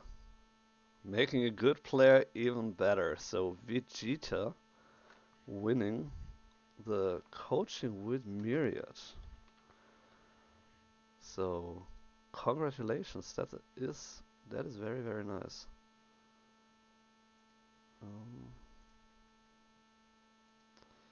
Wait, there it is.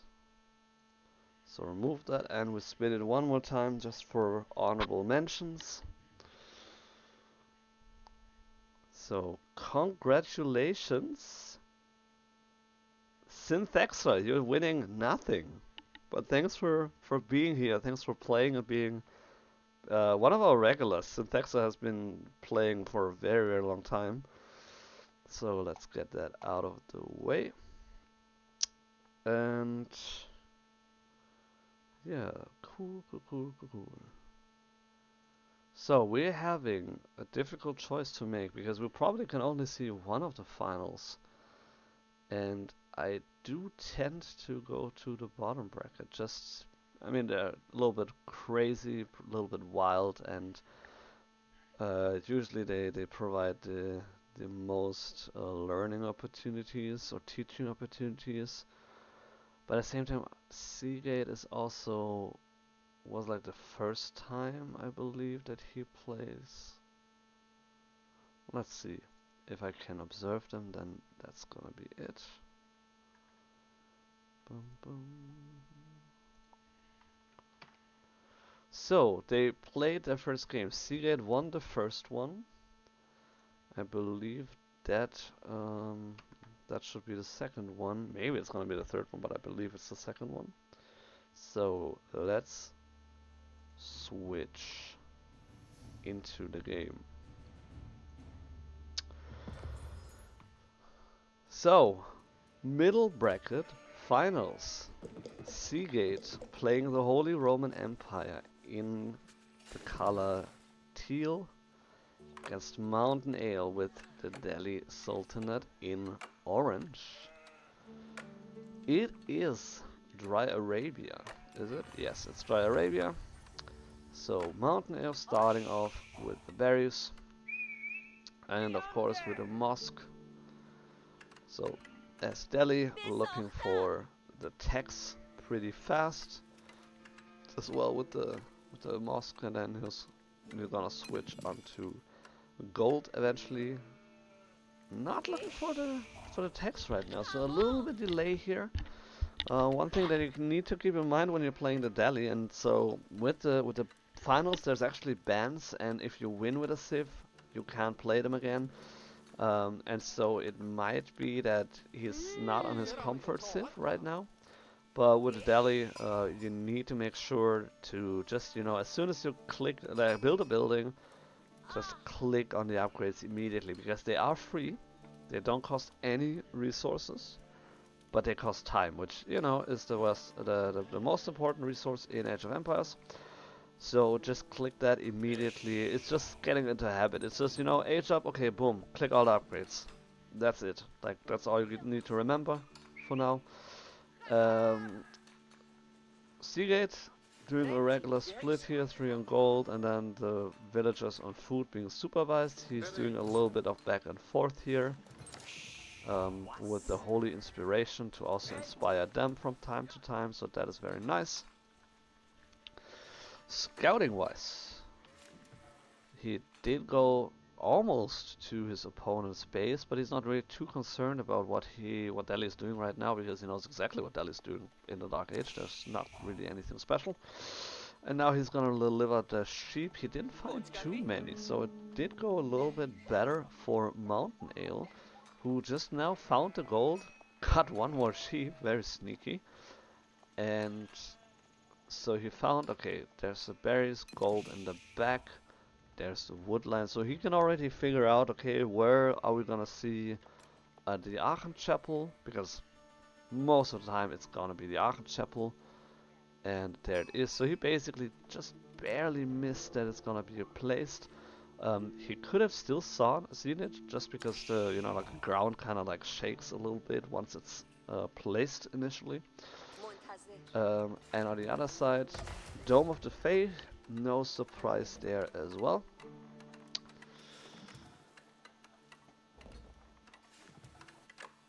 So, Aachen Chapel only covering the wood line, so nothing other than that. So it's not, like between the berries and the gold. It's not between the stone and the gold in the front here. I mean, that would be kind of risky as well. It's not like, here with the deer pack, with the gold, it's only covering the wood. Which means you need to, like make it pay off actually. Because Aachen Chapel is a very, very nice, I mean, it says a religious landmark, and that's true, but it's also a very good economic landmark. And so, yeah, just need to make the most out of it. In general, it's nice. It's in the back. You can, build your farms around it. You can also wall it off here, and then it's safe against the Ghazi raiders. So Dry Arabia, pretty open map as well, so difficult to really make that work. Outposts being placed on the gold immediately, even before your opponent is reaching feudal age, so he's definitely respecting the Ghazi raiders.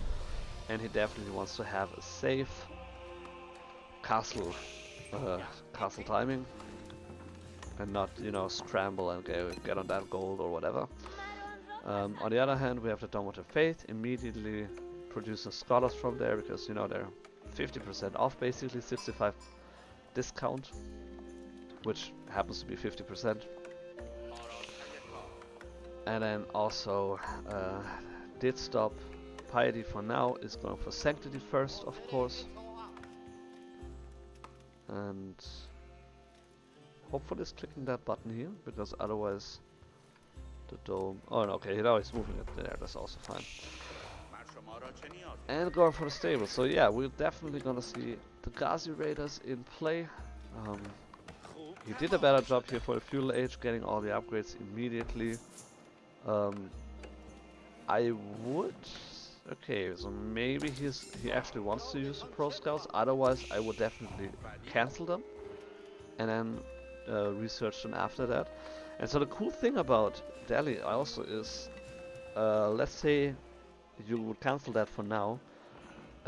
With other civs you get the resources back, but you also have, if you start it again, spend the whole time again. In this case, for example, 45 seconds. With the Delhi, it actually kind of saves that progress. And then it picks up where it was left off. So it actually is worth it starting to research something, even if you know you're gonna cancel it in a minute, because it's still, you still won a minute. So just nice to know. So yes, what is that shuffle here? Okay. Kind of looked like it was spazzing out there, but that's sometimes just what happens.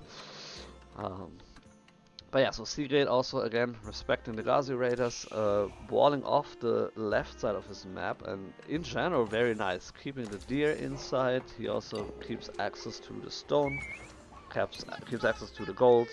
Then there's the berries as well. And for the very unlikely case that this will ever matter to the HIE, also securing the trade posts. So overall a good initial wall here.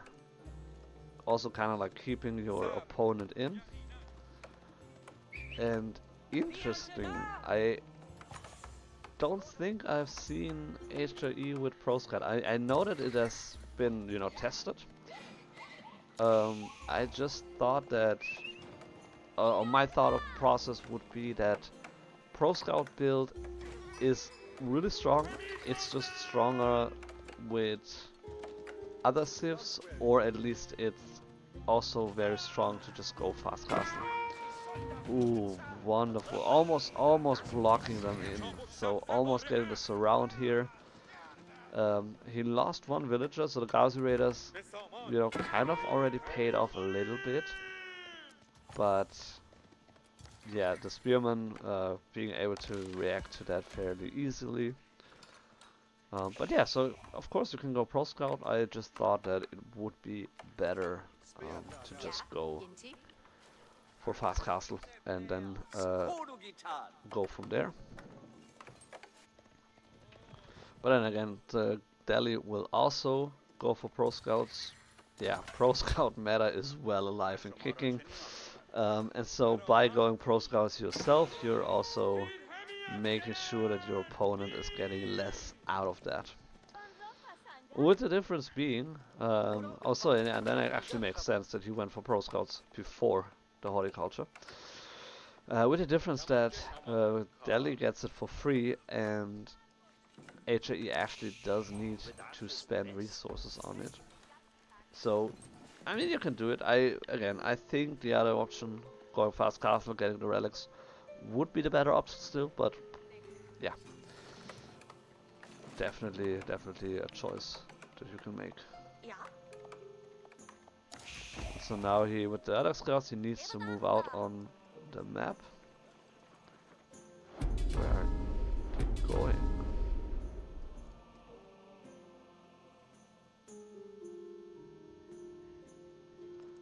Why are they moving towards, like, shouldn't they just deliver it here at the town center? Very strange. Oh no, okay, now that, oof. Great stuff, just delivering here. Oh, yeah, that's strange. Usually they should just, yeah, deliver it to the town center.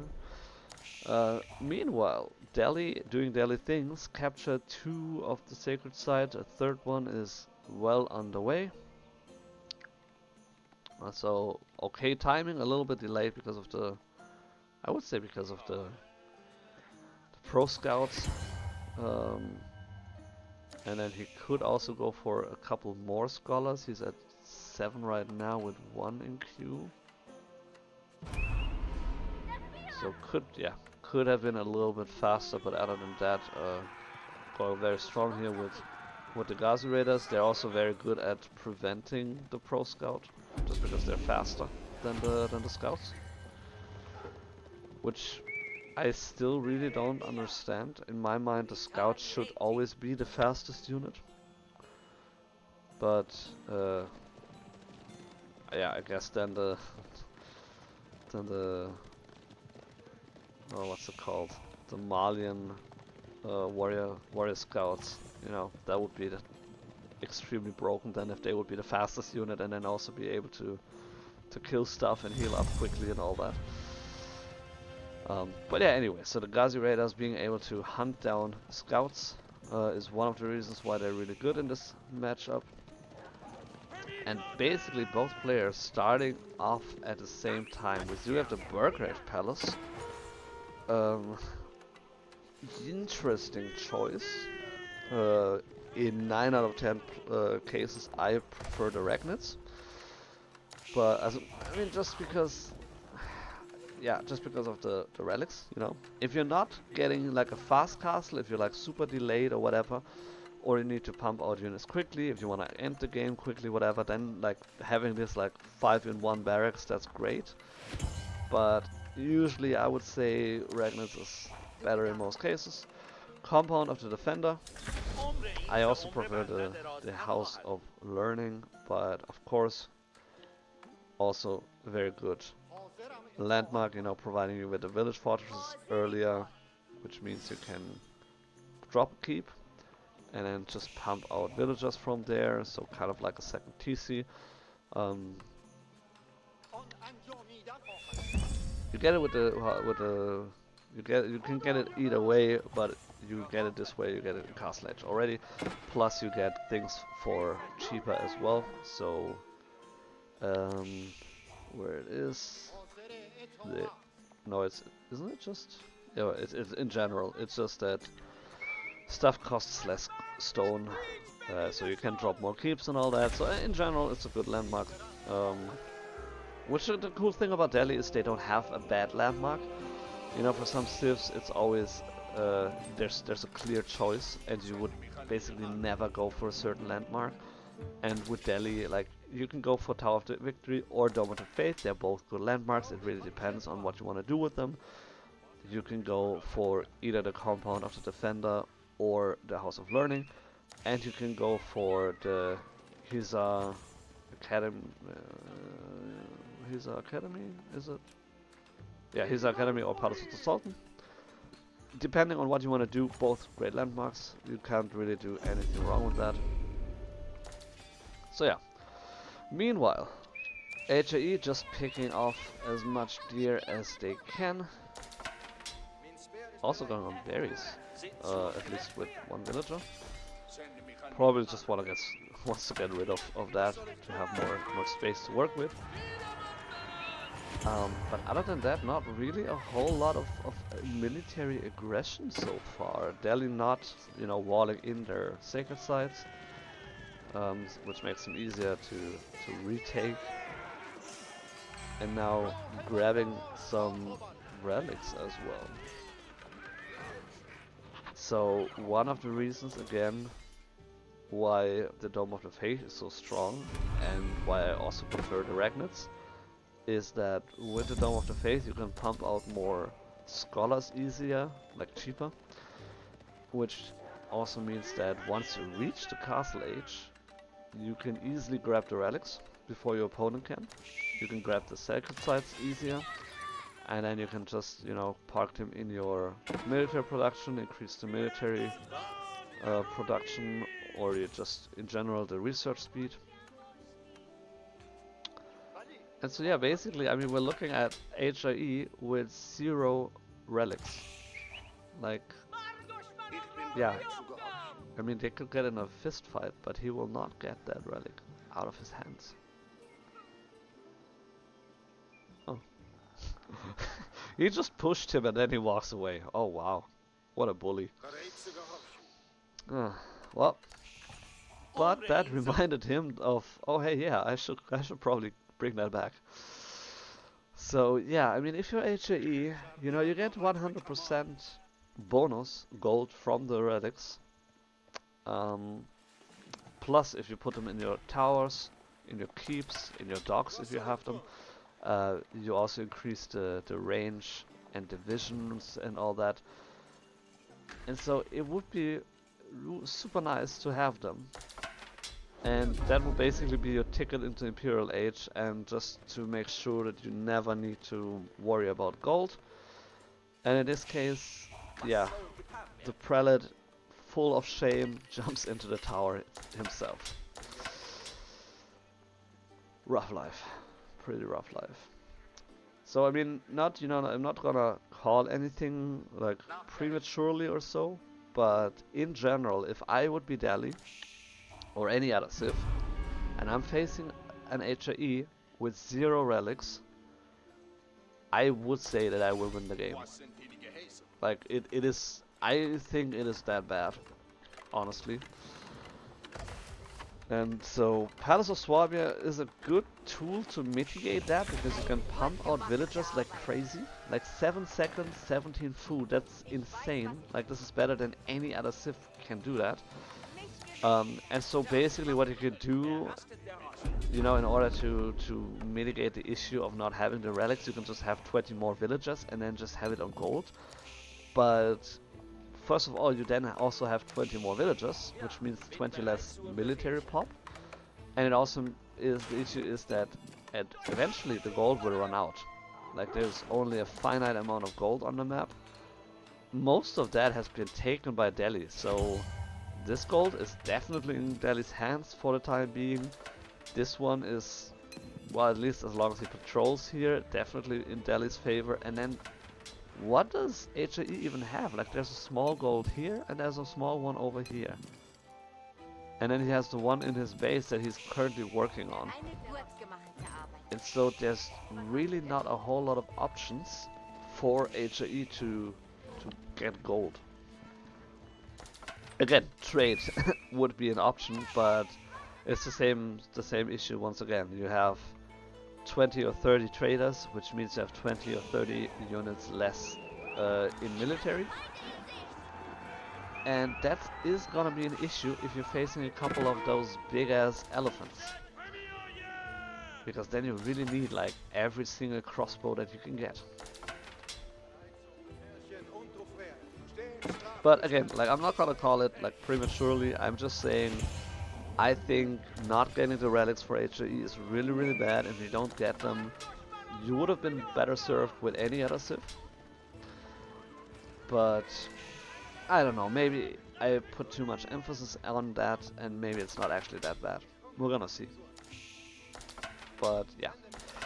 The thing is also, Delhi, one of the strongest Civs, if not the strongest Civ right now on land maps. And then in possession of 3, or at least, I mean, they're competing right now, but like 2 out of 3 sacred sites, all the 5 relics. Farm transition on the way right now.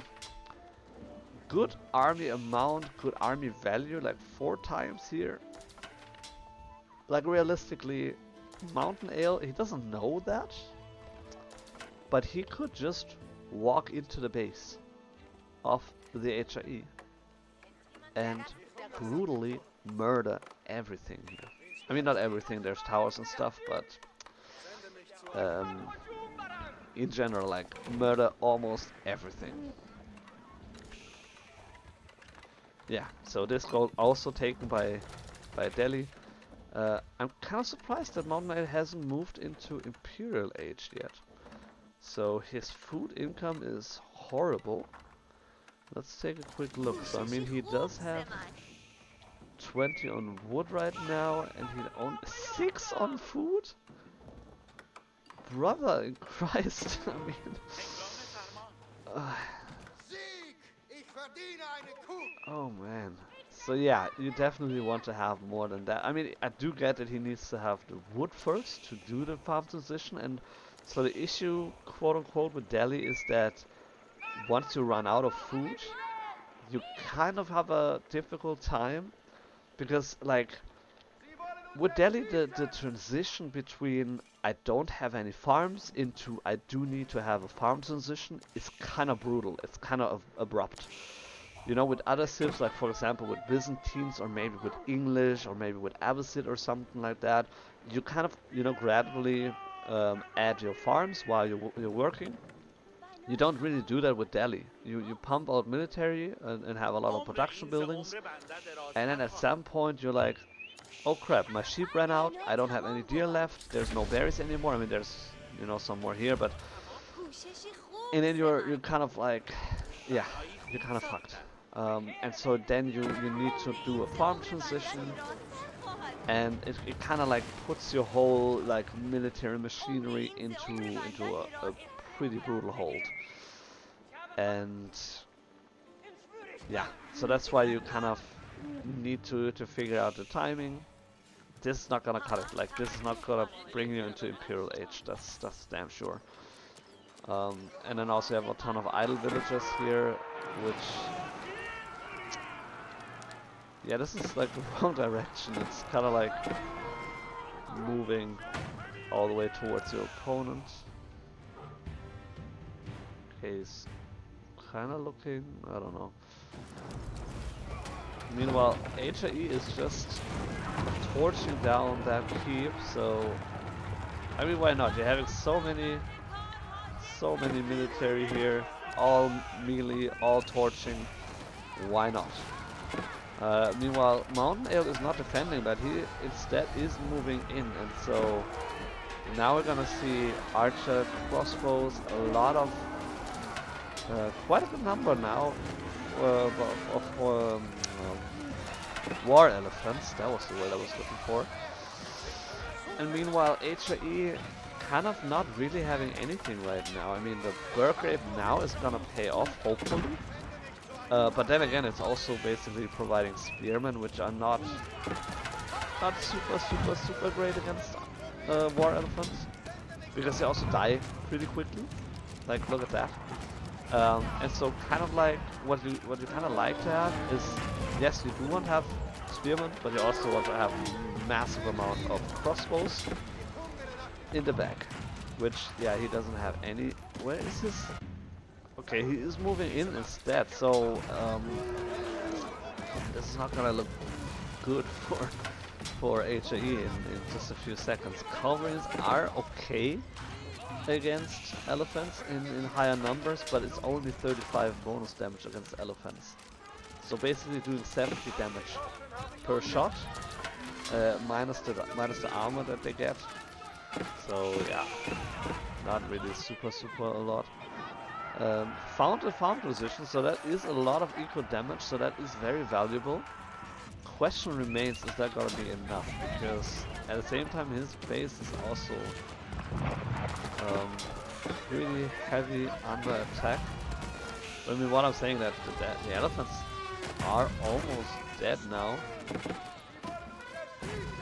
Did MountainAle just throw the game? And is he going to lose with 7k gold in the bank? Find out next week on ABC. Just kidding. That was so fun having like a Low Elo Legends TV series on kind of, I don't know, like a major TV series network.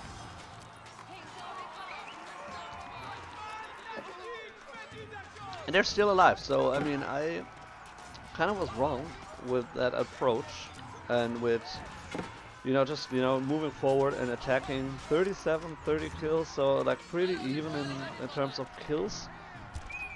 But the kills, the villager kills, or rather the villagers that SeaGate loses, don't mean anything to him because he has the Palace of Swabia, and they're still alive. This is insane. So yeah, that was actually the good call. Instead of, you know, moving all the way across the map, just continue with your attack and hope that your reinforcements will eventually clean up the army of Delhi. And Delhi doesn't have, yeah, right core. That's hilarious. It's like the tower war here. I I mean, I've played tower defense in my fair share in my life, but that's a tower defense. That's cool. Not exactly the traditional sense, but yeah, this is insane. Like this looks pretty fun. But they're still alive. Oh my goodness. Okay. So yeah, so SeaGate in Imperial Age, that attack really paying off. Didn't really lose a whole lot here, and again, like it doesn't really mean anything if you're having the Palace of Swabia. Like he could actually just stop producing from his normal town center. He doesn't really need that anymore. At the same time, we do still have the victory, the sacred victory approaching, so there is still a good victory condition for MountainAle, even though he kind of threw the game earlier on. And you know what? If I see that gold amount climb any further, I'm gonna flip that table. Did he just sell 10,000, 9,000 gold? Oh my goodness, that was a very expensive Imperial Age. Like he just spent, oh my goodness, oh gosh. Yeah, oh my goodness. Well, that was pretty brutal fight in his, like in either base, but especially in the Delhi base. And yeah, that's the thing what I was like explaining earlier with the Delhi farm transition. It is so difficult to figure out the timing. I think playing Delhi isn't even that difficult. Like in terms of getting the text fast and all that, and figuring out the unit composition and whatever. So I think it's fine to play. I think the difficult thing for Delhi is figuring out like how to do the farm transition and macroing like properly for that. Phew, wow. Okay. Well. Yeah. I think he legit threw that game. Like he could have won the game, and I think he butchered that a little bit.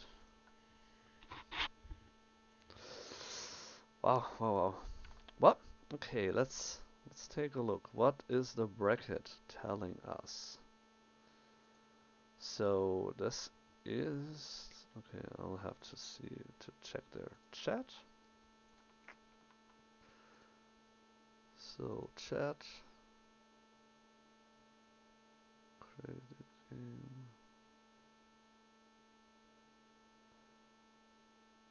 Okay, that was their second game. They played on Rocky River first. They did ban Sandreave and Nagari, so that is very sad. Oh well. So we won't have a water map best of 3 here. Um, but yeah, so let's see. They should probably be.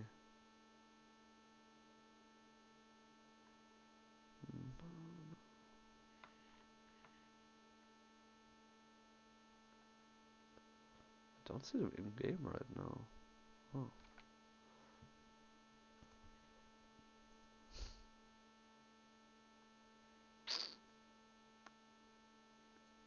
Well, I don't know. It seems like they haven't started the next game. They haven't chatted about the next game. It's very strange. Okay, so let's switch it over to the other brackets real quick while we're at it. So the top bracket, I believe, is already done. So Schmeckles taking it 2-0 against Creepypasta. And alright, I mean if they won the first game and then the second one. Oh, that's why, okay. But yeah, so top bracket, so Schmeckles taking it 2-0. So congratulations. Very strong performance. I really liked your games. And so, oh yeah, that was middle bracket. Let's take a look at bottom bracket if there's anything there.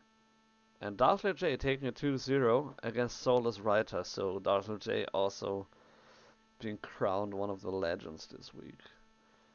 And so, okay, so help me out here. MountainAle, did you win 2-0? Or like,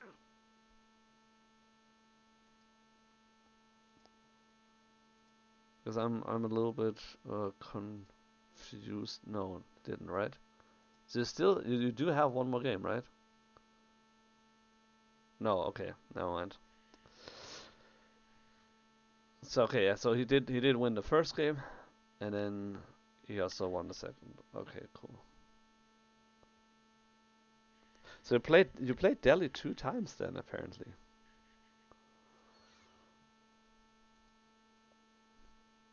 Oh well.